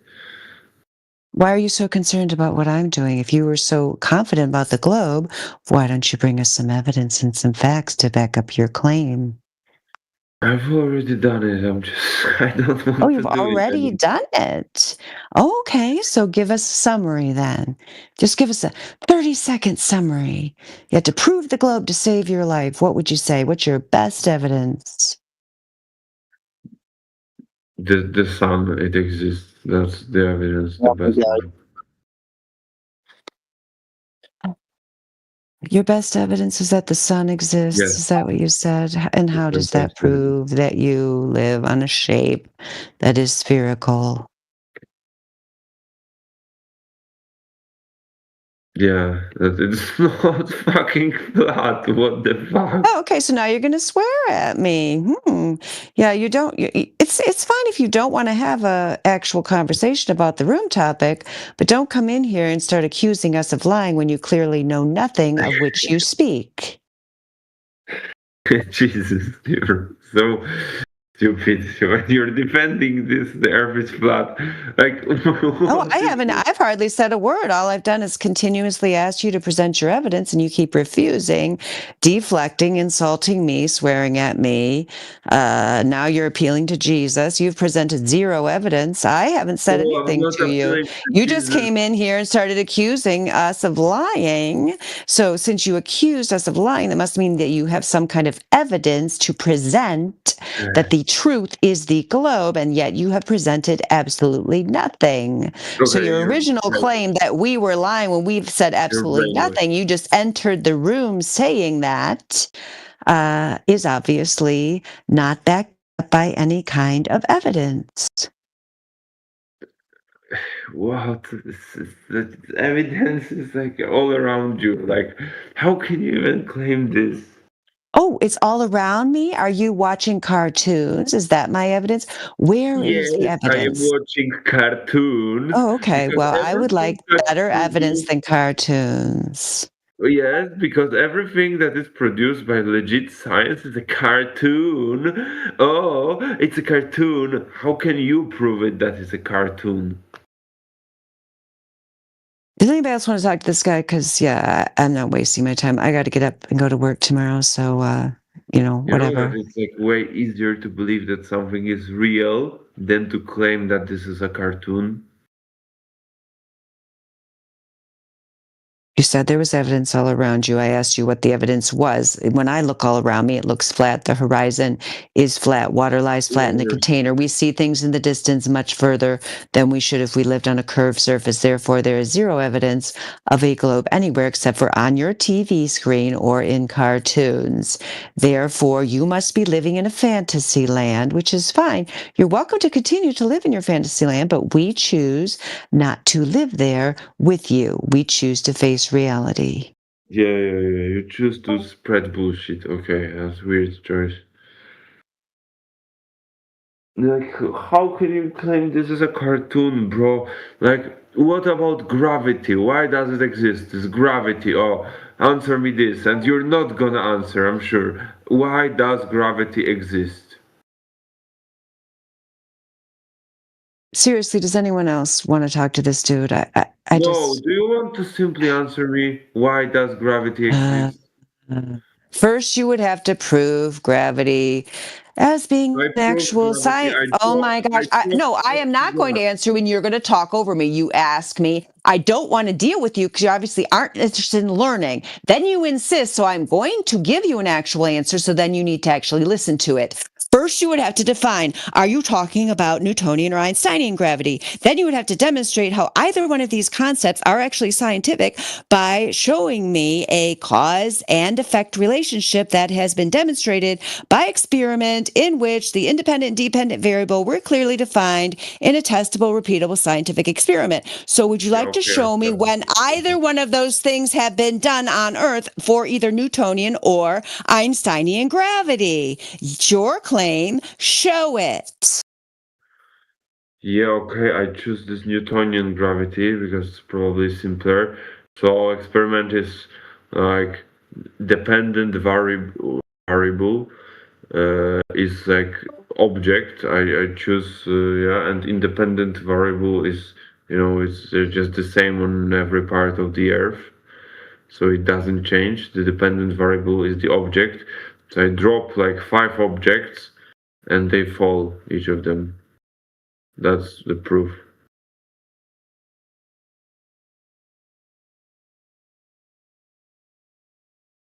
Cause and effect. So you have to manipulate something and show that the effect is being caused by the thing you manipulated. So what is it that you manipulated? Why do you focus on this word manipulated? I actually don't get what why did you focus on this? But okay.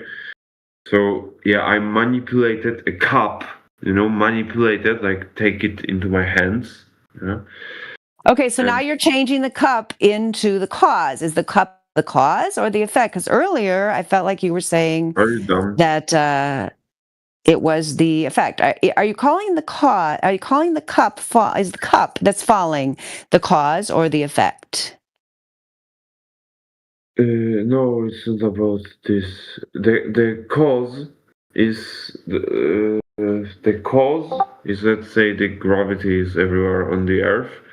Okay, so how are you manipulating this? So how are you manipulating this cause then? Because I don't know how your brain got this much brainwashed.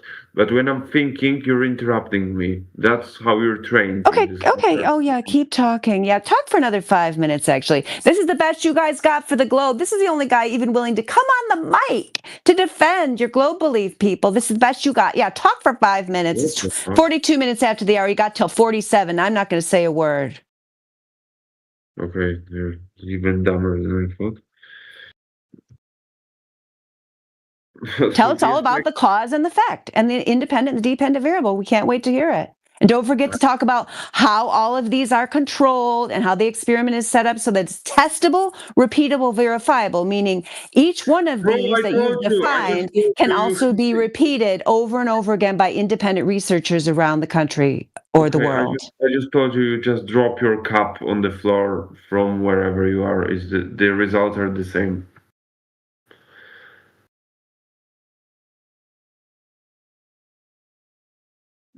I thought you didn't want to be I thought you wanted 5 minutes to talk. So again, you're saying the cup is the effect. Is that what you're saying? So what is the cause? I don't want to spend more time on this bullshit. Okay, I go. But you have to know that you're very stupid. Okay, sir, that's perfectly fine. You may leave here believing that, and I will know the truth, and so will anyone with 2 brain cells to rub together. Go ahead, English learner 1, 2, 3, 4, 5. What would you like to say? Okay, so what's going on? What's the thing?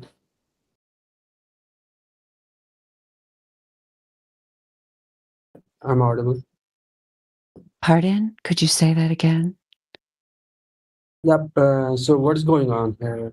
I think. Oh, I don't know. I think that guy ran away. He came in here calling us liars, calling us stupid, and then couldn't explain his claim and had no evidence to back it up. So now I think he's gone. Did you have any questions or Okay. comments for us? No, I'm new here. I actually wanted to learn English, and I'm a bit shy, and actually work in a tech company where I'm not able to I'm not able to present myself fully. So I came here to learn English. So is there anything that can help me?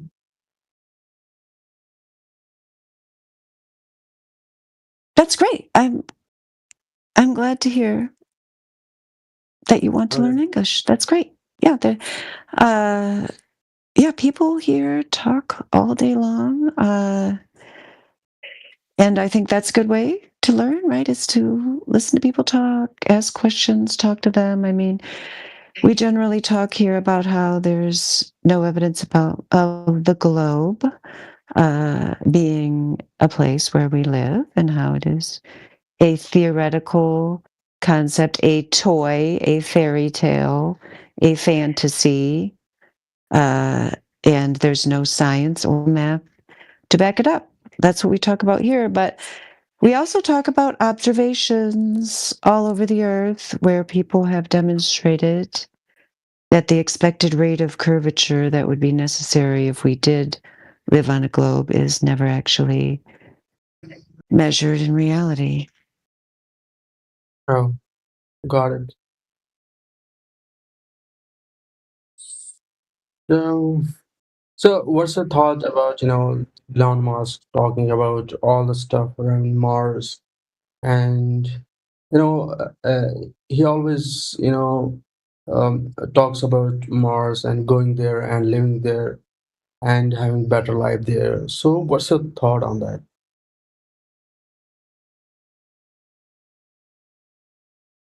There is absolutely no way anyone is ever going to Mars, in quotation marks. No one has given any believable evidence that they ever went to the moon either. And so these claims are unverifiable and absurd on their face, and any of the so-called information that they would present to you, which mainly is imagery that, due to just not even thinking about anything else, which people have spent decades demonstrating how the moon landing, supposed moon landing, original one in 1969 is a complete farce. But I mean, you just have to have a tiny bit of common sense and see that their imagery is defective. All of NASA's imagery, it's not consistent within itself. So you can think whatever you want, but they have shown themselves to be a disreputable organization. To believe their imagery as having any kind of validity in the real world is just nonsensical, because their images of the Earth, for example, are widely contradictory as to how much landmass they show per degree of curvature. I mean, that's just on top of what I just told you, which is that measurements of the Earth itself through observation demonstrate that the curvature that's expected is just not there. So they're just selling fairy tale science fiction to the masses to whatever reason. I don't know, why. Yeah. We don't need to know why they're lying to them. We just know that they're a disreputable, deceptive organization that is, if you knew someone in your life was like repeatedly lying to you and you had caught them in many obvious and very blatant lies, like you're not, the next thing they say, you're going to think, there's some chance it might be true, but you're going to assume there's a very high probability that they're lying to you because they've already demonstrated that they don't put out good information. Yeah, I absolutely agree with you. They're actually, diverting our attention towards, some nonsensical stuff and hiding the reality from us.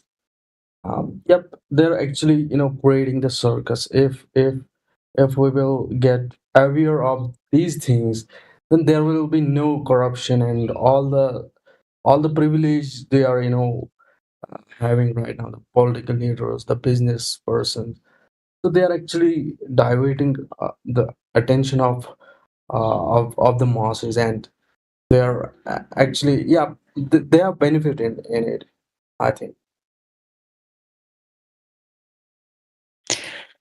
Yeah, for sure. Yeah, I mean, they're definitely, an organization such as NASA in the United States of America, who bilks the American taxpayers of $70-80 million per day, that they could be using to feed, educate, house, and clothe their children, or to address the woefully inadequate mental health care system, or multiple other things that could be done here. Instead, are going to prop up little pseudo man boys space fiction fantasies is just outrageous, disgusting, and should not be tolerated for one more day.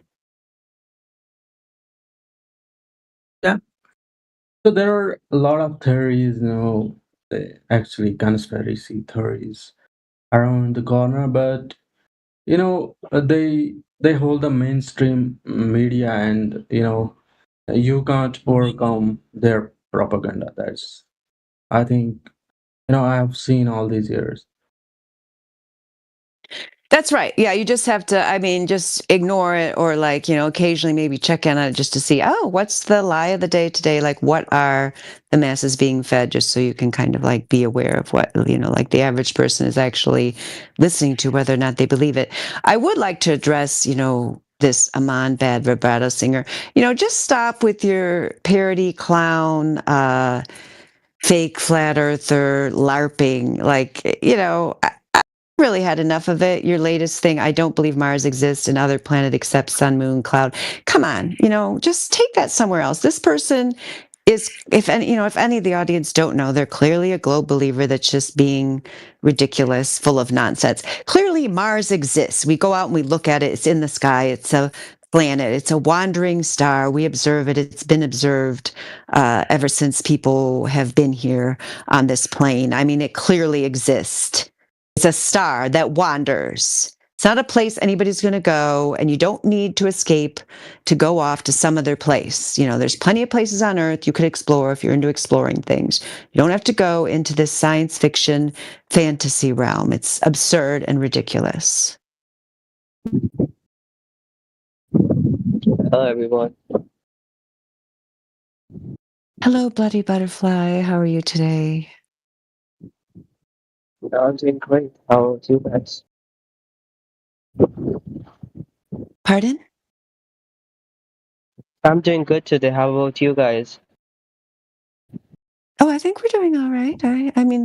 Everybody that wasn't doing all right just ran away, as far as I can tell.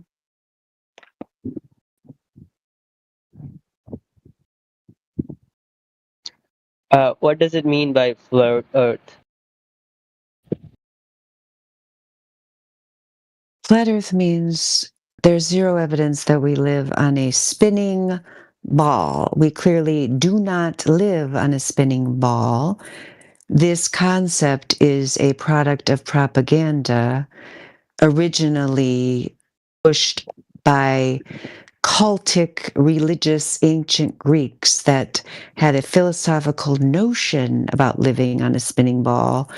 And after the humanity was able to go up high enough to check and found out there is no ball and we are not on a spinning ball going through space. Some people term the alternative to that cosmology as flat Earth because there's no curve. There's no curve anywhere. We look out on the ocean, which is flat because water lies flat in the container, and it's flat as far as the eye can see. At no time does it begin to curve. At no time are objects that should be hidden around the imaginary curve hidden in the way that would be predicted by the mathematics of a sphere. That's what we mean.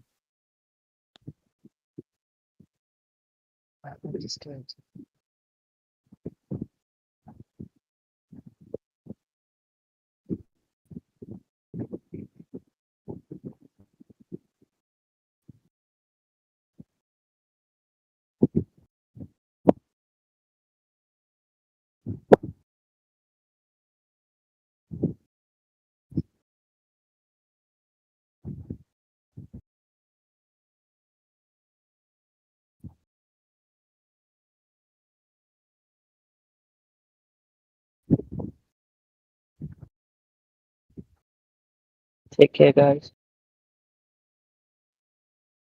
Yep, I'm probably going to go to that guy that came in and called us all liars. He kind of put me in a bad mood. So I hope everybody has a good night. But I have to go to sleep. I have to go to work tomorrow. So I'll see all of you next time. Okay, then Leon. So actually, where are you from? Like, which country? I'm from the United States of America, land of the free, home of the brave, birthplace of Walmart. Okay, thank you. I just want to say history doesn't exist. Science is just fallacy. Moon, planet. There are no planet other than the sun, moon, and Earth. That's all. And Earth is flat, guys. Okay.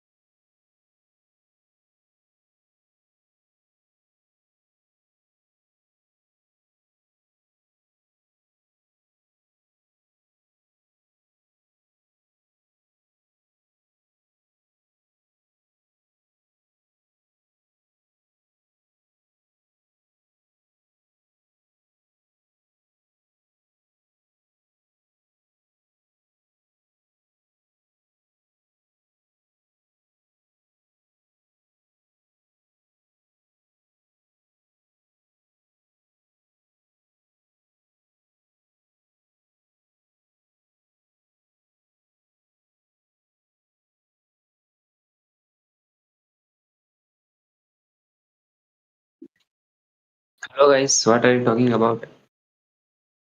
Why this is silent? Why this group is silent? Why everyone muted? You are supposed to unmute and speak. That is why you are here.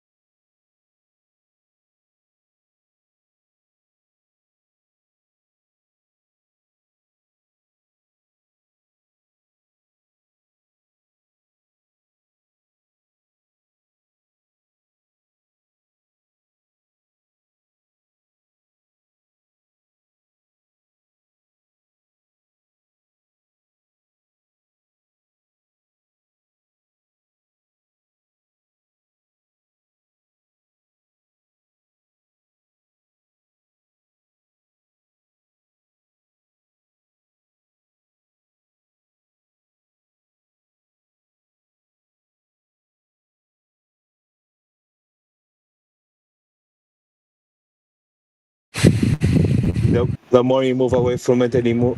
No, doesn't. What do you mean it doesn't? Like if you increase the distance, Yeah. then the The angle angle, changes to the thing above you, right? yeah, the angle will be lower. Yeah, you're right. Yeah. And then as you move further away, things appear to get lower as due to perspective. Okay, but listen to me. My question to you, how is it different for every single place? And you told me it's because it is the case that... Distance. Okay, do you know what that is? Distance, yeah, it's a That you're measurement doing? of No, space. no. Do you know what you're doing right now? What do you mean? You're doing banging the question fallacy because you appear to the observation without explaining as to how is it the case. Yes, I agree that there is a different... I'm not begging. Yes, you did beg the question. I'm going to tell you why you begged the question. No, I'm going to tell you. Because I didn't give you. I didn't give you a cause.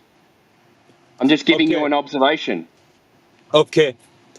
The observation itself is subject to the question. Yes, within the observation, right? The more we actually like go away from the place where summer solstice is experienced, the less likely we're gonna see the summer solstice because the elevation angle. Summer solstice is the definition is at its highest point due to that location, right? I understand. I understand what you're trying to do here, but I'm saying, why do we have this observation? Is the question pertaining to a hypothesis? Why is it the case? Okay. Why does it? Okay, I'll turn it around. No. Why is that? The reason why I told you you're doing what you're doing is begging the question because instead of providing me a hypothesis, instead of like providing me an explanation, right? And then how are we going to prove that? You reiterated the observation again and again and again. That's begging the question. Okay, so if I'm going to come up with an idea, right? And then how are we going to prove that my idea? There are many ways you can actually, prove it. You can use deductive, inductive argument, abductive argument. Okay, so you have an idea, right? That the sun tilts at 23.4 degrees. Yeah, that's a hypothesis. Yeah, so how are you going to prove that? You want me to prove that the Earth tilts 23.5 degrees? Yes. That's amazing. Thank you. Well, but that's what you're asking me to do. No. Thank you. Look, you asked me pertaining to a hypothesis. Awesome. So go ahead. Yeah. Thank you. Now we're getting somewhere. Good. Let's go. Okay. And let me provide the experiments. What experiments? Okay.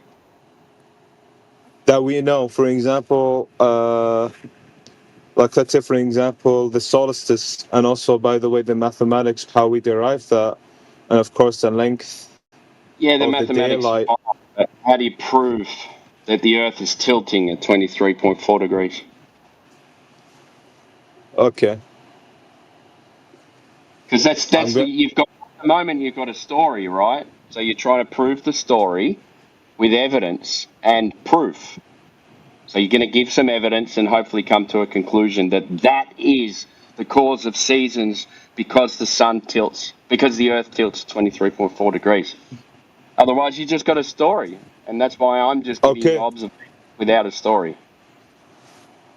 Look.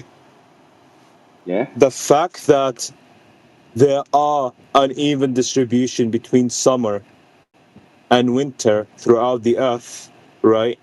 When I say uneven distribution, what I mean is that when it is summer, okay, look, when it is summer, when I know by itself it doesn't prove the tilt, okay? Yeah, it just proves that the sun goes higher in the sky and then the sun goes lower in the sky. That causes seasons, right? Okay. The observation is the sun goes higher, the sun goes lower. That's the cause of seasons as far as we're concerned, right? Look, and the fact that there is uneven distribution, that phenomena occurring, well, that tells you that there is an arbitrary tilt because like assuming the Earth is like It's an assumption. I mean, we can prove that assumption, no problem. Go for it. You're critiquing my model, right? No, I'm saying prove that the Earth is tilting 23.4 Are you degrees. attacking my observation? Are you attacking my worldview? You don't have an observation. Your only observation is the one that I've already given. Wait, are you attacking my worldview? Yes or no? I'm just asking you, how are you proving your claim was, right, that the Earth is tilted at 23.4 degrees, correct? Look, yeah, that's amazing. So is that pertaining to... Is that correct or not? Yeah, correct. But do you want me to give you an answer from my worldview? Yes or no? So I asked you, how do you prove that the Earth is tilting at 23.4 degrees? I don't really care whether it's your worldview or not. I'm just interested in how you prove it, right? To get your worldview in the first place. Okay, so that I know assumption what itself... You're trying to go, oh, well, I'm just going to do an internal critique. Yeah, I'm not interested, mate. But that assumption itself... Okay, the conversations in life don't talk about internal and external critiques, right? They just talk about what information you're telling and then the information you're providing to prove your worldview, right? That's it. Don't worry about internal critiques. You asked me for my explanation. Yeah, you're trying to know. You asked me for my explanation. You interrupted. No. You interrupted me in the middle of me explaining something, and you told me that is an assumption. I told you I'm willing to prove that assumption. I did not ask you for an explanation.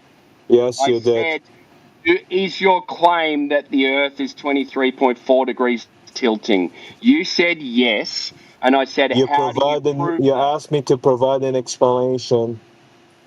No, I said, how do you prove it? Yes, you did. Yes, you did. When did I ask you want me for an explanation, you want me to describe you as to how we get to that conclusion? No, I just want the proof of the conclusion that you came to. Okay, so how do we get to the conclusion, basically? Yeah, the proof of it. Okay, that's amazing.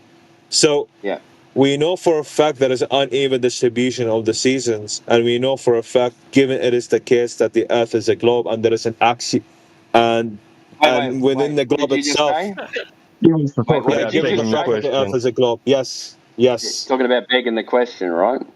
So how do you know that begging the question? Globe? How do I know the Earth is a globe? There are multiple ways we can know that. Okay, how?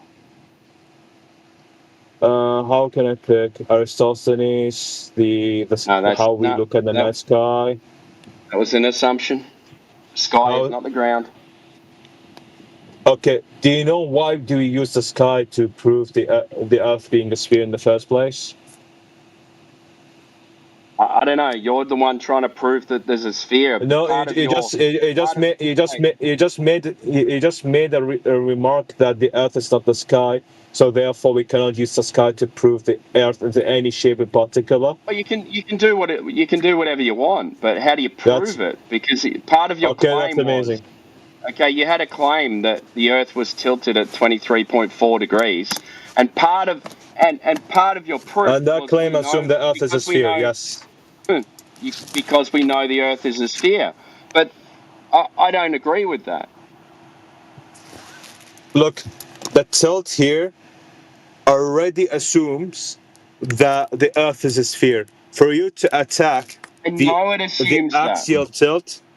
Okay, what does axial tilt mean? It means tilting from its axis, its vertical rotation of spin. Okay, can you show me how it happens in a flat Earth? It doesn't. It's not moving. So how can you explain there is uneven distribution of season on the Earth? Because the sun goes between the Tropic of Cancer and the Tropic of Capricorn.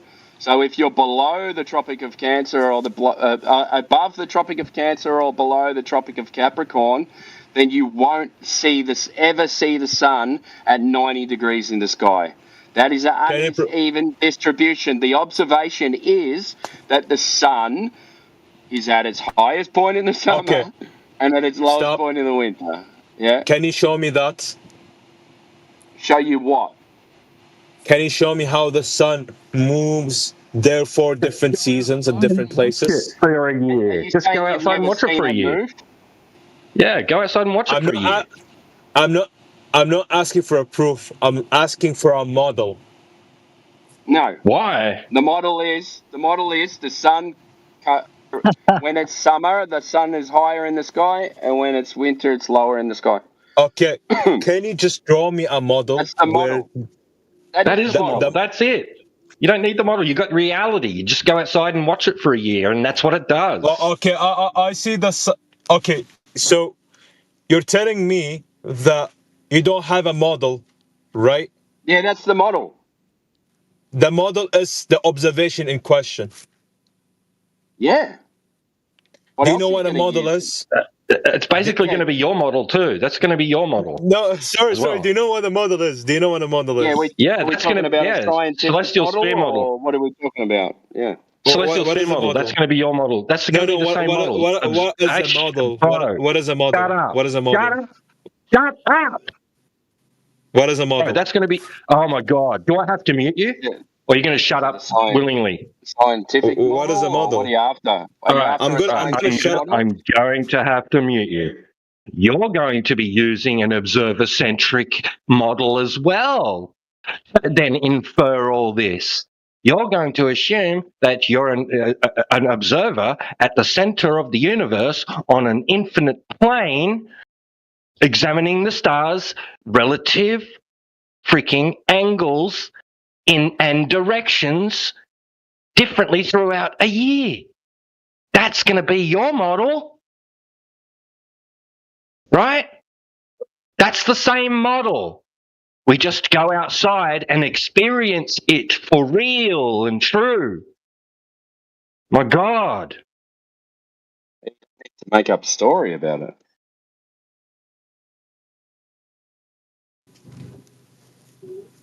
Oh my God. So you don't know what a model is, right? Okay, are you asking for a scientific model? Yeah, I'm There's a asking for a difference, certain right? set of explanation which explains reality. That what is a model is. A model is just so a a proposed scientific model, explanation as to how reality transpire. You don't know what a model is. Shut the fuck up about science. Holy shit. Would that be a scientific model or just a model? All right, man. Goodbye. Are you losing it? You're losing the plot, dude. He fucked It's up so the moment funny. he said it explains reality. Yeah. Yeah, he did, yeah.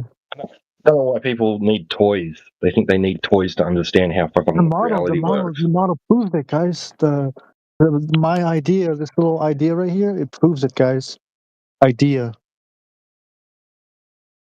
That's not what they're for, though.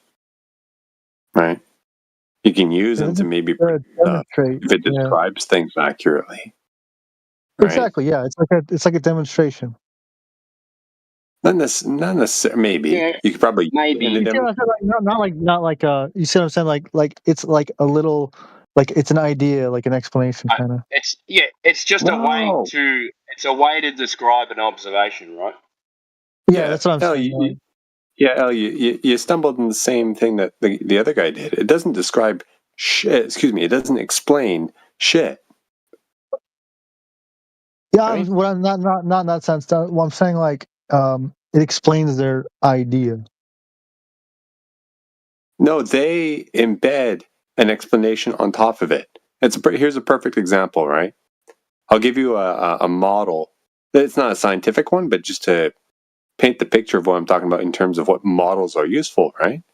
I got a floor plan for a house, right? The floor is going to be 10 by 14. There's my fucking model. Does the 10 by 14 explain what the floor is? Yeah, that's not what I'm saying. It explains. I'm saying your floor plan is the actual thing. 20. You should go live in it. Just draw it on a piece of paper and jump in. I'm saying 20 house, dude. I'm not saying like explain like that. I'm saying like it's just you use the wrong word, but we get it. So it's like a viewpoint is what I'm saying. It's a description. It describes. Yeah. It's a description of an observation. So, like, you create a story about what's happening about an observation, right? Exactly. Well, Yeah. Exactly. in this Like a case, story. in that case that he was using it in, Or like, for there's example, different models. yeah. Or for example, like if I want to model out a trajectory of a missile or a ball, right? I can use, for simplicity, I can use a Like a parabolic missile bell. a parabolic trajectory, right? That just describes the path that the missile or the ball is going to follow throughout over time, right? Oh yeah. It's just a curve on a piece of paper. It doesn't explain shit. It just describes, at a scale that's palatable to communicate with, right? I would What's say it's like, probably going to happen. yeah, it's like this could work this way, but it doesn't really tell you that's exactly, Yeah. Or Oh, you no, could of do course. it the other way, where you've got a starting point and a finish point, and you go, okay, between this point and this point, it did this, it ended up here, right? Because you've got two Sure. fixed points. So the model, like a you're modeling diagram. what it actually did during flight, like in that way, Yeah, well, that's how you would build up these models, right? So you have various Yeah. instances of, okay, I have this object, I throw it with, or I launch it with X amount of power, it goes this far at this angle under these circumstances. So now I have a set of variables that I can piece together to try and use to forecast if I change the angle to this much Oh yeah, or yeah. apply this much more power, whatever. Maybe it's fucking hotter that day or more humid, whatever, right? How far will the thing go? That's all it does. I like yeah, I always like to say like you can't prove something with an explanation. That's not, you see. That's true. Right. Yeah, it's not, that's like rhetorical because you can't use an idea to prove something. An idea is just an idea.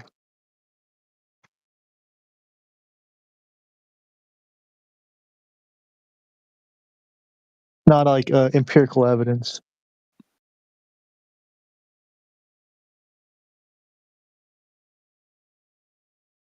Like using assumptions. Can't use Fucked up assumptions to prove things. when he let me change his claim. Because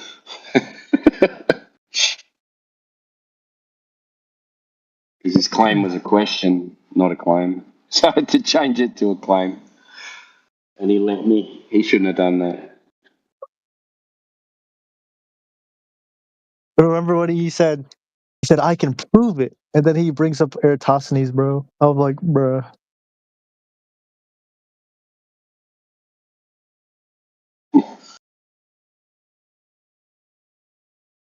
I was like, this Why do guy's got to be they go joking. into this thing, right? They go, "Oh, do you want an argument from my point of view?" And they go into this, "I'm doing an internal critique," like this. It's like, shut up, bro. Like it stops, like it stops the argument. Well, you can't argue with me because I'm just giving myself a critique, right? It's from my worldview, so you can't argue with my worldview because you don't agree with my worldview. It's so dumb, dude. Oh my. Well, actually, by my calculations, this shouldn't be correct. Shut up, dude. Sosthenes, well, because we know that Earth is a globe. Wait, what? The Globers, their god is the god of yeah, but. Yeah, but.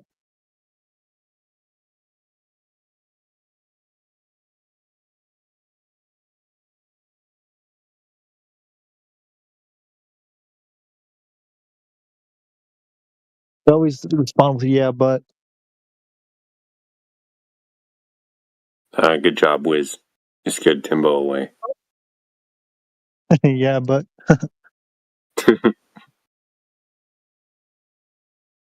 He's like, damn, he got me there with the yeah, but.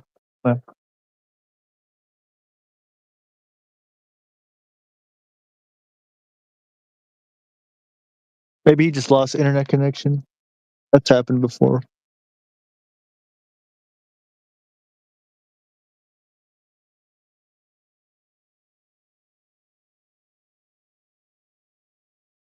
Wait, so Tweenie, you're D-Town, right?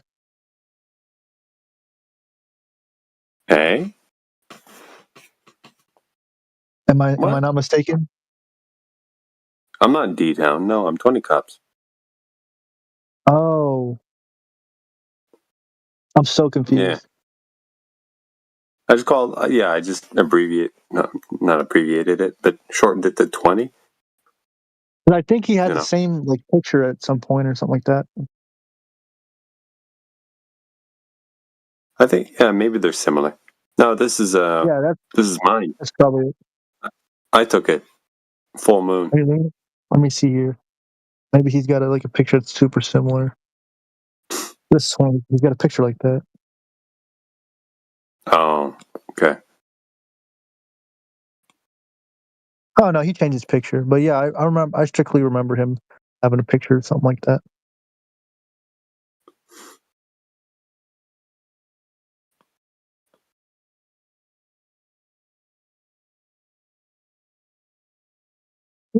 That was funny. I thought you were D-Town. I'm much more Canadian. Yeah, true.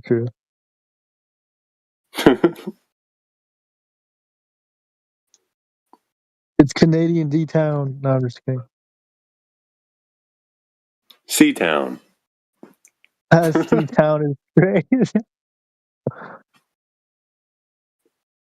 Mapletown. No, I'm just kidding.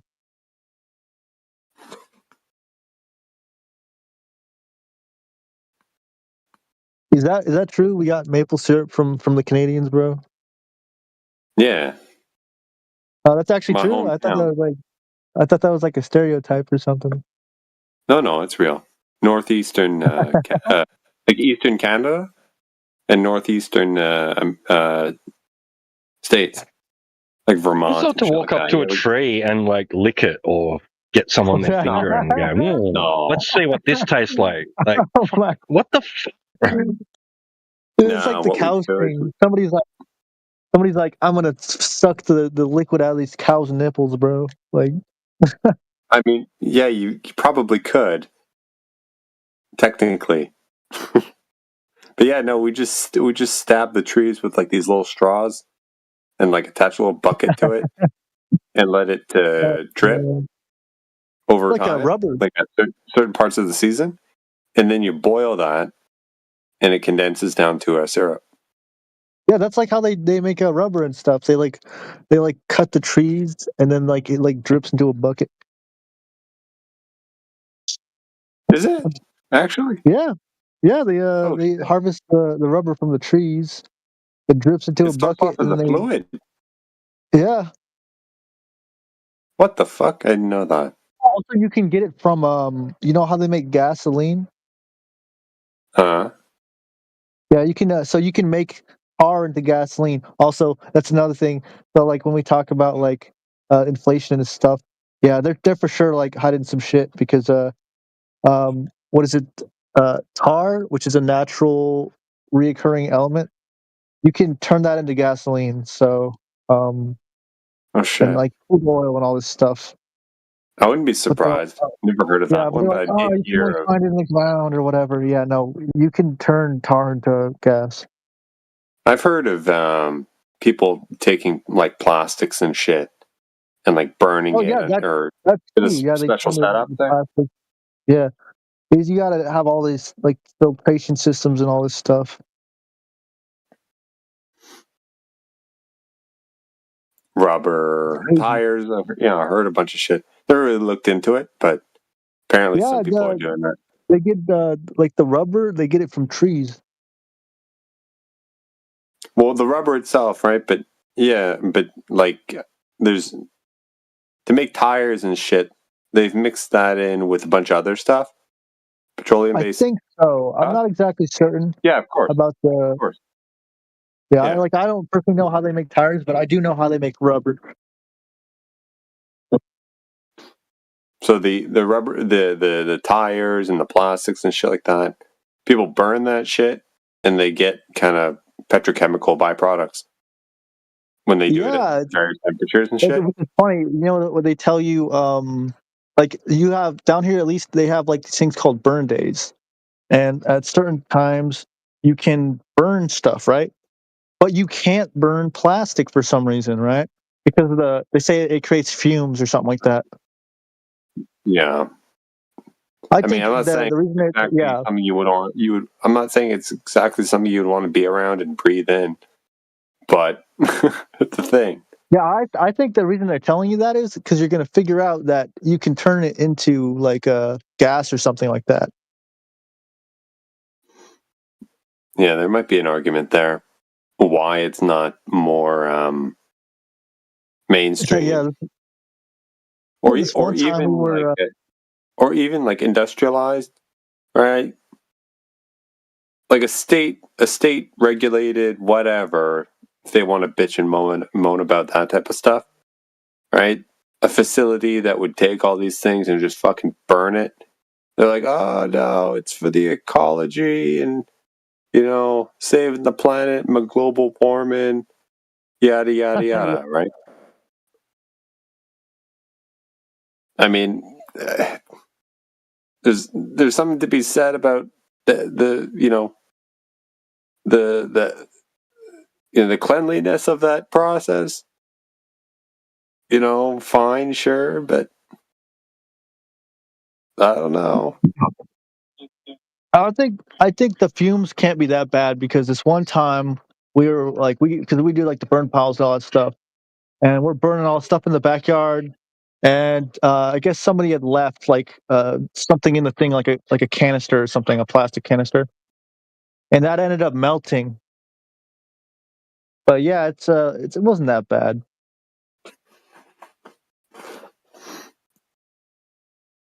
Yeah, I think it's got to be hot enough for it to actually change state into like a gas, or for some of the internals to actually burn off or change composition or something. Yeah, here's the irony behind what I think it is, right? So like you can't like it's bad to breathe in gas fumes. It's also bad to breathe in melting plastic fumes. Like, Well, come on. yeah, of course. It's got to be like surely they're the only reason they're saying that is because you could turn it into gasoline or something like that. Not because it's deadly or something like that. I would think it's probably both, but their argument focuses on the health risk to scare people away from investigating Yeah, or that's what I'm saying. experimenting with Yeah. it. Who knows, dude? It's a fucking mess. Hello, is anybody here to debate? I couldn't really tell you. What's up? We're all here to debate you. Not one of you is all of you are flat earthers? Oh yeah. Welcome to Flat Earth. A lot of competition. Yeah, man. You think you could keep up with us or what? But no, we usually we do like 1v1s here, so yeah, if you want to pick one of us, yeah, we'll definitely debate you. Give me someone who's like easier. Right here, bro. Easiest guy here. I'm totally new to this. Okay, why do you believe that the earth is flat? Here's the thing. Here's what it comes down to, right? If we cannot physically measure a curvature, right? Then I mean, if there's no curvature, it can't be a ball, right?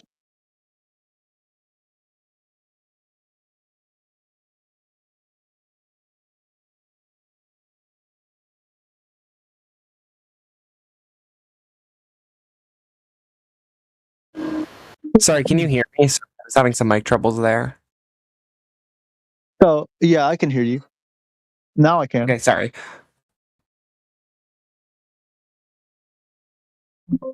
Okay. Just because you can't measure the earth, like the earth is too big to measure, no? That's ridiculous. Why would you make that assumption? Okay. Can I tell you why I believe the earth is round? Sure, let's hear it. Because it's evident that many experts in the scientific field have determined that the Earth is a globe. So just because they told you it's a globe, therefore you think it's a globe. Okay, it's not that they just told me, there's visuals, like look at the Artemis 2 space mission. I don't take anything NASA says or like that's ridiculous, honestly. Some of the things that they say and the claims that they make are they're completely outlandish because let's give some instances here. Like they tell you that on Jupiter it's like raining diamonds or something like that, right? You believe that it's actually raining diamonds on Jupiter. How do they know that if we physically have never been there? Well, do you think we physically been to the moon?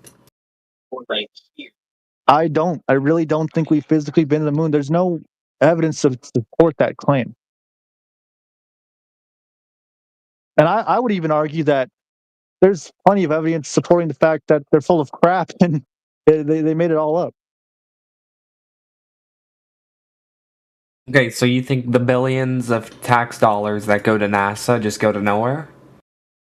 I think they go into making you an adult movie. That's where I think they go. A little movie to tell you, hey, we did this and you can't do this, but we can. And pretty much what I think. Okay. What about the education system that we're taught? Okay, so that's our really children? easy to explain that one. I was told this one by everyone here. This is a really good explanation. They don't think they're lying, right? Because that's just what they're taught, right? They're already that's the general consensus is that's what their idea was already. So how would they be lying to you if they genuinely think it is globe? Well, then that's a good point, but where do you think the borders of your flat Earth end? Oh, that's the funny thing, right? They always that's one of like the propaganda things. Like we don't think that there's an edge, and that's another thing. We don't think that it's a disk flying through space or whatever. Like that's something that the globe earthers made up to like make us look bad. What do you believe? So all we're claiming is that it physically measures flat. Like we have all these tests that we can confirm that it does. So would you say, let's say you look at a world We map and not never necessarily claim the a shape. globe. We never claim like how big it is or whatever. We don't claim any of that stuff. We just claim that it physically measures flat.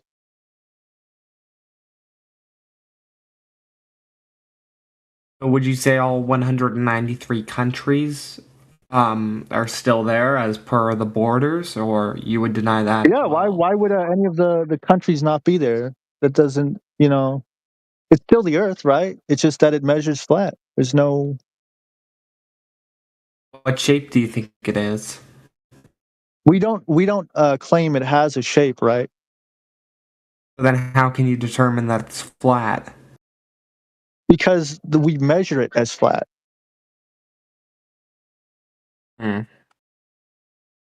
Right? We have all these tests we do, these laser tests. And just to give you like a reference here, okay? To give you an idea of how impossible these tests should be. So after I think it's even with refraction, after 6.5 miles, it should be completely impossible to see the laser, right? But we have these tests where it's 20 miles plus. You can see this laser, right? That's physically impossible if the Earth is a globe. Okay.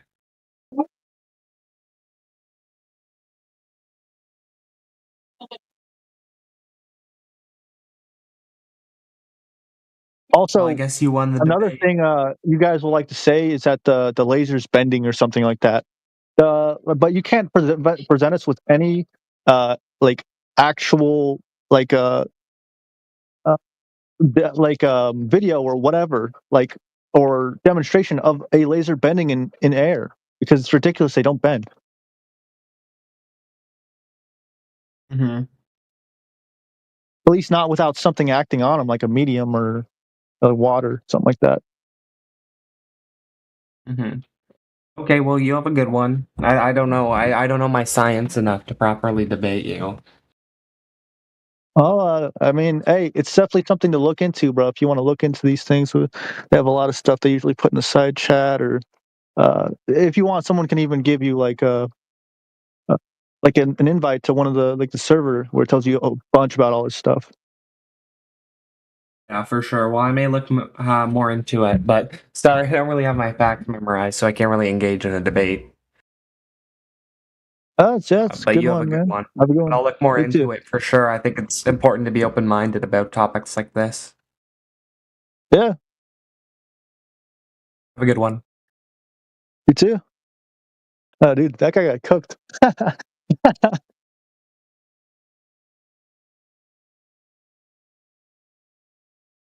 He was like, "Damn, I don't got nothing to rebuttal."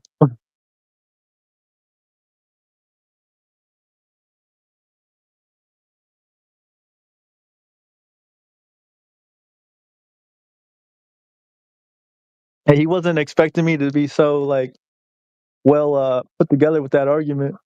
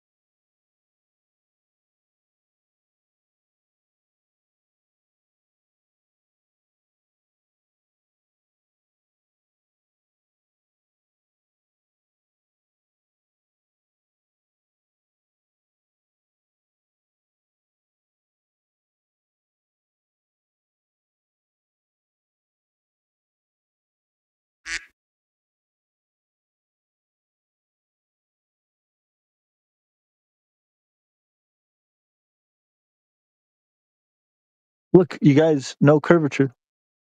Damn.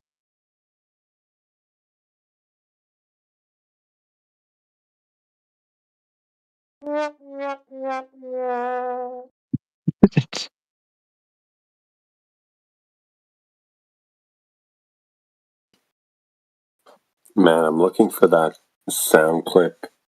I don't know what it's called or if you need Nitro to use it. But you know the tuba sounds like blup blup Yeah, I know what you're talking about. Where is it? Oh, dude, that was peak, bro. Dude, come on, bro. He thought he was gonna outsmart me. Come on, bro. Bro forgot the IQ, bro. Yeah, I missed half of it. I went to the washroom. But I'm Yeah, looking for bro. that. He's like, I concede, bro. That shit was hella funny. Oh, okay. Yeah, he gave up. He actually gave up. I was like, oh damn. He said he didn't have anything to back his claims up or something like that, or he All didn't right, well, know enough about the subject. I'll give you this there for holding it up there. That was amazing, bro. And where's that tuba sound? Do you know what it's called in the soundboard? I have. Let me see Let me here. search. Is it tuba? No tuba.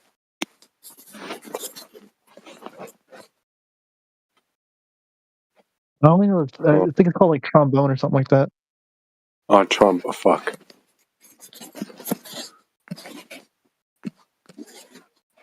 Or trumpet or something stupid.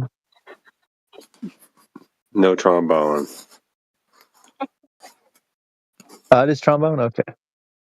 No, it's not. There's no trombone. Oh, it's gotta be trumpet. What the fuck?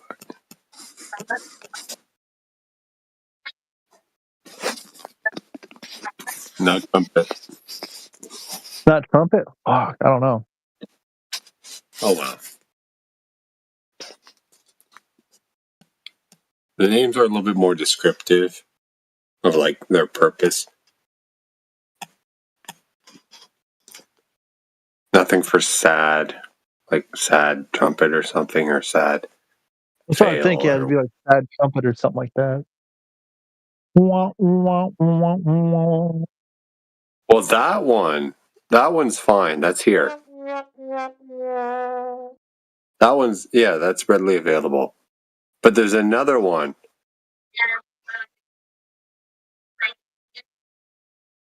Still no. But you don't. If you had the nitro, then you could take the sound effects from like the Clash Royale one, the hee hee hee haw. That would have been hella funny.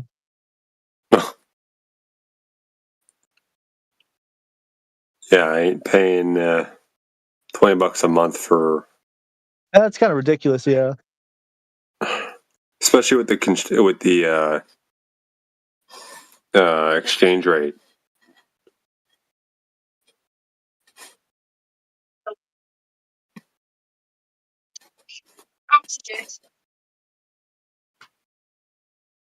Kirby, our fail, or curb your fail. All right, hold on.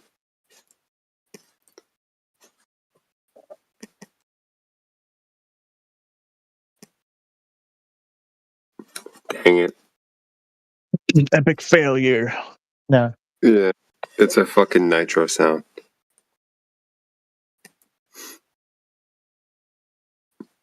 Matrix just tagged me for it. It's nitro. Too bad. Hee hee hee haw. No.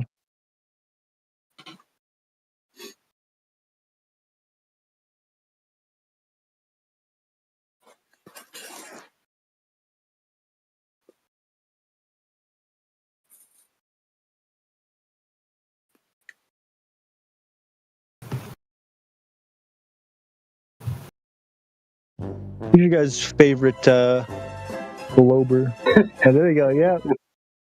Was that the one? Yeah, that's the one. That one, that's one of them. But there's another one. It's shorter than that. It's like Oh, I know what he's Wasn't it talking just about. the trumpet one? Is it Sad Horn? Oh no. Another one. Yeah. That's a default one. Yeah, there's another one. I don't know what it's called. It's got a totally different name. Fuck. Probably they're like all- meme trumpet or something. Yeah, look, man, I'm looking through bloody over 1,000 sounds here. Yeah. Yeah.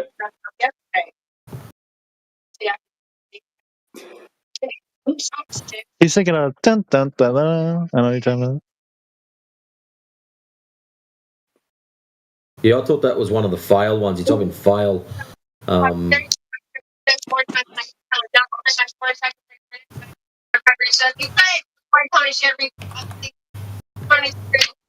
What are you watching, Wizard? I am playing Far Cry 3. Right. My brother's watching some. I don't know what he's watching. Some random crap. Yeah, your last round too. I'm going to say you got that by default. 2 greatest words in the English language. Round 2. He threw the towel in.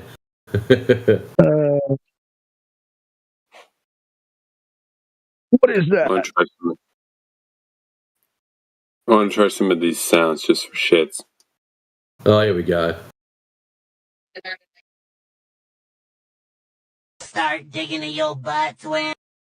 What the fuck? What the yo, dog? Yeah, it's got SpongeBob on it.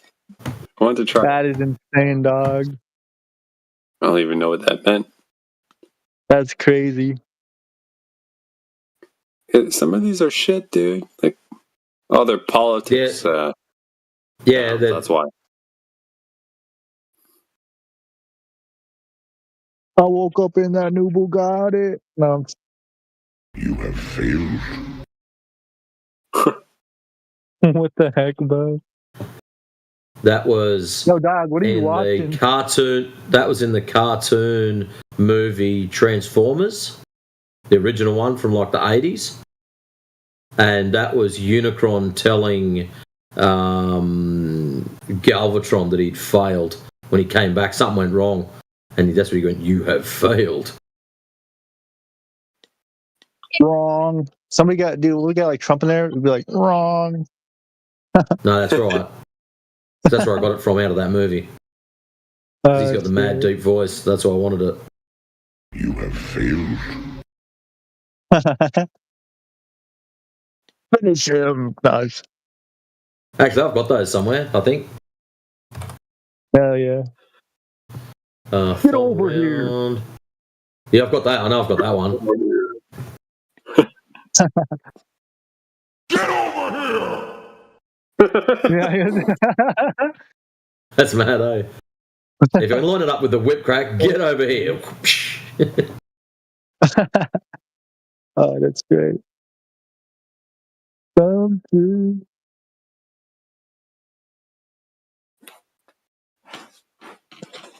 They don't know how Haven't to heard move the it, bro. Eh? I said they don't know You how haven't I'd be heard- moving. What haven't you Haven't heard, heard heard in a while? The Entertainer one in a while. What did I put that under? Clown intro. I can't remember what I put that under. Clown car. Oh, Oh, clown car.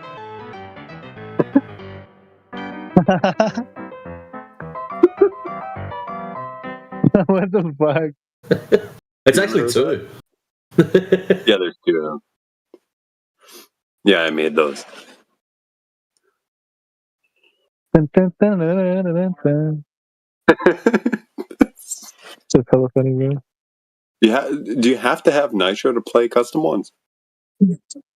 No, you don't have to have Nitro. Every single server.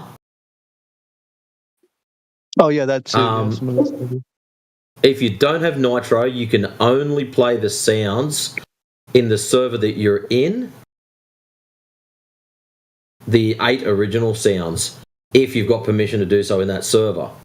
But if you do have Nitro, every single sound effect is available to you from every single server that you've ever been in. Oh no. Okay. So, in order to make sure that you get more, you create your own server, you put 8 sounds in it. Instead of using the default 8, you remove them, put your own in.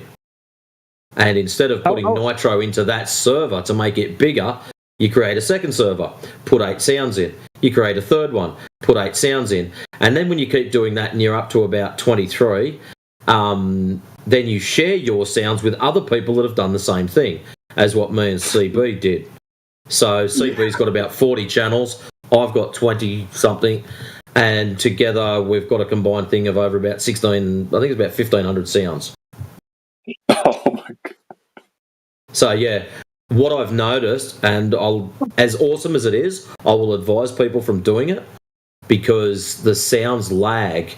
So when I click on play sound now, some of the sound effects, there's nearly a 3-second lag. And one of the things that's awesome about doing the sound effects is doing it instantly. So when you've got too many, you can't do the whole instant thing. Or if you've got to scroll through them for half an hour to find them, the moment's gone. So get your favourite ones, put them up the top, set them as your favourites. So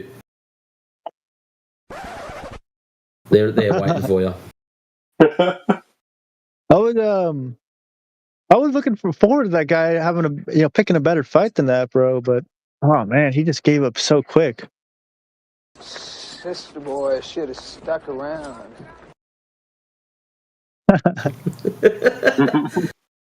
It's funny. Like if I could line all these, if I had a decent breakout window where I could put them on, I could probably nearly have a conversation just using all these smart ass little sound effects. It's funny. I didn't even have to bring up the gas pressure gradient thing, bro. He was like, "Well, damn." Question is, who cares? Freaking what's his face, bro? The cable guy, Larry the Cable Guy. That's it.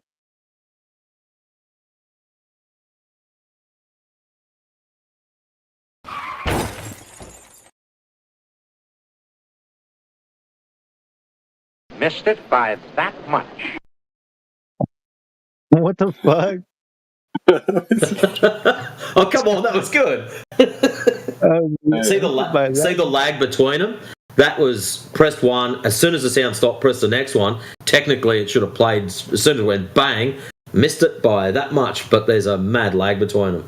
So, I'll tell you what I used to love was when we do all the sound effects before, and there was a few of us on the soundboard, someone would come in and say something stupid, and it's like, there'd be like 8 of us all cocking different guns and shit. Yeah. That used to crack me up. Must have annoyed shit out of other people, but every now and then it's just funny. Yeah, I love the soundboard, man. I remember when it was taken away and then granted back to us. We were having a fucking party, dude. It's so simple and so stupid. It's because it gets to the point where it's childish and it takes away from the conversations. That's the only... No, seriously, if you get too much... Like, it's one thing to throw in a sound effect here and there, especially when you've got someone that's a complete nunce. Like, if you've got decent people having a conversation, don't do it.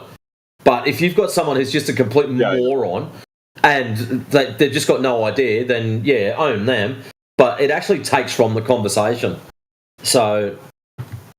Which is, it's shit. You want to try to have decent combos, but on the other side of it, if you've got an absolute shit one going on, a few sound effects could probably make it better than what it is. Yeah. I mean, if they're good conversations, save it for the end and give it a golf clap, you know. Correct, yes. See, for me, I reckon normally the short ones that, like the golf clap at the end when something good's happened, the record scratch, when someone says something totally out there, hit the record scratch. When someone starts talking about dream fairy time, you drop into dream... Especially when they're a numpty and they just drop into, just imagine, and as soon as that one there is either sad globy or poor sad globy. So whenever they start crying, that's when you play that. If you're patiently waiting for them, freaking Roblox. Smash the elevator music. They're thinking. Damn. Or when Ippo's around, you play the fire smoke alarm thing. I hate that smoke alarm. Fucking love it. It's so stupid. Hell no! That thing. That's crazy, bro. I know one I know one that she hasn't been hit with yet. She belongs to the streets. Oh.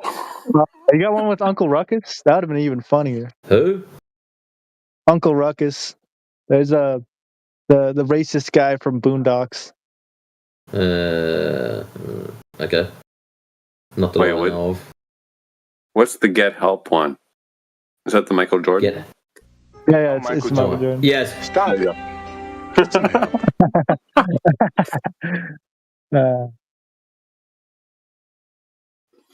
We don't do that here. We don't do that here. Hot. You have the hot and spicy. Oh, that one. Probably. No. Well, there you go. That answers that question. Do we have any clips taken from conversations that we've had? I do, but not in the Discord sound bites. In my ones, yes, because they're unlimited time, whereas the Discord ones are only like 3 or 5 seconds or something, only short. But even short ones, like Brenda saying something stupid in like 2 seconds. Have I got? Yeah. Let's see. We can prove not Earth. experimentally. Science can't prove anything. What the fuck? Is that good enough? Science can't Shit prove like that, anything, yeah, guys. On my other board, I've got renders and You're all I rigged might up. have it under numpty. Let's say numpty. Oops. No.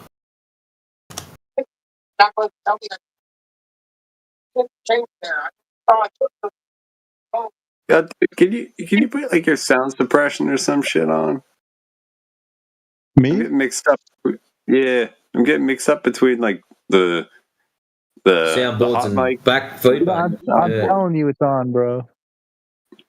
Use your mic mute button then. Or that. I need to get like a new headset. Or just go in your audio settings and adjust the threshold. Oh yeah, the sensitivity. Let me see here. Yeah. Just drag it up a little notch or whatever so it doesn't pick up the little bits in the back. Is this good or no? Sounds good now. Yeah. Try to relax. Okay. This will feel a little weird. What the heck? What? That's off one of my ones out of the Matrix. Pay attention when I'm talking to you, boy. That sounds like what's his name, bro? Sounds like something Foghorn Yoda would Leghorn. say.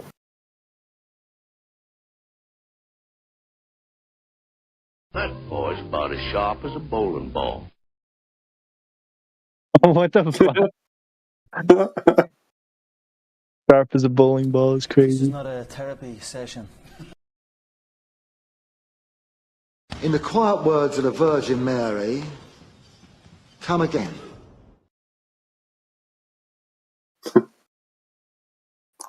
So the hard bit about them, that's why I like the real short ones. You can use them anywhere, like the record scratch. When doesn't matter what someone says, you can drop that, and everyone's sort of, huh?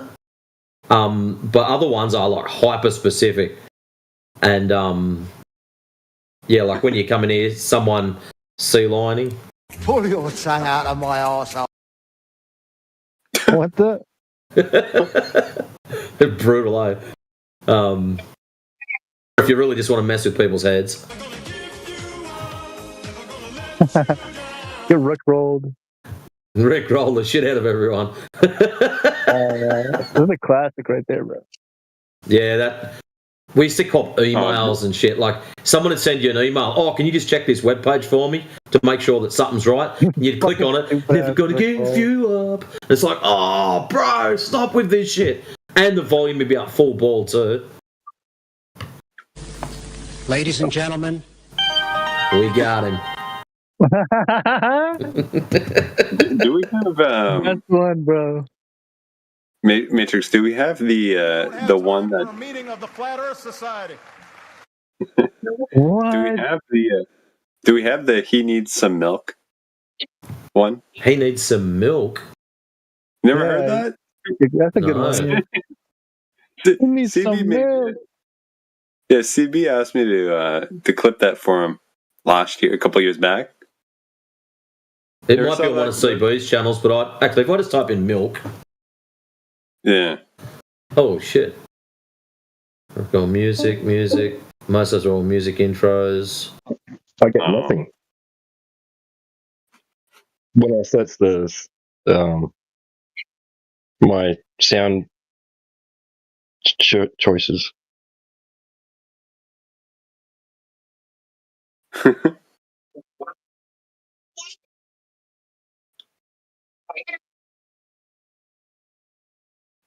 What was that clip about again? Like some kid fell and his mom's like, oh, he needs some milk. Yeah. Don't know. That's fucking stupid. wrong. Remember in the movie Beetlejuice? Nice fucking model! So when someone starts blabbing on about their model, I can drop that. Yeah.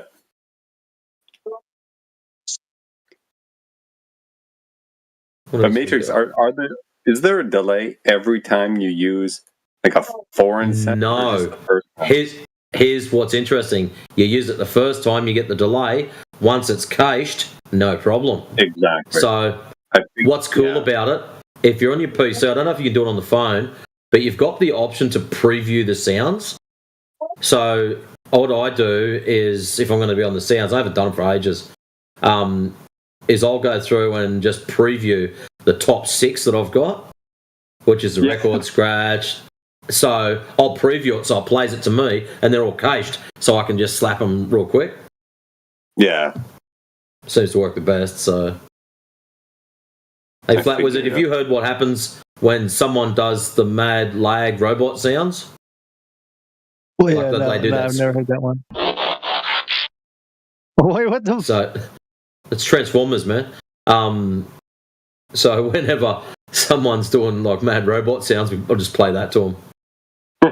No, like the Optimus Prime. Yes. Yeah, it's good. Oh, dude, you gotta look up what is it? Megatron, Mama Coco, bro. That shit's hella funny.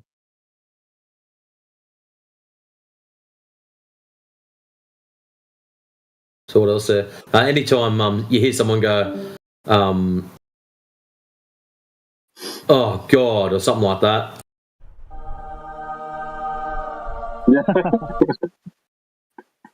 I've been waiting to drop that onto someone, because there's someone that does it all the time. I can't remember if it's 23 Smoke shit. Oh, Jesus Christ.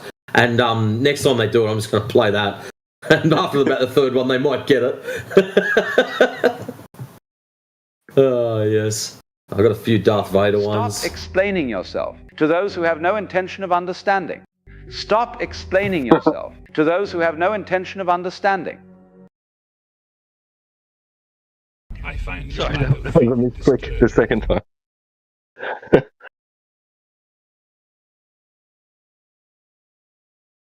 If we haven't had anyone in for a while. Looks like meat's back on the menu. The what? It's out of Lord of the Rings. When they've got the hobbits and what are they? The orcs. They go, looks like meat's back on the menu, boys. Oh, right.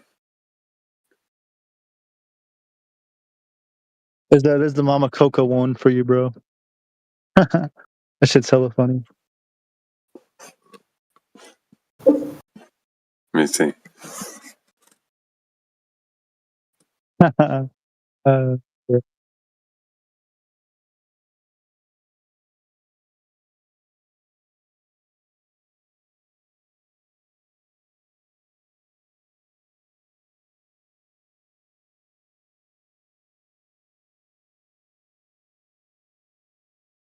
Yeah. Welcome. Thank you. How's your night going? Night. It's not going? It's only like 10 to 5. 10 to 5? What? 4:50 in Australian time? Correct. You better catch yourself a kangaroo before you go to bed, bro. Yeah, nah. That's crazy. I know her. Nah, that's just hella funny. I loved her.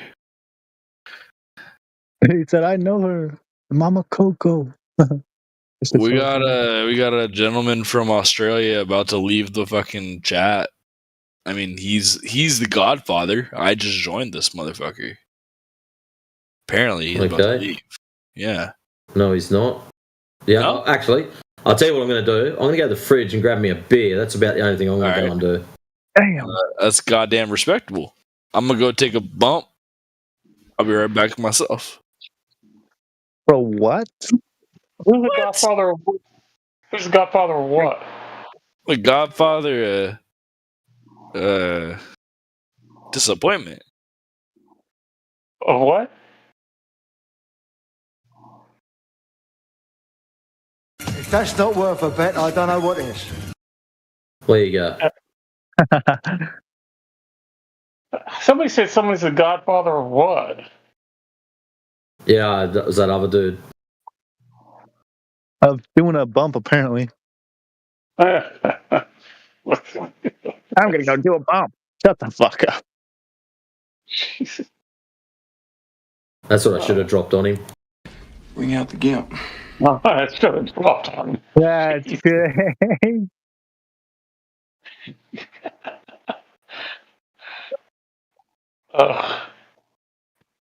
All the Unreal Tournament sound effects. First blood. Damn. Kill. Triple kill. Denied. Multi-kill. Ultra kill. Mega kill. Ludicrous kill. Ludicrous kill. Got to save them up for when someone's just plowing through Globetards.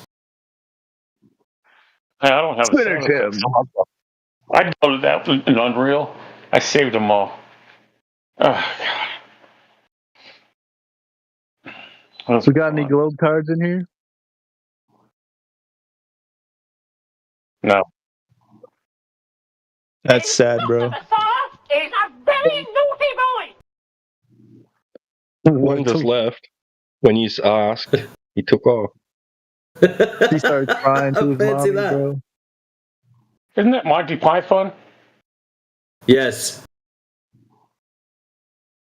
That's not a knife. This is a knife. I'm thinking of like. No, that's not Crocodile Monty Dundee. Python, dude. I know that's Crocodile Dundee.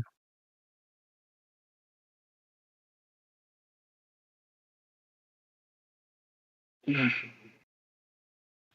got any faulty towers? Faulty Tower. What are you talking about?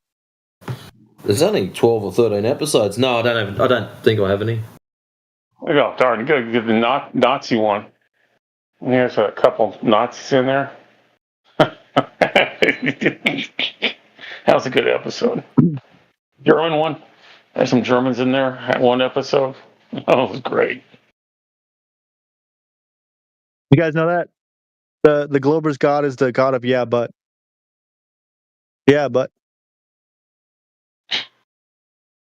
You'll get used to hearing that. The god of yeah, but. That's great. Not God of yeah, but just hearing that yeah, but. It's like, you do realise the ground is measured as flat. There's no curvature. Yeah, but if you look at the moon, you missed what I said. It's measured as flat. There's no curvature. Yeah, but planes flying from bloody Buenos Aires to Sydney will no, you didn't listen. Ground is measured non-curving. It's flat. Yeah, but. But. They're like chickens, don't they? But chickens, yeah.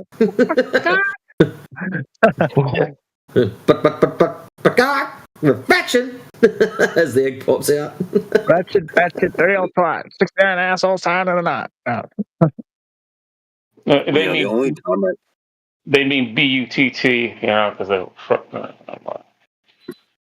The only time I would probably be willing to accept anything that comes after the two words "yeah, but" is them contesting the measurement. Yeah, it's measured that way, but you're only interpreting that because your degree of resolution of your measurement doesn't capture the actual curvature. That could be a conversation. Yeah, but they don't do that,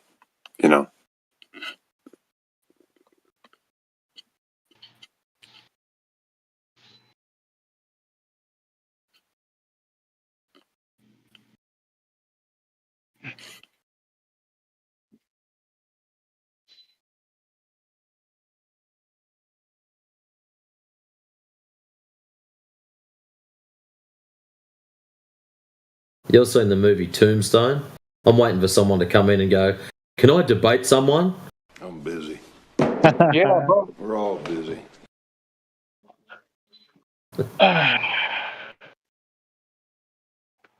I debate someone is crazy. Loving man, you've been called.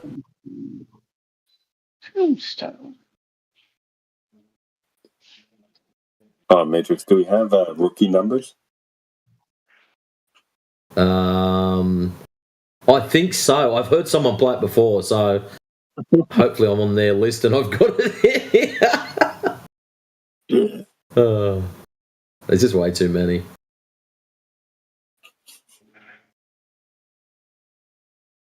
I might just type in rookie. Let's just have a look. Oh, Ghostbusters Proton Pack.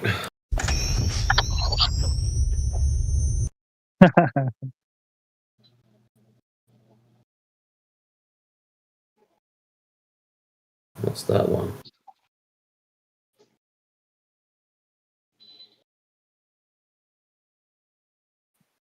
Okay, I don't know what that's from. Oh.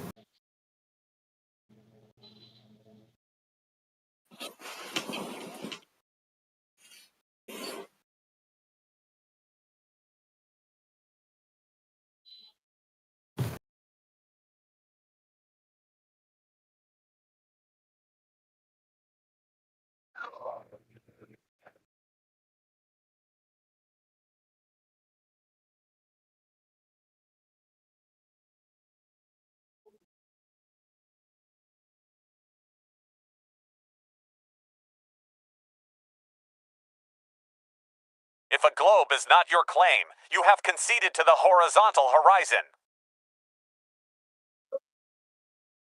Where'd you get that one at?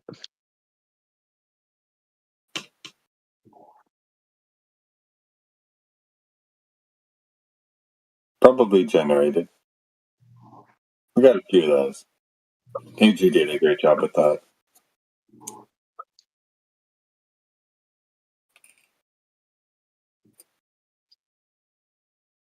You guys need to get like the Squidward one. What the Sigma?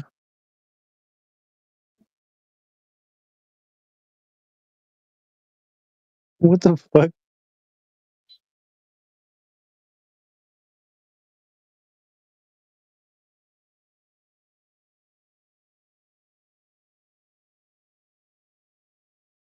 What's up, fellas? What's up? Oh, Kembo! 20 cup. Long time, brother. How you been? God damn, bro. Hello Not too bad. Same old, same old. Oh, hello there. Hello. Welcome back. Yeah, dude. bro. How's everything, man? How's life? Same old, man. Yeah. What about you? What's going on? Yeah, I'm here, bro. Come back. Yeah, I mean, I took a little break, you know what I mean? Just started coming back, like a couple weeks, you know what I mean? Just stopping by, say hello. Right. Good shit, dude. So how's the piano? How's the music? Oh, it's good. It's good. It's a little bit on the back burner because I'm working a lot now. Trying to fit in a couple hours here and there to maintain. You know? I got you, bro. It's hard to keep up. You still chopping away? I'm sorry? You still chopping away at your production? Yeah, a little bit here and there, you know what I mean? But I took a little break.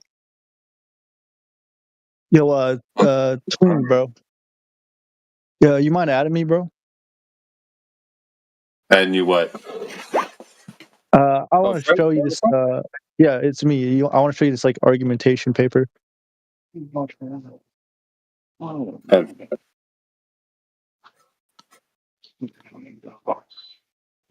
send me a DM?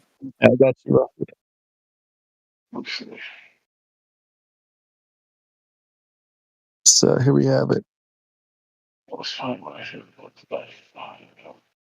There you go. There's my argumentation paper right there. It's quite a work in progress, but I think you'll find it interesting. In the chat? Even got a diagram. Got a diagram and everything. DM. DMs. yet. No, group chat. I was too. It's like send me a message. It's Discord. That What? Hold on. Message. Oh, there we go. There you go. Cool story, bro. yeah. There you go. Cool story, bro. I had to call it that, bro. It's so good.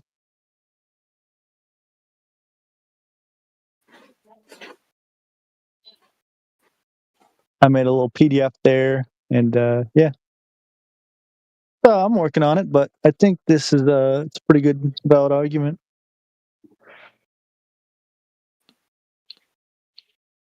Got a diagram and everything, bro. The fuck is this diagram, dude? Yeah. Is that paint? So you've got a diagram. Is it drawn in crayon? It is, in fact, a drawn diagram. Yeah. Come No, on, is it dude. drawn in crayon? Could very well be. Because if it is, Globus will understand it.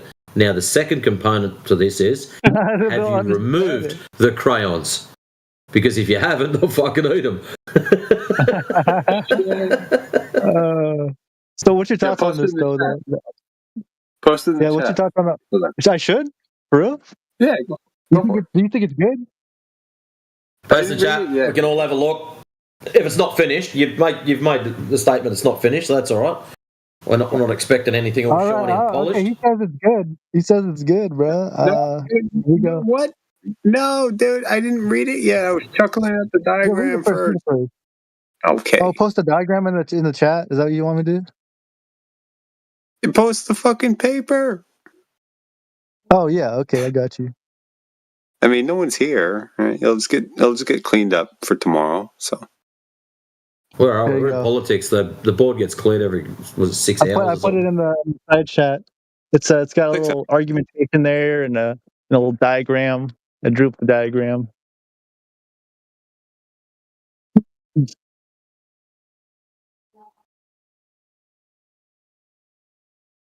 it'll make you feel better, I'll put it in a folder called Globetard Proof. There you go. Yeah, I should have put it in a folder called Globetard. If someone steals my computer, that can backfire on them.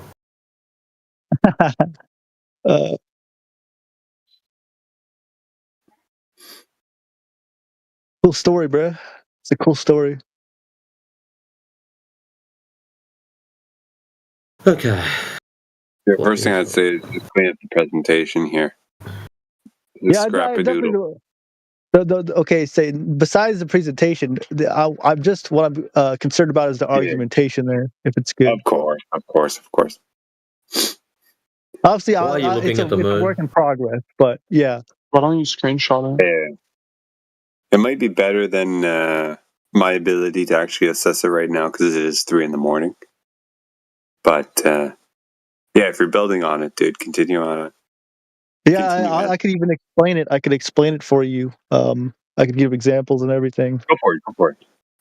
Okay, so let me read out exactly what it says, and I'll explain to you why it makes sense at least. Okay, let's see here. My documentation here. Okay, so it reads out why the Earth cannot be the model they claim it is, and we got a little diagram here. 27 days, and it gives 27.3 days, which is equal to 655.2 hours. And so that's the moon, right? That's the little diagram of the moon there. Okay. So it takes it roughly, that's how many hours it takes for it to rotate, spin around. And then the 24 hours, it takes 24 hours for the Earth to do a full rotation. So that's one full rotation versus one full rotation, right? Okay. And then the little question mark there, it says always the same side facing. So here's what it says. So they say the moon takes approximately 27.3 days, which is equivalent to 655.2 hours of time to make a full rotation. That's one rotation of the moon. Okay. While the Earth takes 24 hours to make a full rotation, they are both presumed to rotate the same direction. The model cannot exist in reality because the Earth is rotating 1,040 miles per hour, and the moon is rotating 2248 around it. At some point, even given that the moon is rotating very slow at 10.2 miles per hour, you can see a different rotation on the versus moon. orbit. Because it is physically rotating, and it is, by all definitions of perspective and physical alignment, completely impossible for you not All to right, see a different pause. side of the moon. What's up? The Earth's rotation and the moon's physical individual rotation on its own axis are not the common. The common ones are the orbit of the moon and the rotation of the moon. That's the two comparators. Yeah. What I'm saying is because of is the moon rotating? So what you're comparing is the speed the moon is moving on its alleged path in comparison to its rotation rate. Orbit, right? Or orbit. So that's what you should be comparing. Its orbit speed of travel in comparison to its rotate speed. Here's essentially what I'm saying. Okay, so they're both rotating, correct? And one of them is orbiting, right? So the moon is orbiting the Earth, right? But they're both rotating. They say they are both rotating. The moon We've is got that. Okay. The things you should be comparing, the moon's supposed to be following an orbit, yes? Yeah, correct. Excellent. It's not rotating. The moon's orbit. Who keeps fucking talking right in the middle and cutting the sound out? Holy shit. That one. Gotcha. Be quiet. So, the moon is supposed to be following an orbit. The moon also is supposed to be rotating. Doesn't matter if the Earth's rotating or not. The Earth is just supposed to be a ball sitting there doing its thing. So what you're comparing is the rotational speed of the moon in comparison to the speed of its orbit. That's what you should be comparing.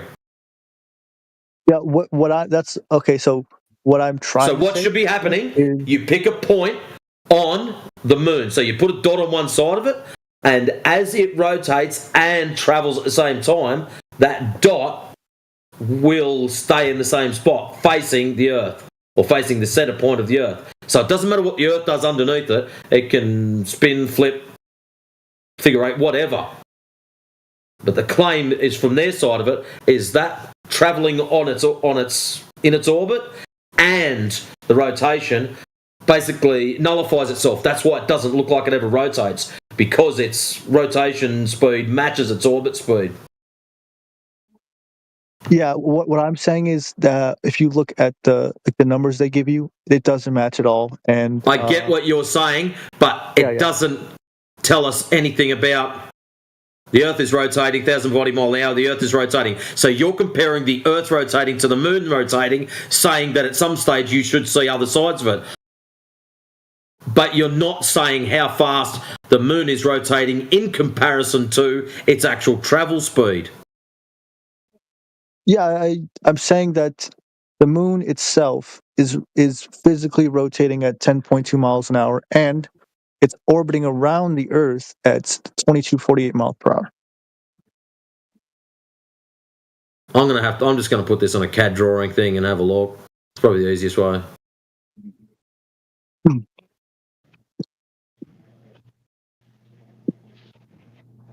So it doesn't matter if the Earth's rotating. No one cares. Moon rotating. 2248. Is that what the claimed speed of the moon rotation is? No. So the claimed speed of the moon physical rotation is 10.2 miles an hour, and the 2248 is the speed it's orbiting around the Earth, supposedly.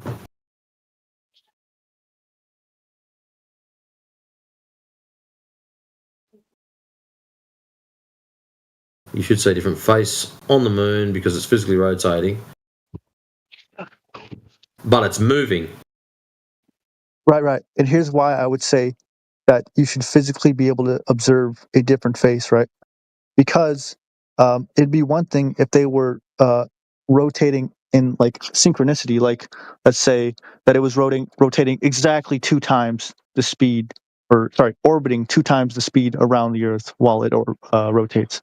But They No, claim that that's it got is, nothing to do with it.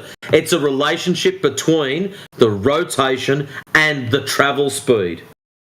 That's what you've got to watch for. So you're convinced it's the relationship between the Earth's rotation and the Moon rotation. Wrong. It's the actual travel speed in comparison to the rotation. So if you were to draw a circle on a piece of paper and then a large Earth circle on that bit of paper, and that's where you've got your ball. So you know what a conker is? A ball's tied to strings and you smash them together and try to beat the other guy?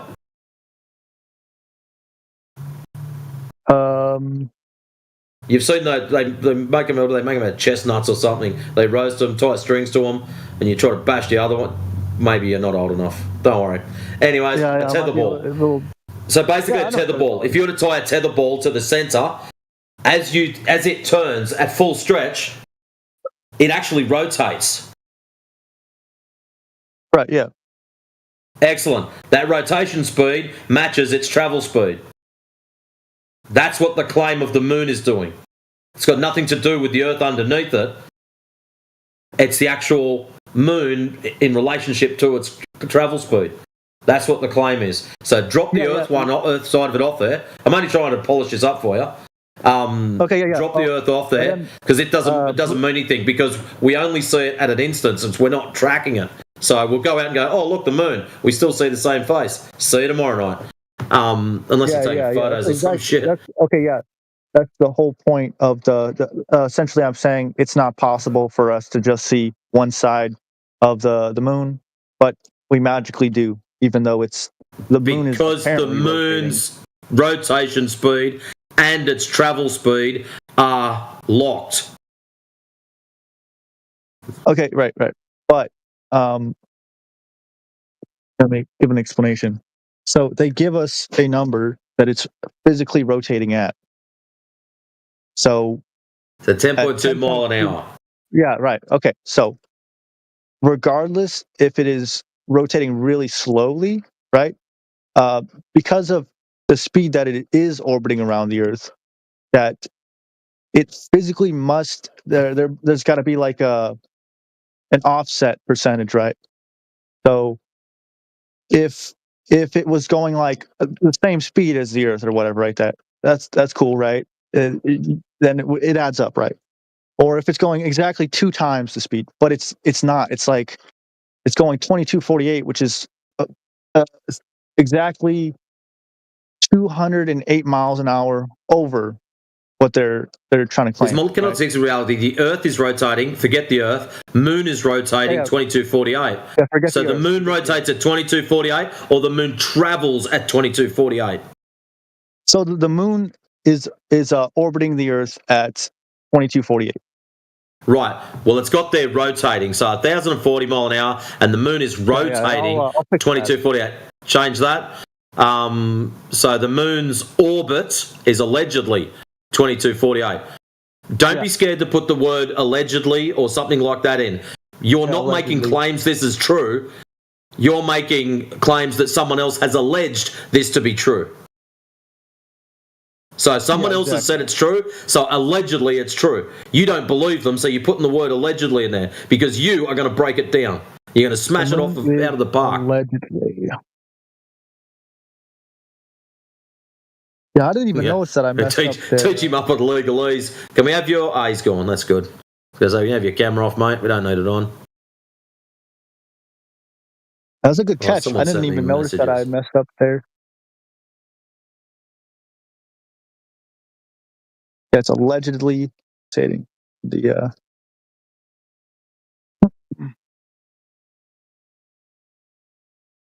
Yeah, but anyway, the entire argument of it is the physical geometry does not add up because you should be able to see it because the fact that it doesn't add up like that. So you should physically be able to see it change, but we don't.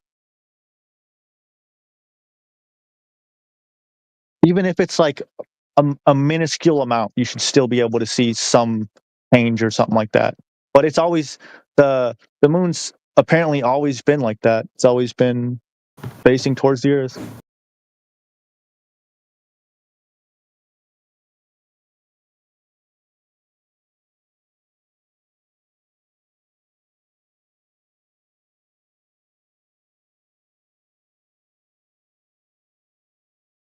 Yeah, so you're not comparing the rotation speed of Earth to the rotation speed of the moon. You're comparing the rotation speed of the moon versus its orbit speed. That's what will give you a difference. That's what you've got to check. All right. So check those two things out. So orbit speed versus moon rotation speed.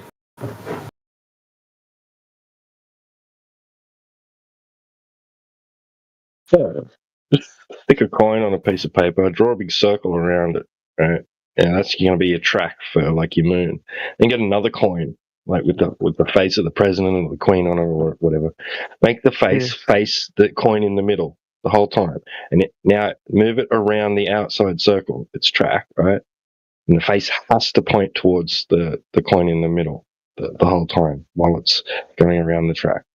And you'll find that to do so, you'll have to rotate it.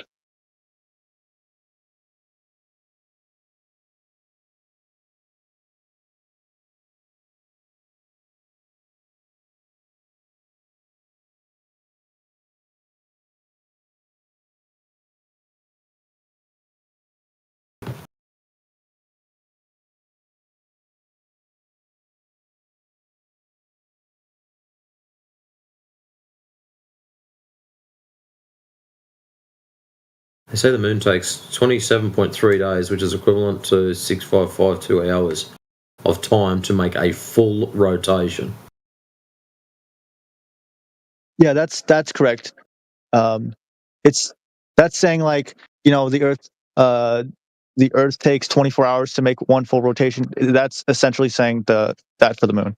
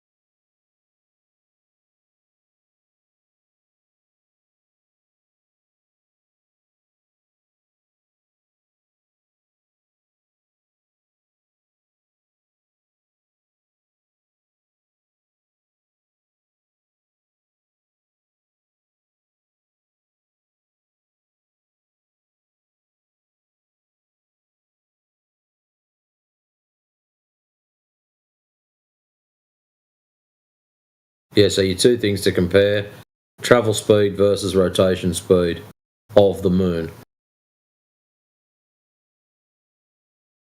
Right. If you were to with your coin, with my coin example, if you were to speed up, right? Speed up your coin, like so you were moving your coin around the outside track, and you were turning the coin so that the president's face was pointed towards the center, right, the whole time. But if you sped up your coin without speeding up your rotation, then it's going to be offset, right? Or if your rotation was out of whack, you'll have to speed up your rotation to keep up with the track. Yes. Yeah.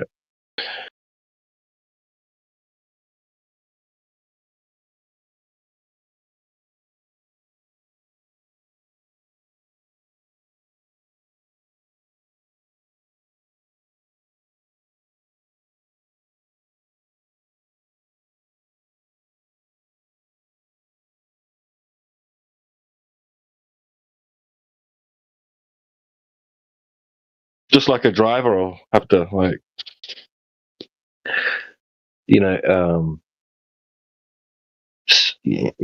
have to start adjusting the steering wheel if he speeds up, right, on a big round track.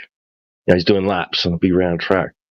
The side of his vehicle is always pointing inwards, right? And if he speeds up and he doesn't adjust for the speed up, he's going to go straight. He's going to start going off the track.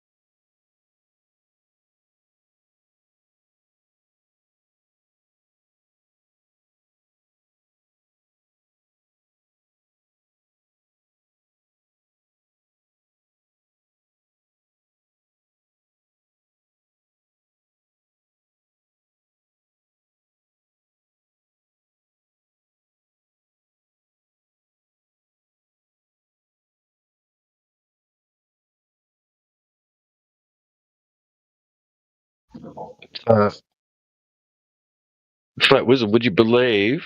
Would you believe? Which way do you think that the moon is orbiting the Earth? The diagram's probably wrong, but like at least in the orientation, but they are supposedly rotating the same direction. No, not rotating. Which way do you think it's orbiting? Isn't it orbiting like in an elliptical path or something like that? No, but which way? Is it to the right? Backwards. Right, yeah, it's actually going backwards, right? It's actually going back, backwards? like it's actually going. Yeah, it's actually going east.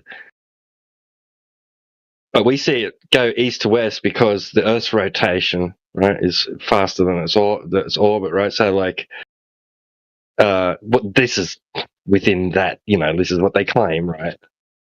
So it still appears to us as if it's going from east to west, but it's actually orbiting in the opposite direction to the way it appears to us to travel.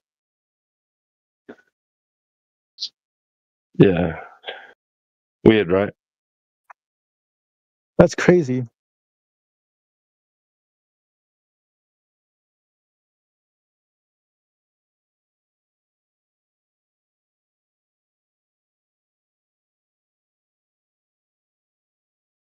Right, yeah. So if the Earth stopped spinning, right, you'd see the moon going backwards, going to the east, from west to east.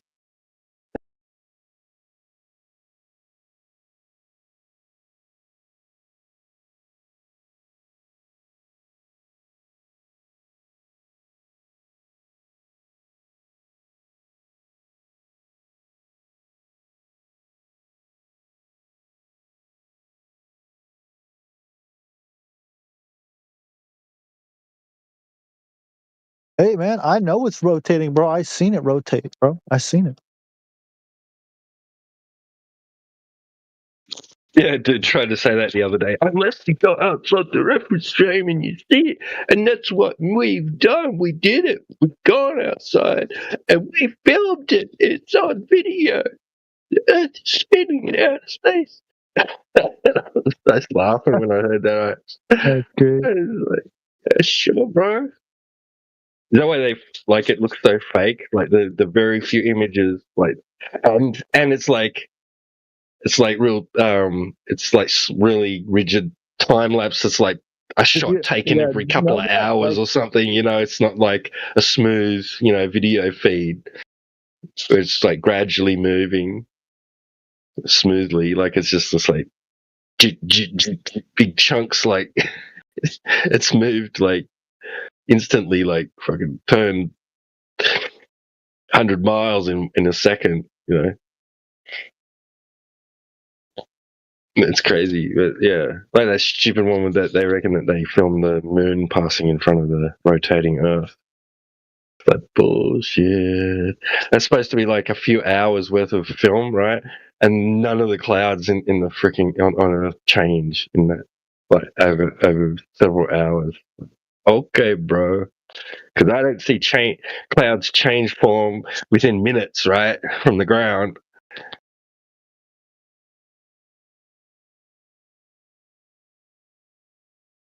You heard that? So back when Copernicus was alive, so supposedly, so he made that claim that the Earth's rotating and all that stuff. And the skeptics said if the Earth was rotating at this speed, birds would fly backwards.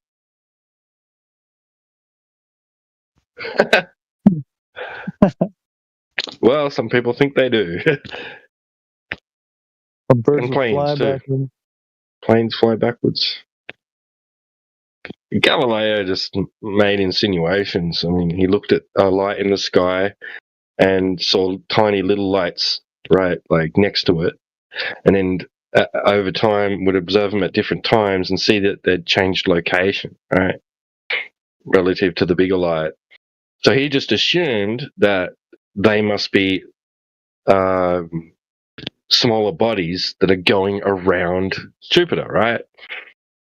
And then he's thought, well, I can liken that to this Earth, right? I'm on a big sphere, and the moon I see in the sky is just like those things that must be going around Jupiter, right? He never saw anything go around it. He just saw little lights moving, like changing position relative to this bigger, like the bigger light of Jupiter. He didn't like actually witness any rotation or any orbits or anything like that, right? But he just interpreted it that way and just assumed that, well, that's what Earth must be, and the moon is going around Earth just like those little lights must be going around Jupiter. So now Jupiter's what I don't like like Earth, is Earth's like Jupiter. Sorry, go. Yeah, what I was saying, what I don't like is whenever you, at least like every scientist ever does this, or at least most of them do. I don't like that the fact that they make assumptions to prove their argument. That is ridiculous. We don't do that. Well, do you have a better explanation, Flat Earther? I use my assumptions to prove things. I'm like, shut up. Globe is the best explanation. In some ways, they do make assumptions and make an assumption on what they think the causational mechanism for that particular event. Yeah, that too.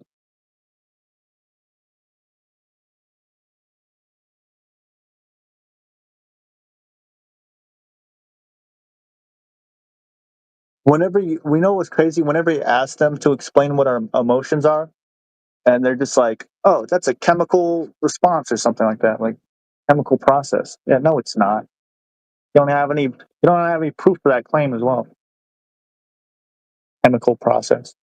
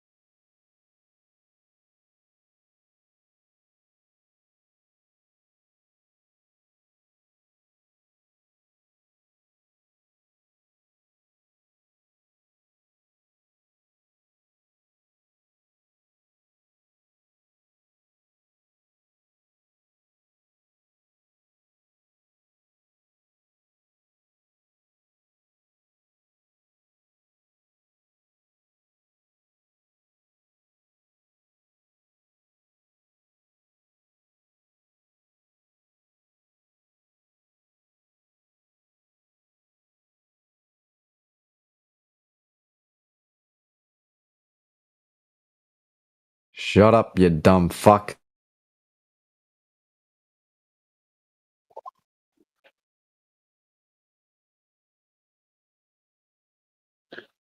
Well, that was original.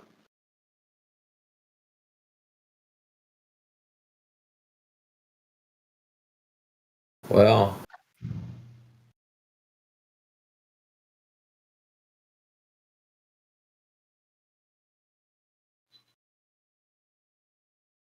Wish he would elaborate.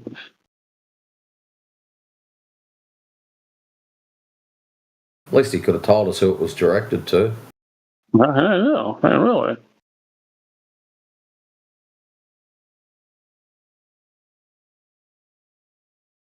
Therefore, I guess he'd be talking about himself. It's pretty stupid. Hey, Clown Shoes, come back in. What's your IQ?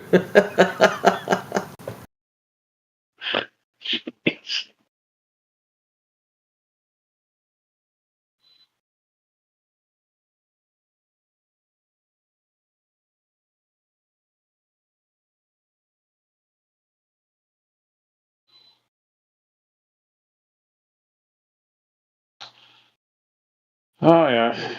I'm watching Pawn Stars.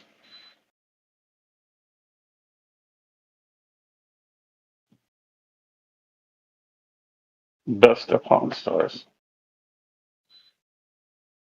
Porn stars, as in that TV show where they got the pawn shop running. Yeah, Corey and gang and father. Grandfather's passed on.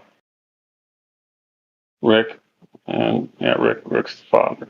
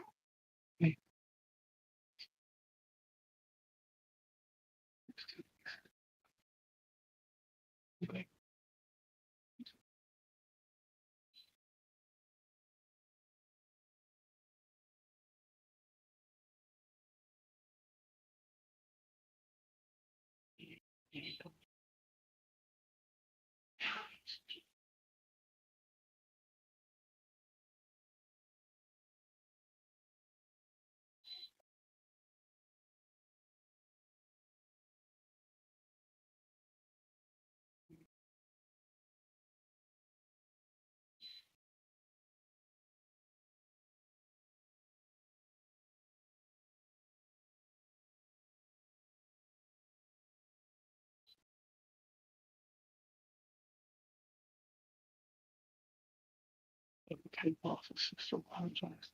Did you anything? What's he trying to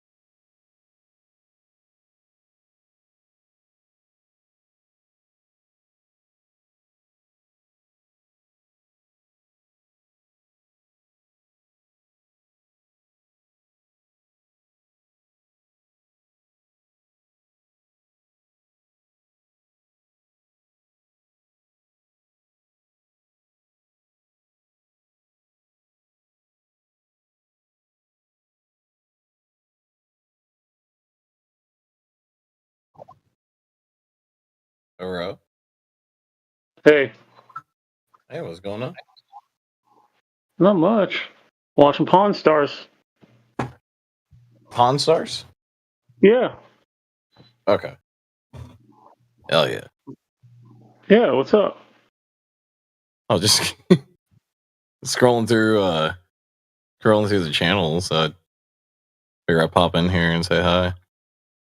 I didn't look at your profile. You flat plane, believe in the flat plane? Or not believe, but do you understand it's a flat plane or a globe or what? I personally think it's a globe. Well, why do you think that? A very good question. Well, if you flew a plane in one way, like if you circled the equator, where would you end up? Plane does the same thing. You can go around. A square, you can do the same thing. You take a left on a street. If you take a left on the street, you return to your point because you take a left, you return to your point. Oh, so you're saying the plane is like slowly turning kind of thing? No, it doesn't need to turn. Doesn't need to turn. If you're on a street, if you're on a street, think about it. Okay, if you're on a street and you're in your same block, right? And you take a left. Right, you're turning. Yes. Yeah. Okay, you return to your 3 point. It's a square. If it's but a you're circle, turning. Yeah. Okay, so it doesn't need to be a globe. They teach you it needs to be a globe. It's just stupid. What? Wait, what? I'm not saying it's stupid. It's just been indoctrinated that way. Flat plane, because we're underneath the dome, is what you see. So if you're in a square house, you have You're no a room. domer too. Okay. If you're in a square house, you have no rooms. You just see a square. You're going to see what you see. You see you're in a square house. Mm-hmm. Okay? So you're not going to see what's outside. That's what I'm saying. So since the flat plane, we're underneath this. Okay? And you see what you see. It's a flat plane. Go round the whole thing, and you're going to end up at the same point.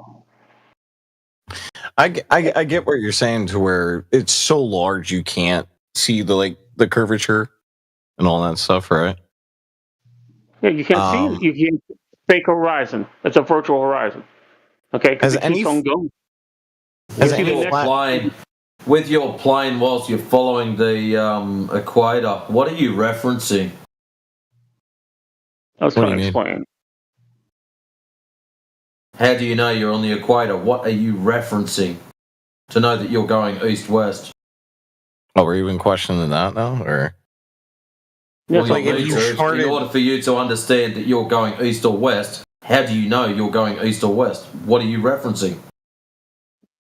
The sun at that point in time? What if it's nighttime? The stars? So you're in a plane, flying along, and you're going to look up at the stars and go, oh, look, I've got to do some calculations and work out where I am. So you're doing celestial navigation in a plane. Right. But understand the hypothetical of the no, you're not. scenario. Okay. So I got you. You got me on So that. how do you work? And yeah, you haven't got anything yet. You haven't answered the question with something sensible. How do you know you're going east or west? You said you wanted to fly the equator. The equator runs east-west. How do you know you're following it? What are you referencing? Okay, what would you do then? How would you know if you're following east or west? Use a fucking compass. In the sky? Yeah. Yeah. Moving how much? How fast? Yeah. It doesn't matter. Oh, that doesn't matter. Okay. So, my navigational of the sun and the stars and all that stuff doesn't matter. I could have just whipped out a compass the whole time inside of an airplane. Yeah. 10,000 feet up in the sky. And then I would have known. I'm sorry, man. Yeah, that lost me. Anyways, you got a compass. So now you know you're going east. So what does a compass reference? What does it point to? Equator, or not equator, I'm sorry. North The true magnetic north. Right? Yeah. Yep, magnetic north. So if you've got your compass pointing magnetic north, it's just a singular point. So as you move, the compass will readjust. So what you'll end up doing in reality is a bloody great big circle around a singular point, a magnetic point. That's all you're doing. So you traveling east or west. It's a circle at that point. Well, it's not a sphere. Ah, okay. So it's a great big circle, and even though they're driving straight, like they're flying straight. They're technically not. How? Where's the technically? You think it's straight because the word east in your mind is a straight line towards the east, when in actual fact, east is a reference from a single point, which is north. So as you move, the compass moves and readjusts. That's the problem. The compass will readjust, and then you'll look at the compass and go, oh shit, I'm not going east anymore, I have to adjust to it. And you'll do a great big circle. Okay, so if I hire a pilot, I tell him just to fly straight. Don't give a fuck. No, there's a difference between flying straight and flying in a direction. Tell me what the difference is. Well, if you say fly straight, he'll go, okay, that way. If you say fly a direction, he will follow that direction. Okay, so you know how I said fly straight? So east and straight are not the same. Yes, that's kind of the point. You just leave. I was just making sure you do understand the difference. I do understand that, yes, sir. That is why I stated that. Yeah, right, you're laughing, but in all seriousness, we had one clown in here one day who after about half an hour, kept stating that east and straight are exactly the same thing. No, I get you. I get you on that. And I'm not laughing at you or anything like that. If I do, all right. So flying straight, yep, cool. Yeah. You've got it. This is good. You've just saved me half an hour. Hell yeah, bro. Hell yeah. But no, I mean, like, I understand the whole premise behind the thing. It's like, check what information you're given and everything like that as much as you can, right? Isn't that what like the whole flat earth thing is about? It's like not believing what everyone tells you about, but to like you can believe whatever you want.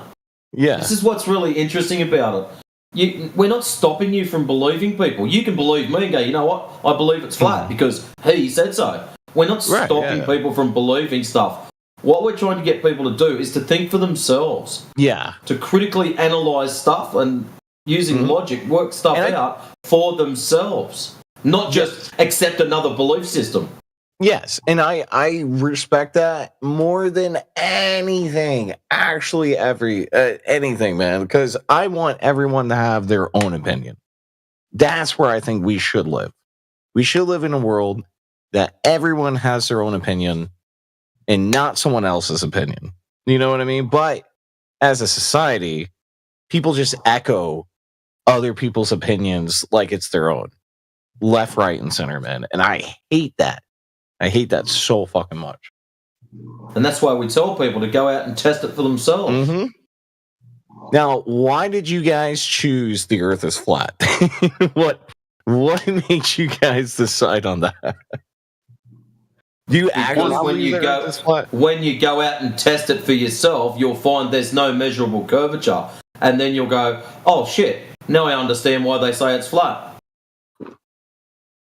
Me, I was taught by when I was 2 by the Illuminati Masons. So you know. Yeah, you can trust those guys. Well, they know the truth. Right. They also believe that the Earth is their domain, too. And this is just one parallel of their dimensions, of multiple dimensions that they live in, too, at the same time. Sorry for the interruption here. But you were pointing out that it was bad for him to listen to the Freemasons, right? You know the founder of NASA was a Freemason, right? Okay. They're all making and guy, bro. Aleister Crowley was part of NASA or something like that, wasn't he? He was evil. Something like that. I'm just saying, there's a I- lot of occult that you're going down to on that as well. I don't. If you're trying to go down a scientific route, I don't think that's the way. No, this is not science. This is geometry. Ooh. So, okay. Consider geometry mathematics at that point. Subcategory of mathematics, yes. Not a science. Nope, not science. Okay. Okay. I get you on that.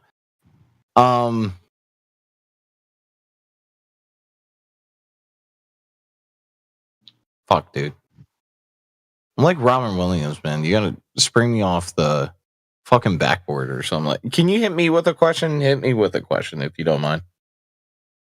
Hit you with a question. Huh? There is no east or west. It's south. Huh? There is no east or west. It's south. Yeah. What do you mean by that? Look on the flat Earth map. You're always going south. You're not actually going east or west. Why is that? You can't go east. You're always going away from north. Anywhere away from north is south. How does that work? Because north is a center point. It's a magnetic point. So if anytime you're not moving towards north, you are in effect moving south. Okay. I mean, yeah. It's just one of those blanket semantic truths. things. Yes, there's east-west reference from north. So Blaze, if you wrap this around the globe, end up in a normal globe? Okay. Okay. Oh, okay. So you reminded me. Thank you. So what do we think about the stars and everything like that? Like looking out, lights in the towards, like, sky. other planets and everything. Are they real? Planets aren't. The angels did not come at their appointed time. The exact number, they're all angels. I know them all by name. I'll see who it says. All the stars in the skies are fallen angels? No. All I know them all by name. The ones that did not come at their appointed time are what the Illuminati are deceiving you. Yep, I think you should put yourself on mute. Me? Yes. Just because you don't believe it, I mean, they don't believe it's a flat Earth. There's a book of Enoch, and you know that tells the truth. Yeah, but you get some people that aren't religious, and pushing religious stuff is not going to help them when we're trying to show stuff that can be measured. Me personally, I am a Christian. Constantine, please put yourself on mute. I'm only going to ask once nicely. Romans 13:1-7. Anyways, when you look at the stars outside, you see lights in the sky. Outside of that, you don't know what they are. So what about the planets then? The ones that we can see on like telescopes and everything like that. Planets. Coming from, if you look up the etymology of the word planet, planetai, planetus, means to wander or wandering. So, wandering stars, planetus, shortened to planet. They are just stars that have their own very unique pattern that they move in. That's all. Lights in the sky, bro. Grab your telescope, you can have a closer look at them. Some have got stripes, some have got bands around them. Mm-hmm. So you're calling those stars? Well, they all technically are lights in the sky. When I go outside at night time, that's what I see, lights in the sky. Mm-hmm. How far they are away? Don't know. What are they made of? Don't know. Grab a telescope and have a look. What you can see through the telescope is what you get. That's what I'm getting at. So you do believe that, though? You do believe that they're out there? We don't think stars are not real. We go outside, we see lights in the sky. What you guys claim with all what they're made of and all this stuff is bullshit. No one's ever been to them to validate that. So about you don't believe verification that and validation. satellites have gone out there or anything like that. Oh shit, no. Okay. What about rockets? Chinese have been launching rockets for quite a few years. Mm-hmm. Do you believe they actually go like outside? What? No. You're not a domer, right? A what? A domer? Permit. The fuck is a domer? Believe that there is a glass dome that's like over us and all that. Well, the problem you've got with your space story is space is a violation of the second law of thermodynamics.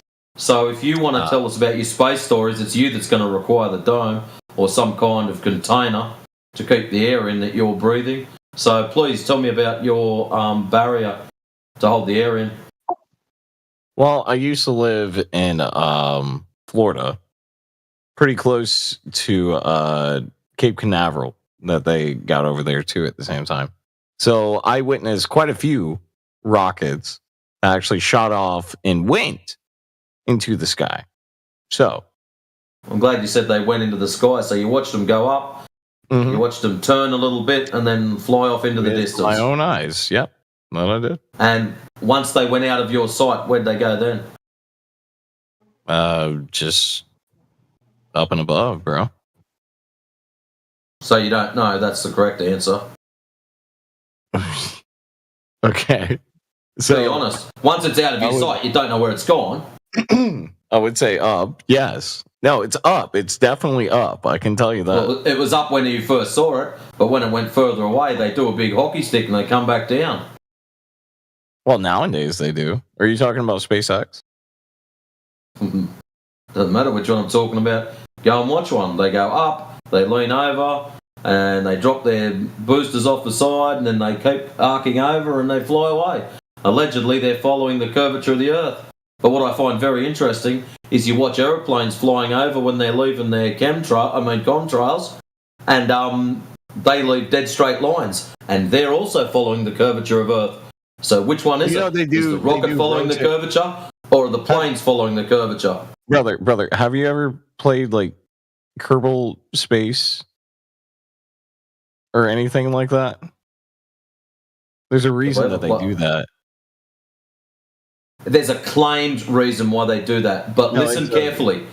Rockets are supposed to be following the curvature of the Earth to do a lap to get speed up. Aeroplanes also follow the curvature of the Earth because they're flying around the thing. They both leave different shaped trails. Airplanes do not follow the curvature of the Earth. They follow the airflow of the Earth, not the curvature. They follow so they rapidly change elevation because if the airflow goes up, they just go up too. Yes, that's literally, that's exactly how that works, yes. Let's have a look then. Oh, I'm pretty sure.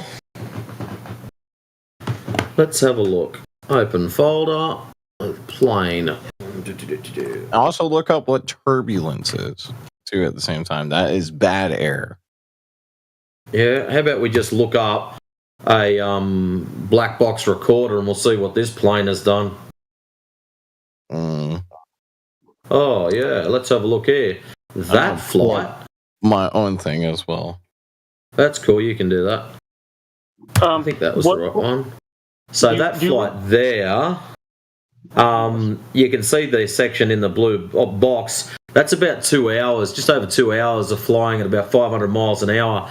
And didn't dip its nose, didn't change in elevation, flew dead flat, straight, level. So I don't think there was any turbulence or anything there. To fly that distance, you'd probably have to dip your nose about a mile and a half. What are you talking about? Yeah, that's what I thought. No, hold on. What are you talking about and where did you post it? In the side chat. Oh, okay, in the side chat. I got you. Your NASA, do you know they've been using the Amiga computer since 1987? Therefore, they rendered your space and a lot of stuff. Now, granted, they use some models, and there's toaster paint or image effect for your stuff. There's Cal Greenlee, and he's since passed, but Hanger AE, Toaster. Honey, what are you saying about this? Well, somebody used the media toaster, video toaster, and to render your special effects and stuff like that. There's even a video of the military personnel passing by and looking at the video toaster. So that's what I was wondering too at the same time. So you guys think NASA is just like a full special effects like fucking studio or something like that? Yeah, it is. There's proof. Amiga used it at NASA and YouTube. The video toaster demo has the globe that you're using, the Renninger globe. They even have it in a database on the video toaster CD. 4000. He's Kiki Stockenheimer. Now it's a bit grainy because it was on VHS. Doesn't mean it's not true. Toaster 2000 demo, Toaster 4000 demo. Okay, I don't know who Video Toaster is. It's not who, it's it. It's a what? Amiga Video Toaster 2000. Video Toaster. Oh, you're saying that's it's a program. Special... Oh, okay. I got you. It still can't be beat. I mean, you're Henry Tech. You go, Like bag golf. He's in the lake. He's got a snorkel too at the same time. Bad at space. Bermuda Triangle. Well, you might be laughing, but the amount of rocket shit that's been pulled out of there is not very It's just a rough for you patch guys. of seas, man. I mean, even in the air, too, at the same time, man. It's just a bad part of the Atlantic that's right there. Maybe it's a bad part of the Atlantic because they don't want people to go there for a reason. So they can dredge all their rocket bullshit back out in their own time. So wait. You're saying rockets are like ancient technology or something like that? How did you conjure that? Well, you're saying dredge their old technology out there and stuff. That's what made me say They're old shit that's landed there. You know, when they go up in the air, then they bend over. Once they're out of your line of sight, you don't know where they go. You don't know what they do. You've got absolutely no idea. And anyone that says otherwise is a liar. Okay, so that... Okay. I get what you're saying. So if you can't see something, you don't believe in something. You so sound like a bot. I so sound like a bot?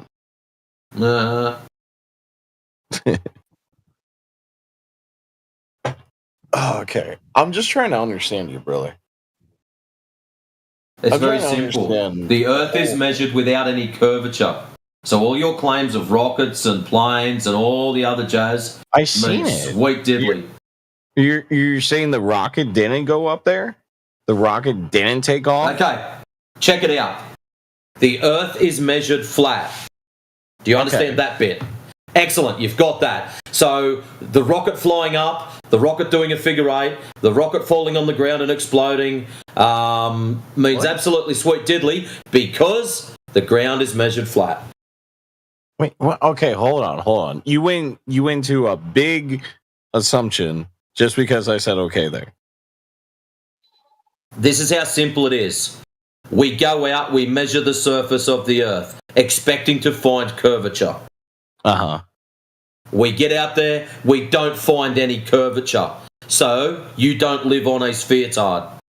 So, anything that you claim that happens in the sky happens over a flat surface. Okay, so do you believe that the rocket went up into the sky? If it makes you feel warm and fuzzy, the rocket went up into the sky. It flew away. It got out of your line of sight, and... Where did it go? That's where the story stops. Exactly. Where did it go? Where did it go from there, right? Well, anything that you make a claim to is speculation. That's what I'm saying. You already have me sealed off. The reason I have you sealed off is because the ground is measured as flat. You seem to be under the presumption that in order for a rocket to fly into the sky, the ground has to be curved.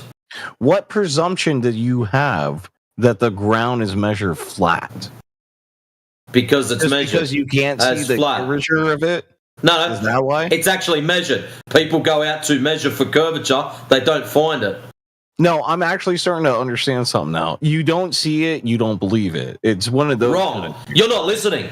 You're not listening. Okay. The Earth is measured by people with measuring equipment. Okay. Do you understand Excellent. what? So, if they measure it and it comes back as curved, then that's the fucking result. If they measure it and it comes back as flat, that's the fucking result. Guess what? No curvature. Okay, so you haven't seen the one where they dig holes in the ground and they put lasers in it? And Dig holes in the ground and put lasers in it. No, I haven't heard of this one. Please enlighten me. I'm actually gonna have to look it up because I seen this back in like 2010, and it's just finally coming to light to me. I'll have to look it up at my own time or something like that. Listen, I'm not. Oh, no. Constantine, stop. You're not looking that shit up in your own time. You've made claims. You post that in the side chat. I would love to see this. I'm not looking for that. Don't assume. Okay, I want to ask you a question. Whoa. Don't you? You're sitting on not you, the other guy, not the guy that came in. You. Okay, aren't you on a flat surface? Who's you? Is it me? No, the guy, the mod. I can't. I'm on a phone. You talking about Honey? Yeah, the guy. I got him on a phone, so I can't see. Yeah, his full name. yeah. It's Honey. It's Honey. Yeah. Okay, aren't you on a flat surface? This is simple reasoning.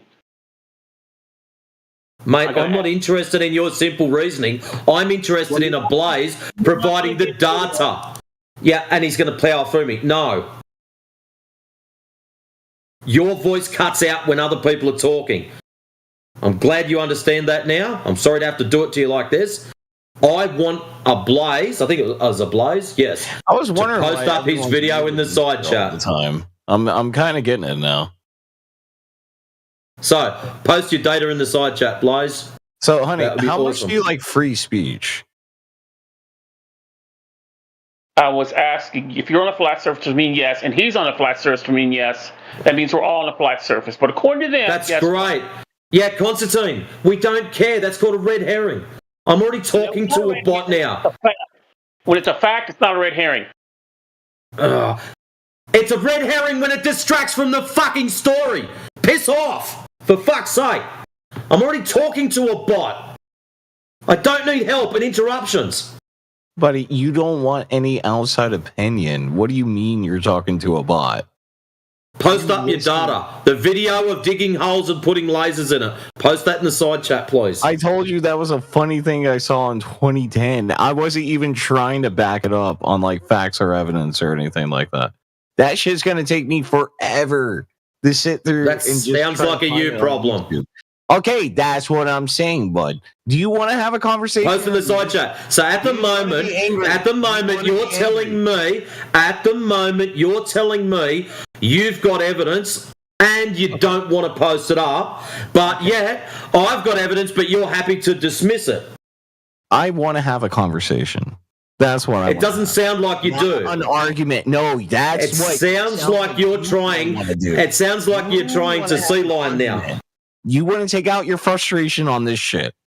And I don't know. Blaze, are you going to provide any... Blaze, have you got anything to post in the side chat that's going to back up your claims? Yes or no? Buddy, I told you. Have you got anything? Yeah, there's not... You yelling at the microphone distorts your speech. Please don't do that. So again, literally, have you got anything at all that can back up your claims of curvature that you can post in the side chat? Yes or no?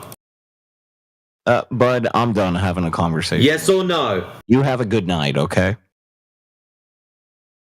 That's a no. Constantine, if you drop your stupid shit in here again, I'm just going to yeet you.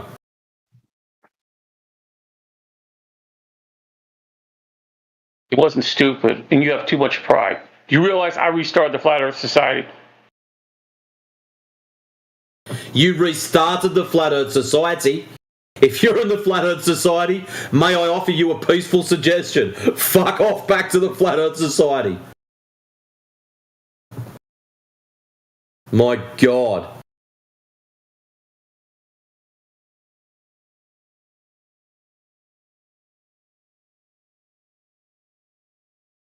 Flat Earth Society. Holy shit balls.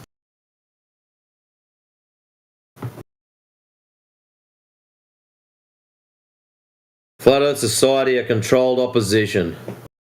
No sincere flat earthers are in it.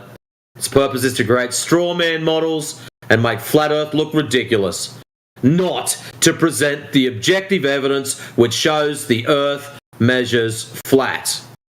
No genuine flat earther thinks we're on a disc flying through space.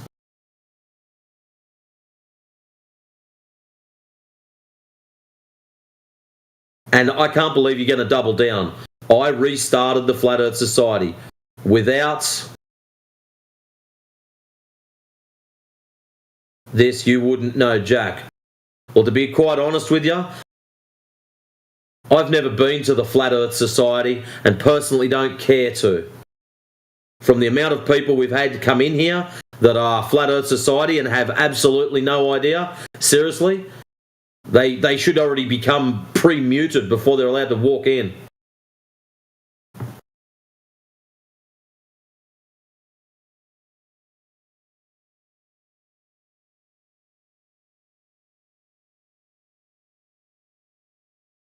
You said Jaren. So does every second Glober that comes in here.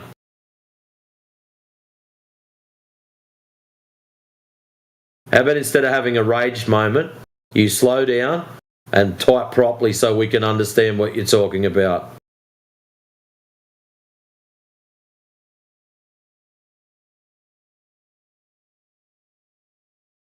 Quoting scriptures is not really going to help your argument, as you tried to do earlier. The Bible does not prove the earth flat. Flat earth proves biblical literature correct. You seem to have it the wrong way round.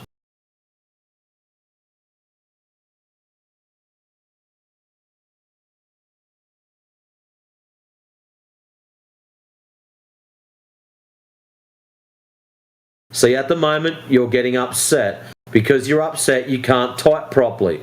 I'd suggest you go and get a glass of water. Have yourself a cool drink, come back, and try to start typing properly so we can understand you.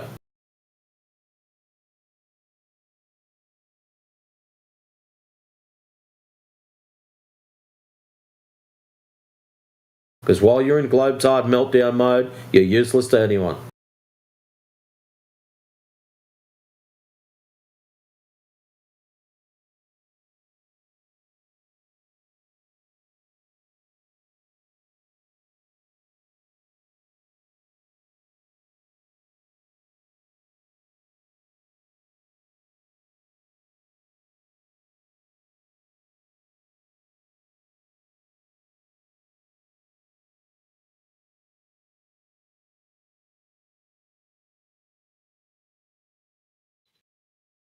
I'm on a phone again, and you yelled, not I.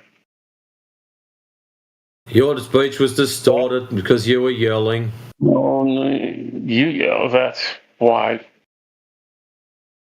he... Actually, I've got a loud voice. Deal with it. That's why he left. That guy was a bot. No. You reckon? On mute. I gotcha. And then he'd carry on. I'd say something. I gotcha. Don't mute.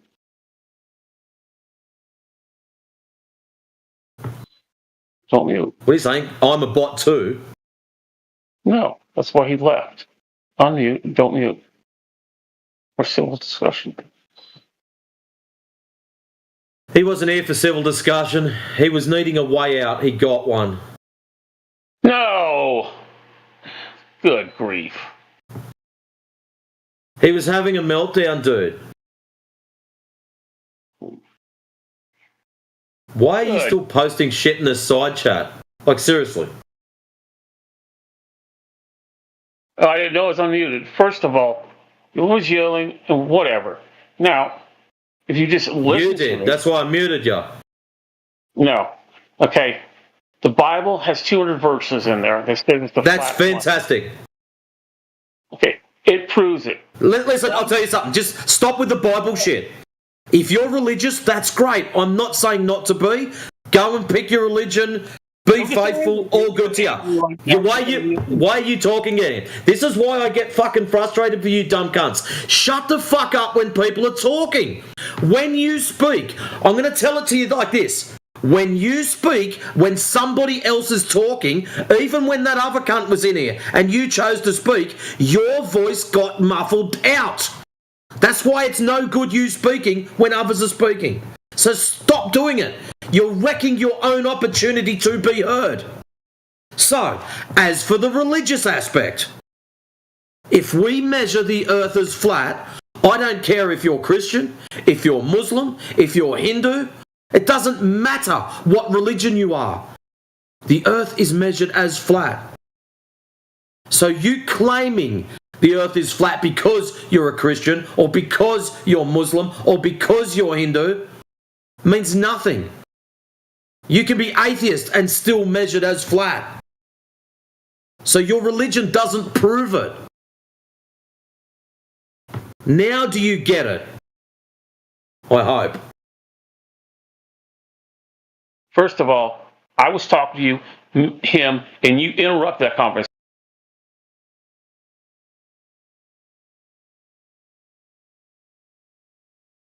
You're probably going to stay on Park for a bit longer. I gave you some information, and now you want to address something else. This is typical globe crap.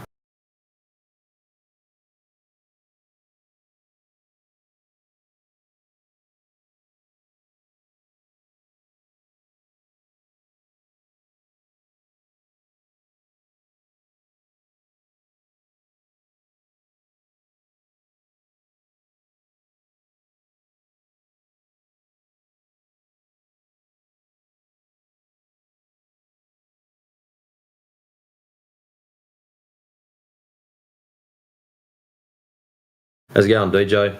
I seen you sneak in there.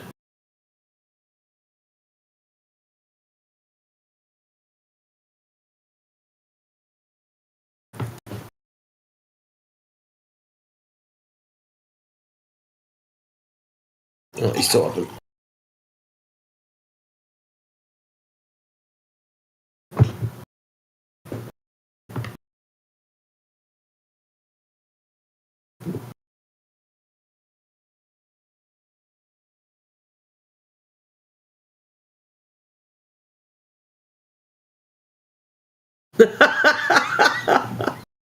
I changed it the other day when you were in.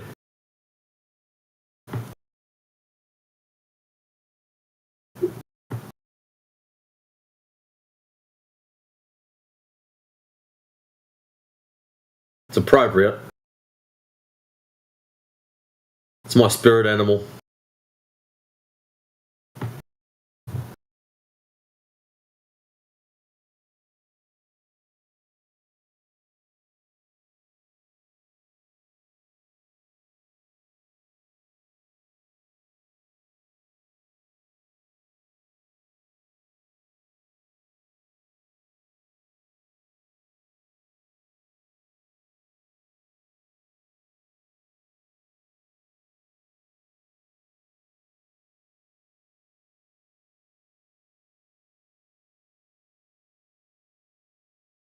Now that's a name I haven't seen in here for a while. Mars. How you been? I don't think I've seen you in here for probably 3 or 4 months. Easy.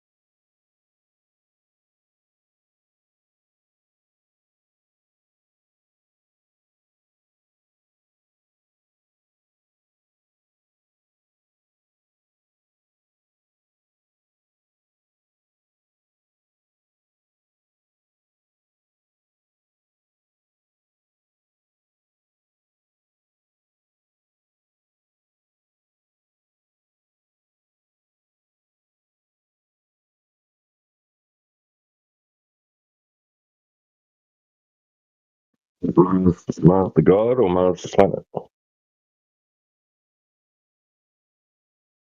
Same difference, isn't it?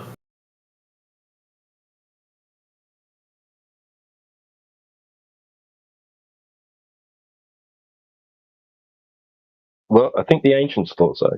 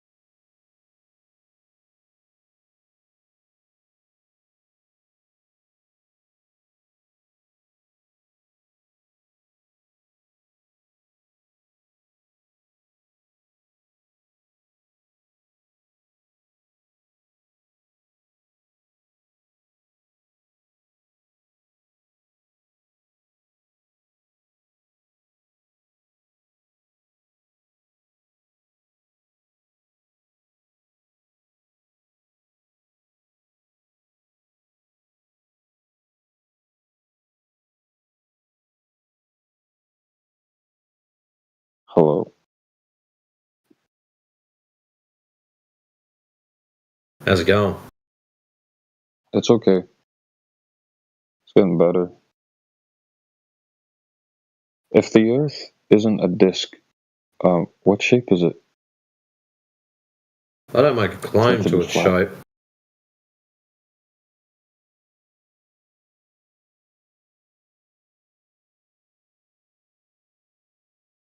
Why? How? Well, I'll give you an example.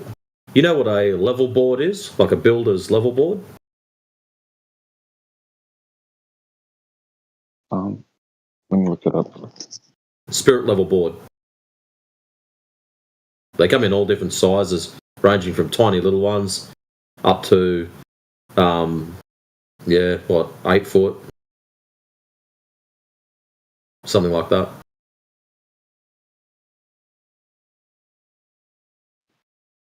Yeah, I see them.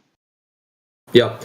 You can get real small ones. If you were to get a small one that's only, say, a foot long and place it in the middle of your kitchen table and then turn it sideways, you could confirm that the centre of your kitchen table is flat.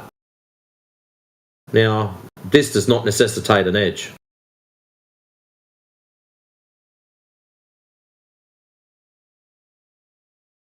So your kitchen table could be square, could be a rectangle, could be a hexagon,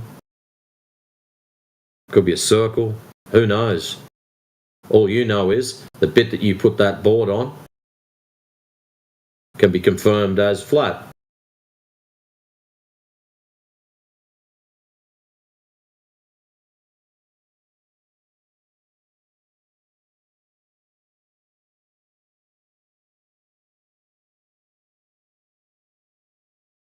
So,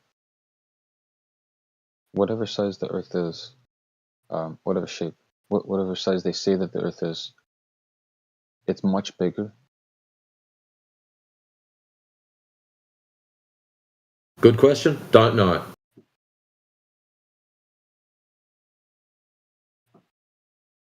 How? I'm not as well travelled as other people are. I've been as far south as Melbourne and as far north as a trip around Lake Superior into Ontario. Was that like the desert? What, Lake Superior? No, it's a lake. Are you talking about in like Australia? Or you flew to Lake Superior? No. I flew to the United States and drove around Lake Superior. Oh wow, you went really far.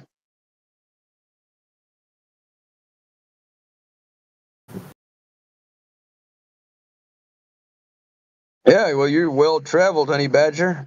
Some people don't get that far. Yeah, when I was over in the States, I tried to see as many different states as possible, and I missed out on 8. The top right-hand corner, I missed all those little ones up there. Well, that's called New England. The only one that's really important is Boston and New England.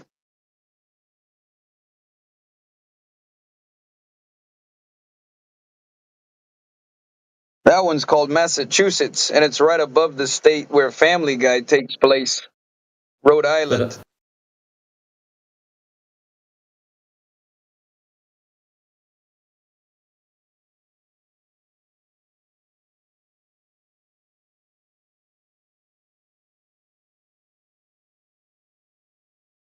You ever think about living in the United States? Have done, yeah. I think it'd be pretty cool. I'd probably live down like Arizona, Texas, somewhere down that way.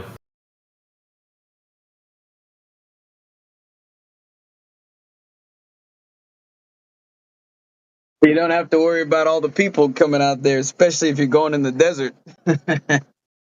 Yeah. Because it's very similar to where I live. That's why. Oh, you live in the desert? Oh, just temperature-wise, very similar. Mm.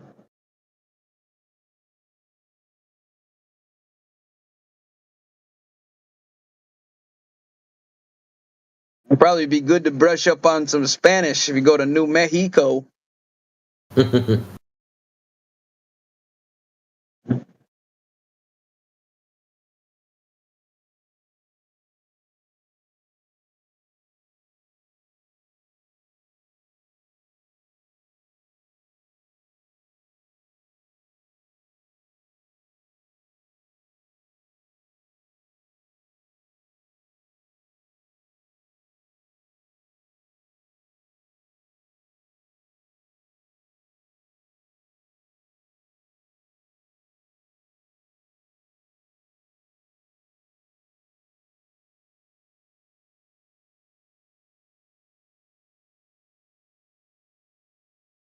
You got prairie dogs with guns.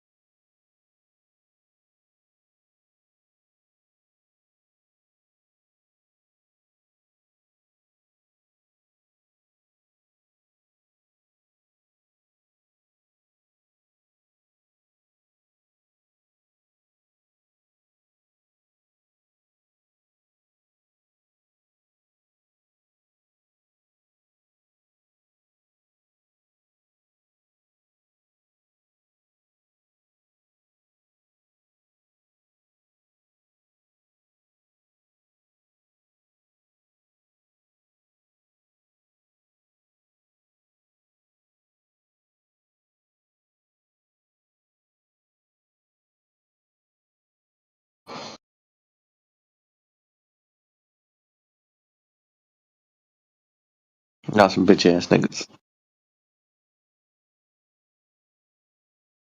Really? Honey badger don't care. What's this?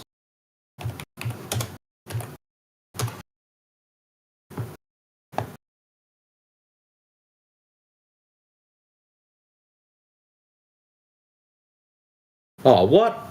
I didn't select him. Fuck off. How did that happen?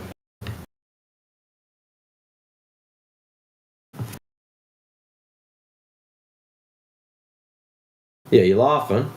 I selected the right one well before he left.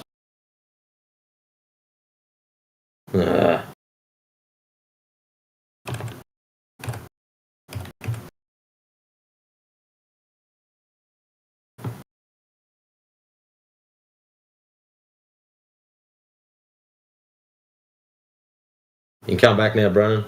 We don't hate you anymore.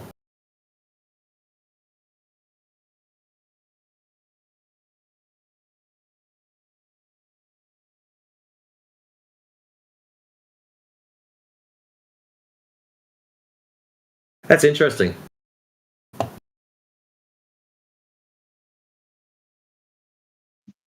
What happened? But when that last clown was in, as soon as he popped in, I right-clicked on him and selected his ID, just waiting for him to say something stupid. He did, and lucky guess by me. And it's like, oh, you think you're funny? Well, I'll just ban you. So I typed the ban command in and ended up getting Brennan instead. It was really weird. Oh, shit. Yeah. Weird. So I don't know what's going on there. Because that's what, as soon as he popped in, it's like, yeah, this one looks like troublemaker. Grab your ID.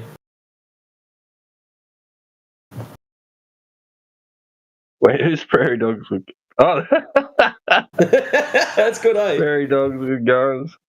Oh, dude, you gonna make me come up with something now?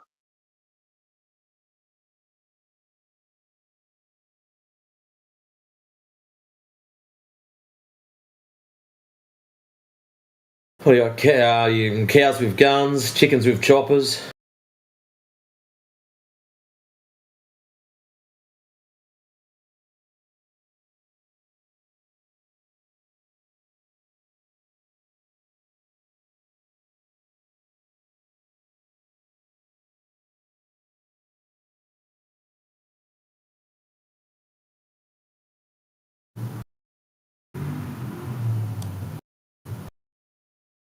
Crikey, that was loud.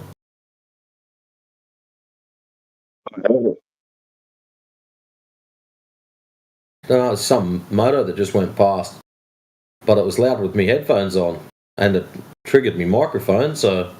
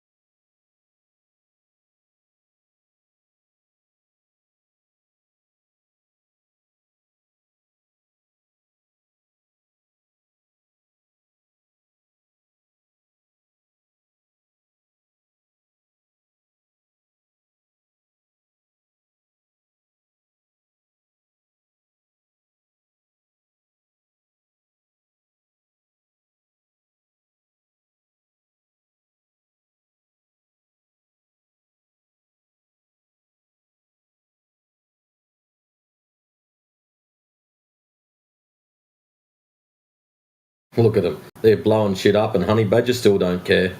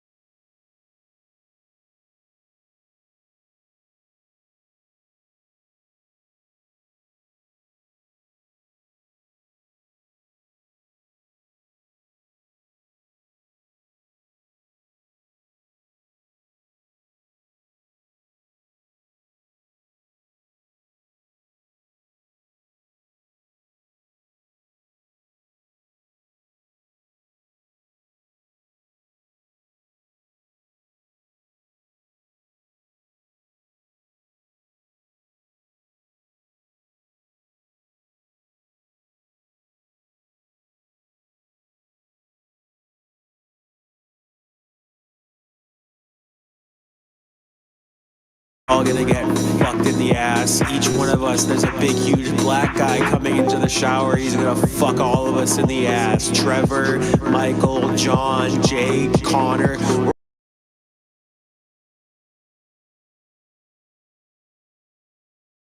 Honey Badger got the right one that time.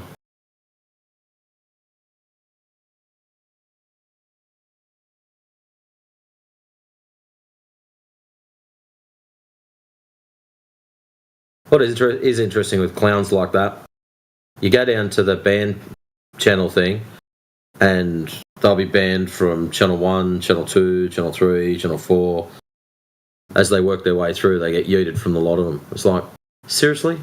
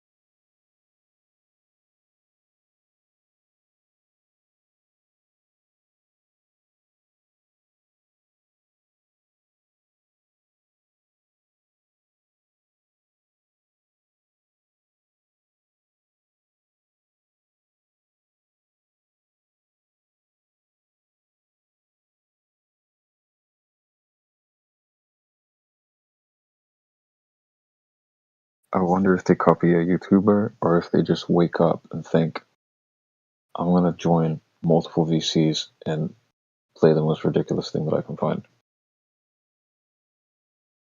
Don't know. You're actually a mod in another channel. You'd probably get the same stupid shit down there. Sometimes. We get it a fair bit here. Crazy. Yeah. Like, we all have a life role, like characters, and we have missions in the days. Their daily mission is to do that, to join and play that sound. It's so funny.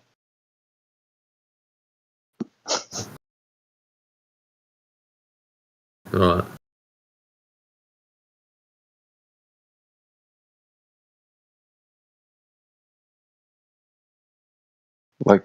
Like yours is to run the flat Earth, 24/7 flat Earth. It's just a cool thing. Like, I couldn't imagine doing either one of those.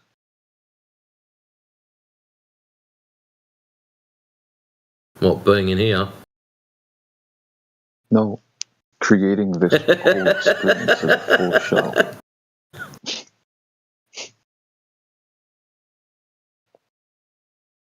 Like, it's unique. It's special.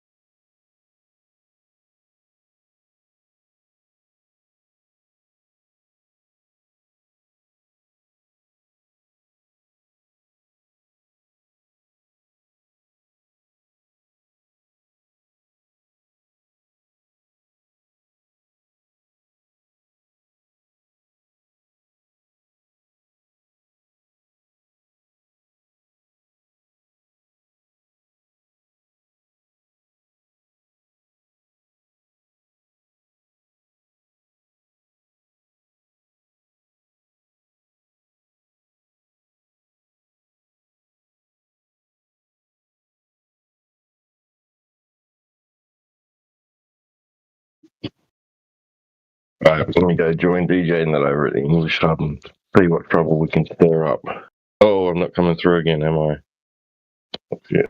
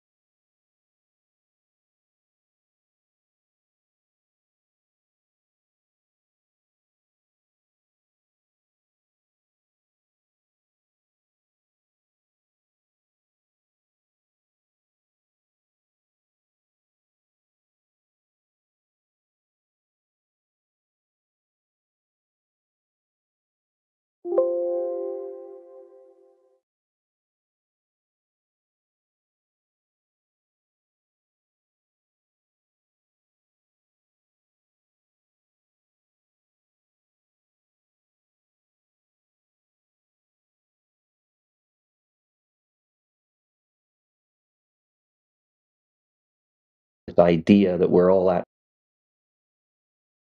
accidental creations. This is what the whole thing is about. This is what like hundreds of years of scientific back and forth and debate has been, which we've not really been educated or privy to. But in reality, they've all been arguing, are we created or are we accidental?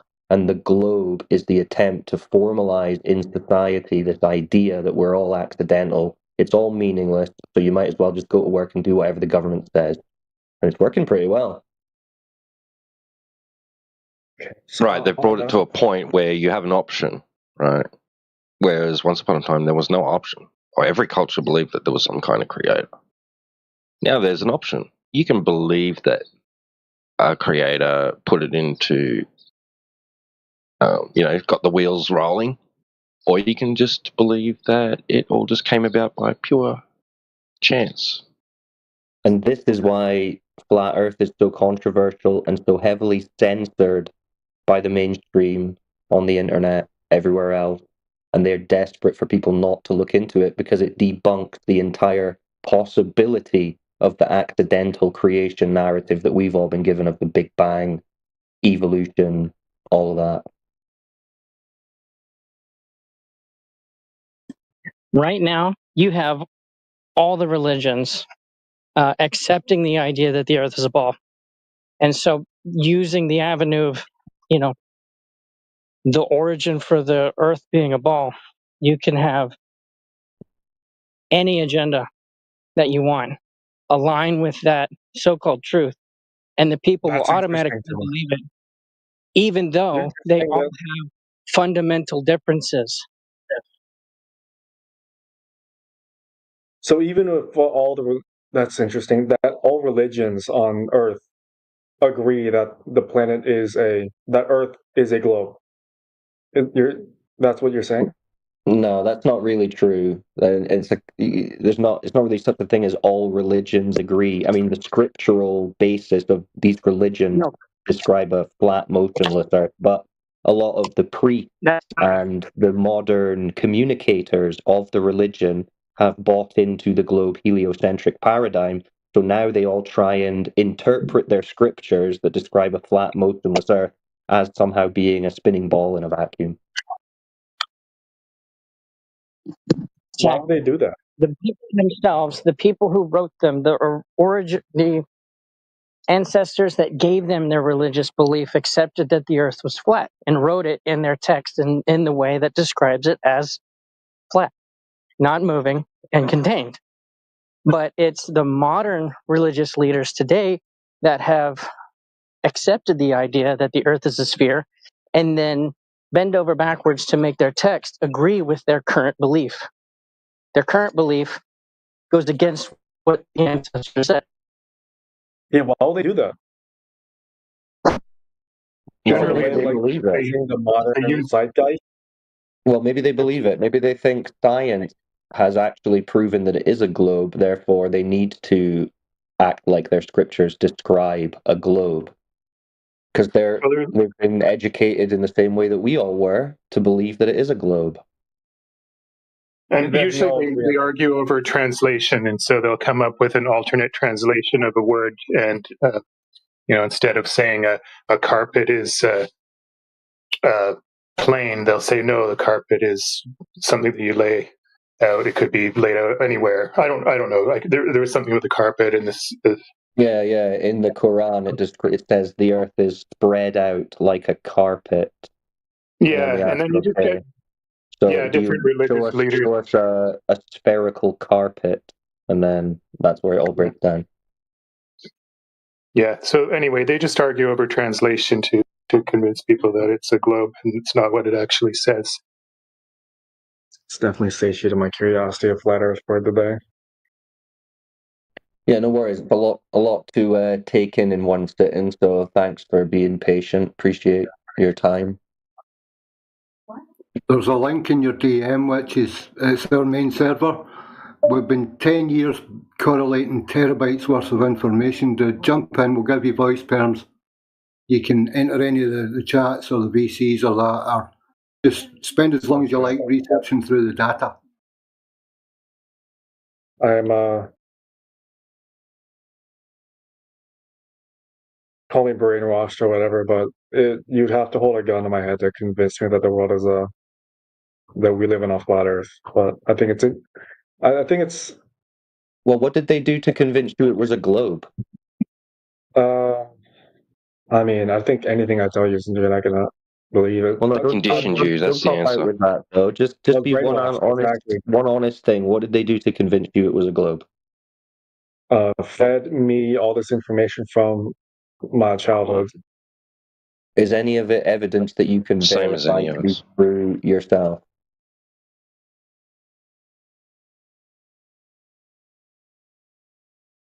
Is any of it evidence that I can prove myself?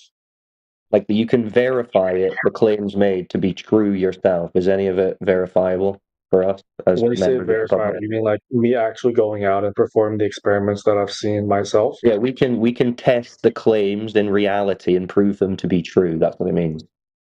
Yeah. So is there anything like that? Yeah, there's tons. Okay, like what? What can we do to prove it? Let me just do a really quick Google search then. Okay.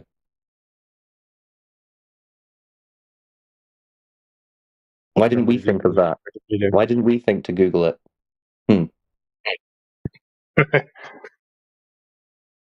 No, the thing it's I think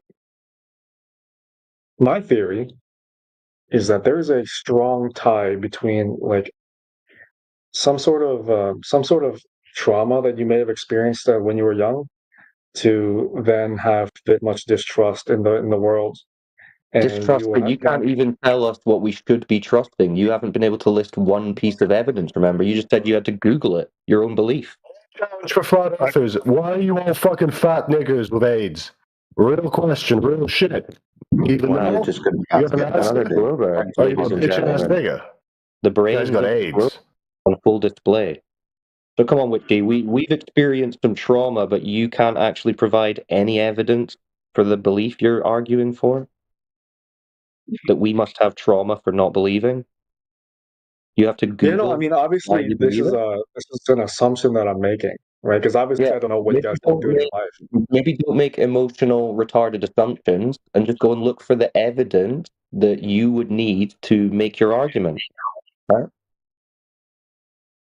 Because if you can't tell us one thing that we could actually go and verify, then you're literally just telling us that you have a religious belief and you're upset with us that we don't share your religion.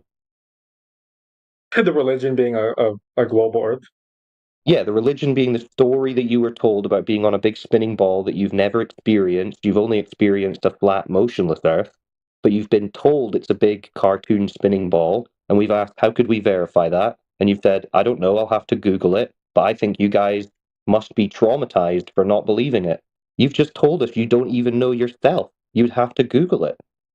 Like, do you? I mean, when it comes to talking about like the world is moving at like 100 miles an hour, you don't feel speed, you feel acceleration. That's why when you don't, like, let's say we're standing outside. yeah, but or they say that it's going in an orbit, which would be circular motion, which is claimed to be constant acceleration. So if you're saying you'd only experience acceleration, well, we are told that the Earth is in an accelerating motion. And if you don't feel that, then by your own definition, you've just debunked the motion of the Earth.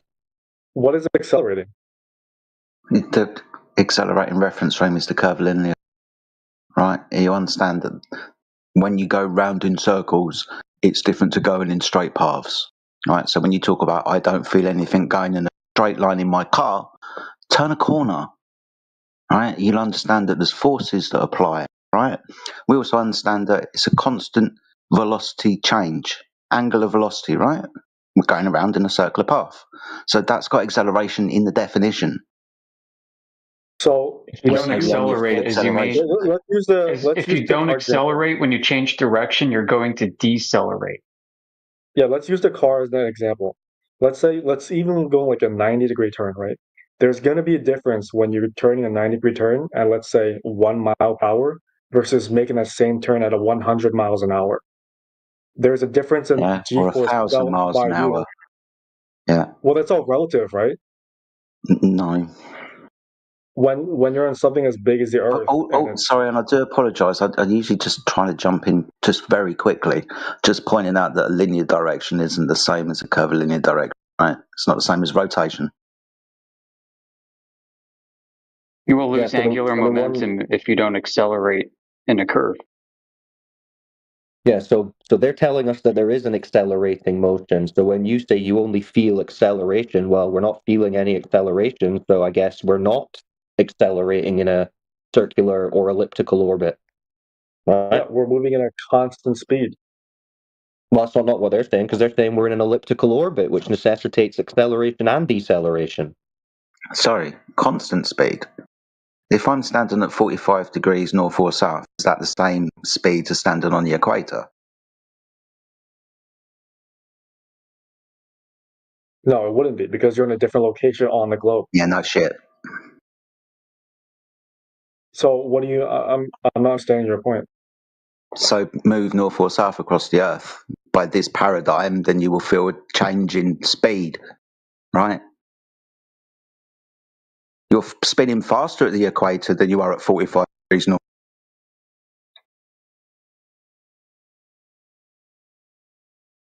Let me think about why that makes sense to you. Okay, this is going to get really weird. You know what a sphere is, right? Yeah. Cool. I do. You understand that the velocity around the equator on the Earth is just over 1,000 miles an hour. What's that, 1,000 miles an hour? Keep it simple, right?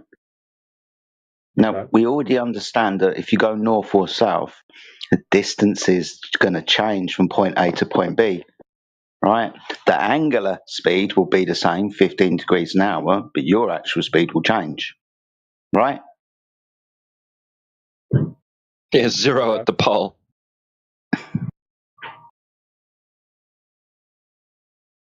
Okay. You understand this. As long as you understand this, then we don't need to really continue any further. Moving north or south from the equator will show a decrease in velocity.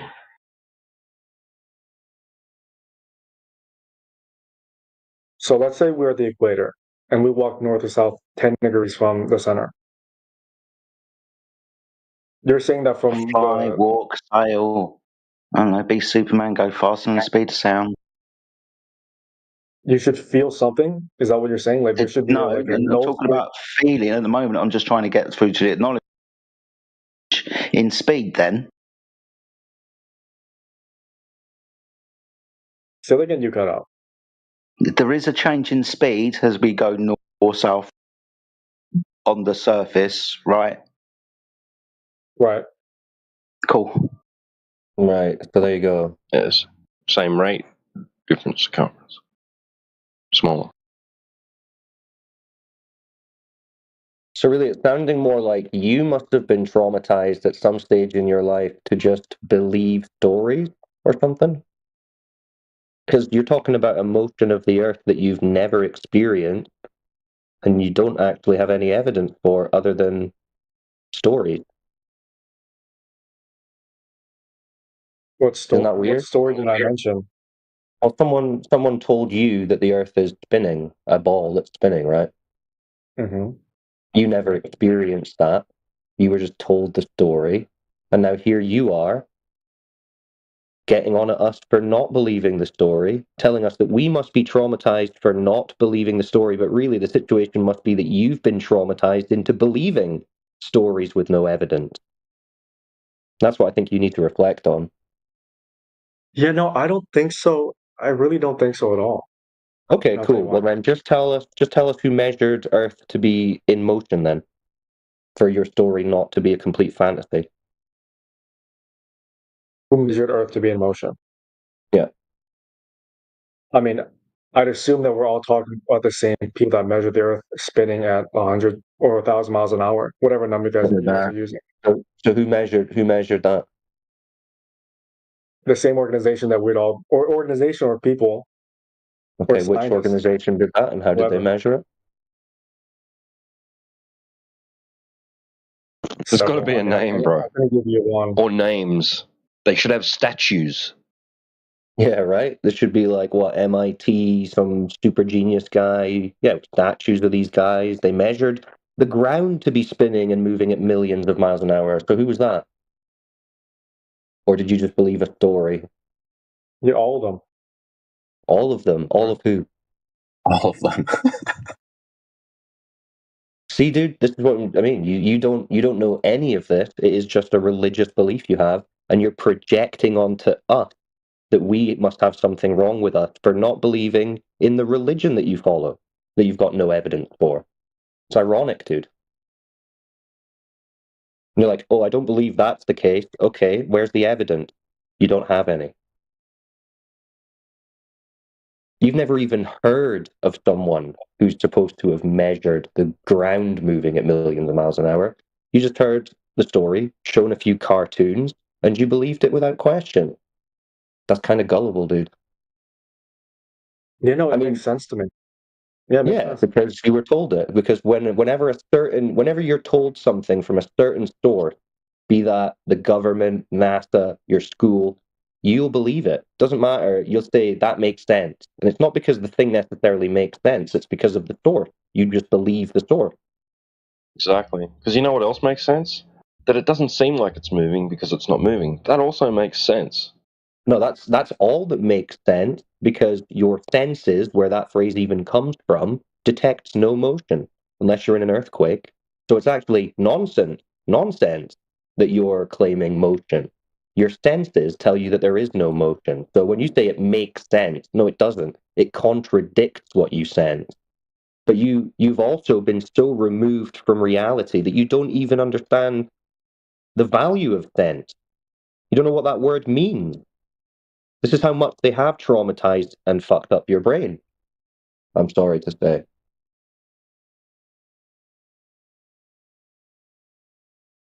So did you find anyone who'd measured that motion yet?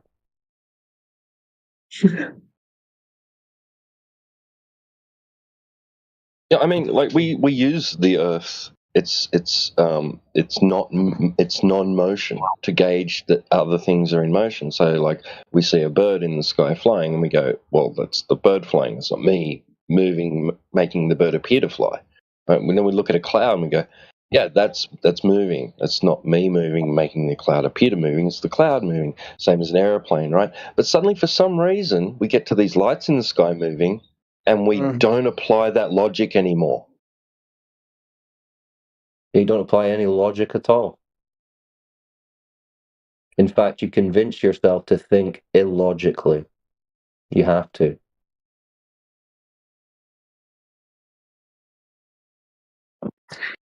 You guys want me to whoop on that FE core laser test or not? No, we're just looking for either some evidence that the Earth is a ball, measurements of the Earth being a ball, something like Where that. did you guys measure it was flat? Who's just that Where in retard again? cycling. Man, Where this did you retard is measure back it again. flat? Okay, let me get a video for you. Is the FE laser test a good video? FE core. That is a good video. Yeah. Hold on.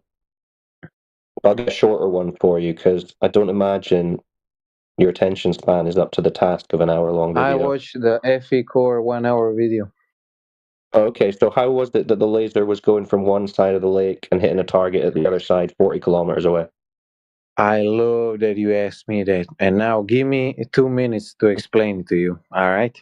You need 2 minutes. That means it's going to be bullshit, dude. Just say it in a few words. What's the reason? Oh, we don't like explanations now, do we? Yeah, no, I don't want you to waffle for 2 minutes. What we already know you're going to bullshit. So just say the word. Just say the one word we know you're going to say. Okay, sure. I'll tell you how did you see the laser. I'm going to tell you how you saw it, all right? That FE core laser experiment these guys did in 2018. The Netherlands one. The Netherlands, not the Lake Balaton one. The Netherlands one. These So guys, first of all, target at the other side. Huh? So why is the laser hitting the target at the other side? So we gotta talk first. Which one are you referencing? The 22-kilometer one, the 26-kilometer one, the 40-kilometer one? Sure. Why do any of them hit the laser All on of the them. Great. other side? Great. So Yeah. let's start with the 22-kilometer one in Netherlands. So the video of FE Core laser test with the Netherlands laser test shows us these guys went to some place and they took a camera and eyeballed the laser beam which was hitting their camera without showing it hitting any target behind them. So they did not do a level-to-level, point-to-point test. They did an eyeball test, which just showed some laser hitting them while they were filming So with the their laser camera. was received camera on was the the other side target, of the dude. lake with No, the it camera. wasn't. They Yeah, specifically they said saw in the there. centroid of the laser. Do you understand what that means? Do you understand? They on their website said they were gonna do a point-to-point target So test, not an why is eyeballs the laser received? I don't care I don't care where it was received, on a target or on an observer. Why was it received on the other side of the lake? I will tell you why. I will tell you why. Because of two things. And there's also suspicion about. Okay, we can say two things first of all. So first thing is they did not culminate the laser beam. That the beam of the laser diverged across 20 kilometers for laser beam across 20 kilometers diverges for 1 MRAD, if you know what that even is. It diverges for 20 meters in diameter. Yeah, you know what that means? Do you know what that means? Yeah, I said they saw the centroid. It sounds like you don't know what that means. Huh? You say what? You said what? Yeah, they saw the centroid. And how did they photograph it? How did they assume? How did they make it out to be a centroid? With the camera. What do you mean with the camera? So you're telling me you can see a center of a laser with a camera? Yeah. Give me You're evidence. still not In which answering, point dude. of the Why are video you is still that? not answering? You were supposed to tell us how the laser is received at the other side of the I'm telling lake. you all. No, The why is beam it taking diverged. 10 minutes? You said you were just going to tell us. Beam diverged and the Beam refraction diverged. of the light. Okay, how are you proving that? What's your evidence for that? Because what are you even saying? the beam diverged around curvature. Yeah, so the beam divergence actually beams through the curve of the Earth, is what you're saying? I said the divergence of the beam matters because if you're going to point something at 20 kilometers The curvature matters because curvature would block the divergence too. Yeah. And that's also, I didn't finish my point. So two things that matter there is divergence and refraction of light, which they did not take into account properly because they only made two. What are you claiming? What are you claiming the laser is doing?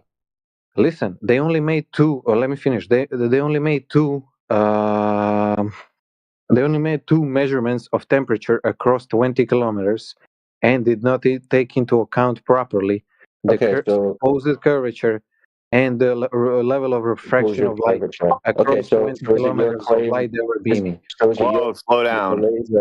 Is it your claim that the laser is bending perfectly around this curve to meet the target of the other side? That's what you're saying? I'm saying also that. Yeah, okay. The curvature that wasn't observed or measured is there because it wasn't measured or observed. Awesome logic. Hold on. You're saying the laser is bending around the curve to hit the target on the other side. Okay, what's your evidence for that? Oh, that's how light behaves, and you need to take that into account. Okay, no. We're not just looking for you to claim it. I'm saying, what's your evidence for that? What's my evidence for that? That's how I explained how you can see the light. No, I just want an explanation. What's your evidence that the laser is bending around the curve perfectly to hit this target on the other side? What's your evidence? My evidence is that you can do the test yourself. The laser bends. Okay, so where is the evidence of the laser bending in those laser tests? The laser test did not show that. The laser test does not. The laser test doesn't show that. So why are you claiming it? because that's what happened. And well, so how do you know that's what happened if the laser isn't showing Don't that? say dumb shit like I didn't see it, and so that's what happened. He just asked you. You said that. Now, come on. Just say it. Say that your evidence is that Earth has to be a globe and that the laser hit its target. That's your evidence. Mm-hmm. What? That's your evidence, isn't it? The laser hit its target. I thought the Earth was flat.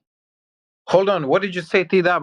This guy was talking over Your evidence is that the laser hit its target. That's your evidence that the laser bent around the curvature of the Earth. It did not hit the target. Yeah, the less curvature we measure, the more we know it has to be there. Hold on, guys. What's your evidence for that laser bending around? Time, man. So listen. Well, we're still waiting for your evidence. No. This is your claim, Gunslinger. This is what you're going to be held to. Provide evidence for this claim or concede that you've just made it up. Yeah. The claim that light bends, or no. The laser is bending around the curvature in order to make it hit the target. That's your claim. Yeah. Okay. What's your evidence? That's what the light does. That's your claim. What's your evidence? We know this. We can test it. Okay. Post the evidence, since you're briefing on this question. Post the evidence in the side chat of that laser bending around the curve. Where in the video do you see it bending around the curve? No. I did not say you can see in the video the light is curving. But that's what you're saying is happening in the video that was posted. That's what you're claiming. You're claiming that in the video that we're discussing. No, I did not say that. You're putting words in my mouth. Okay, so that's not happening in the video that we're discussing.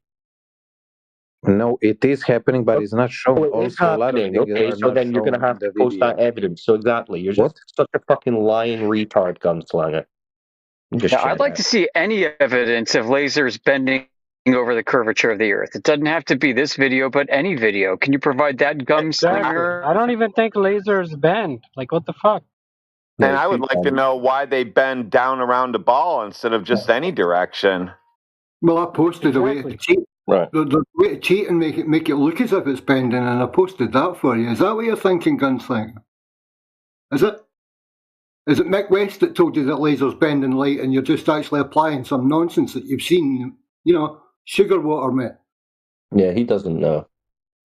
Yeah, what are the conditions? He's going to make a general case for lasers bending and then say it has to apply to this specific case. He didn't get as far to even search if lasers bend and get the Mick West thing. He just assumes that because we hit the target, it must bend around the ball. So... But even though the laser's straight, that's a bend. The straight line is actually a curve. Again, here we go, guys. What wavelength of light is being used? Curved. Is he still here? Is Gunslinger still here? Did he leave? No, he left. Oh, he left.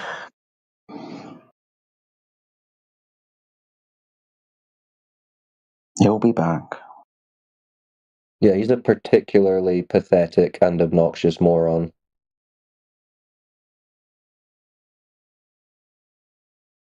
Fits a template, though. Like Robert Utah and all the others. Yeah, it was that other guy before, the Robert Utah, and then it was Castle Queen and some other King. People. Yeah. Yep, par for the course. Peter, Mez, Scott Mackey. You know what, Scott? How you doing? Yeah. There must be a training academy for these folks. It's funny because when you ask them, well, why are you even saying that? What evidence has led you to believe this? They can't even verbalize something. They're just like, well, just because that is what light does. Dirt. Crazy. Well, I just noticed how Scott does show up for these events with the new people. So there must be a training academy somewhere. And Scott is like one of the guys. He's out there. He's like a scout. He's looking to see how the guys are doing, what are our new questions, what are our new stuff, and then they go back and they train. And he's coming in to like audit their trainings. That's why Scott shows up. He's an auditor. He slips his card into the DMs. I'm here for you. I can counsel you. I'm a psychologist. Got your back, bro. Yeah, Scott, you must be I'll give you good arguments. as well, right? Giving him business. I'm close behind you, guy.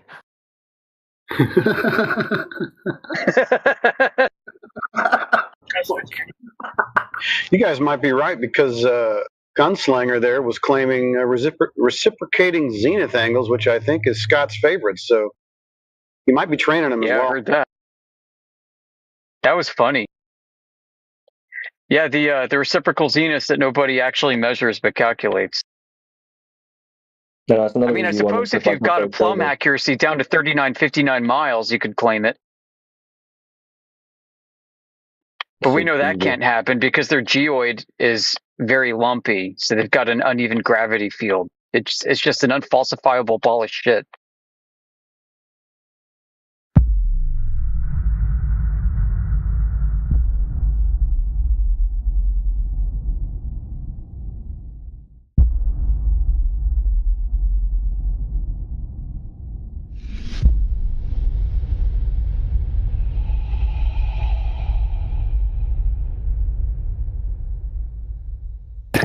You guys see what the real boss just posted? Oh my god, radio transmission. That definitely must mean there's a fucking orbit in Tin Can, you know, going 17,500 miles around a sphere Earth that doesn't exist. Brilliant.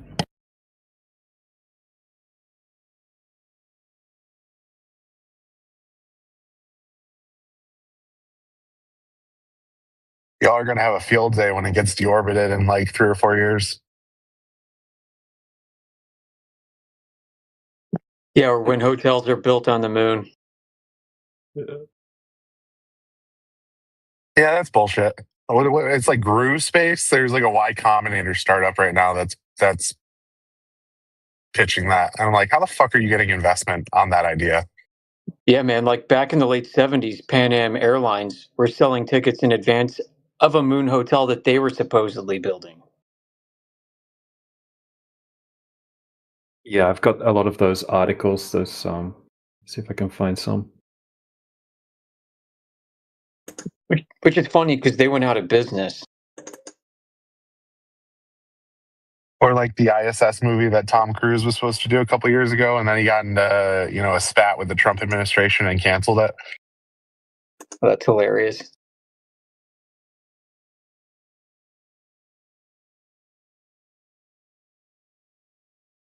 Is this a real ad? This one, I'm putting it in the side chat. It says "Soon to the moon." Probably. This looks like the stuff that I remember seeing.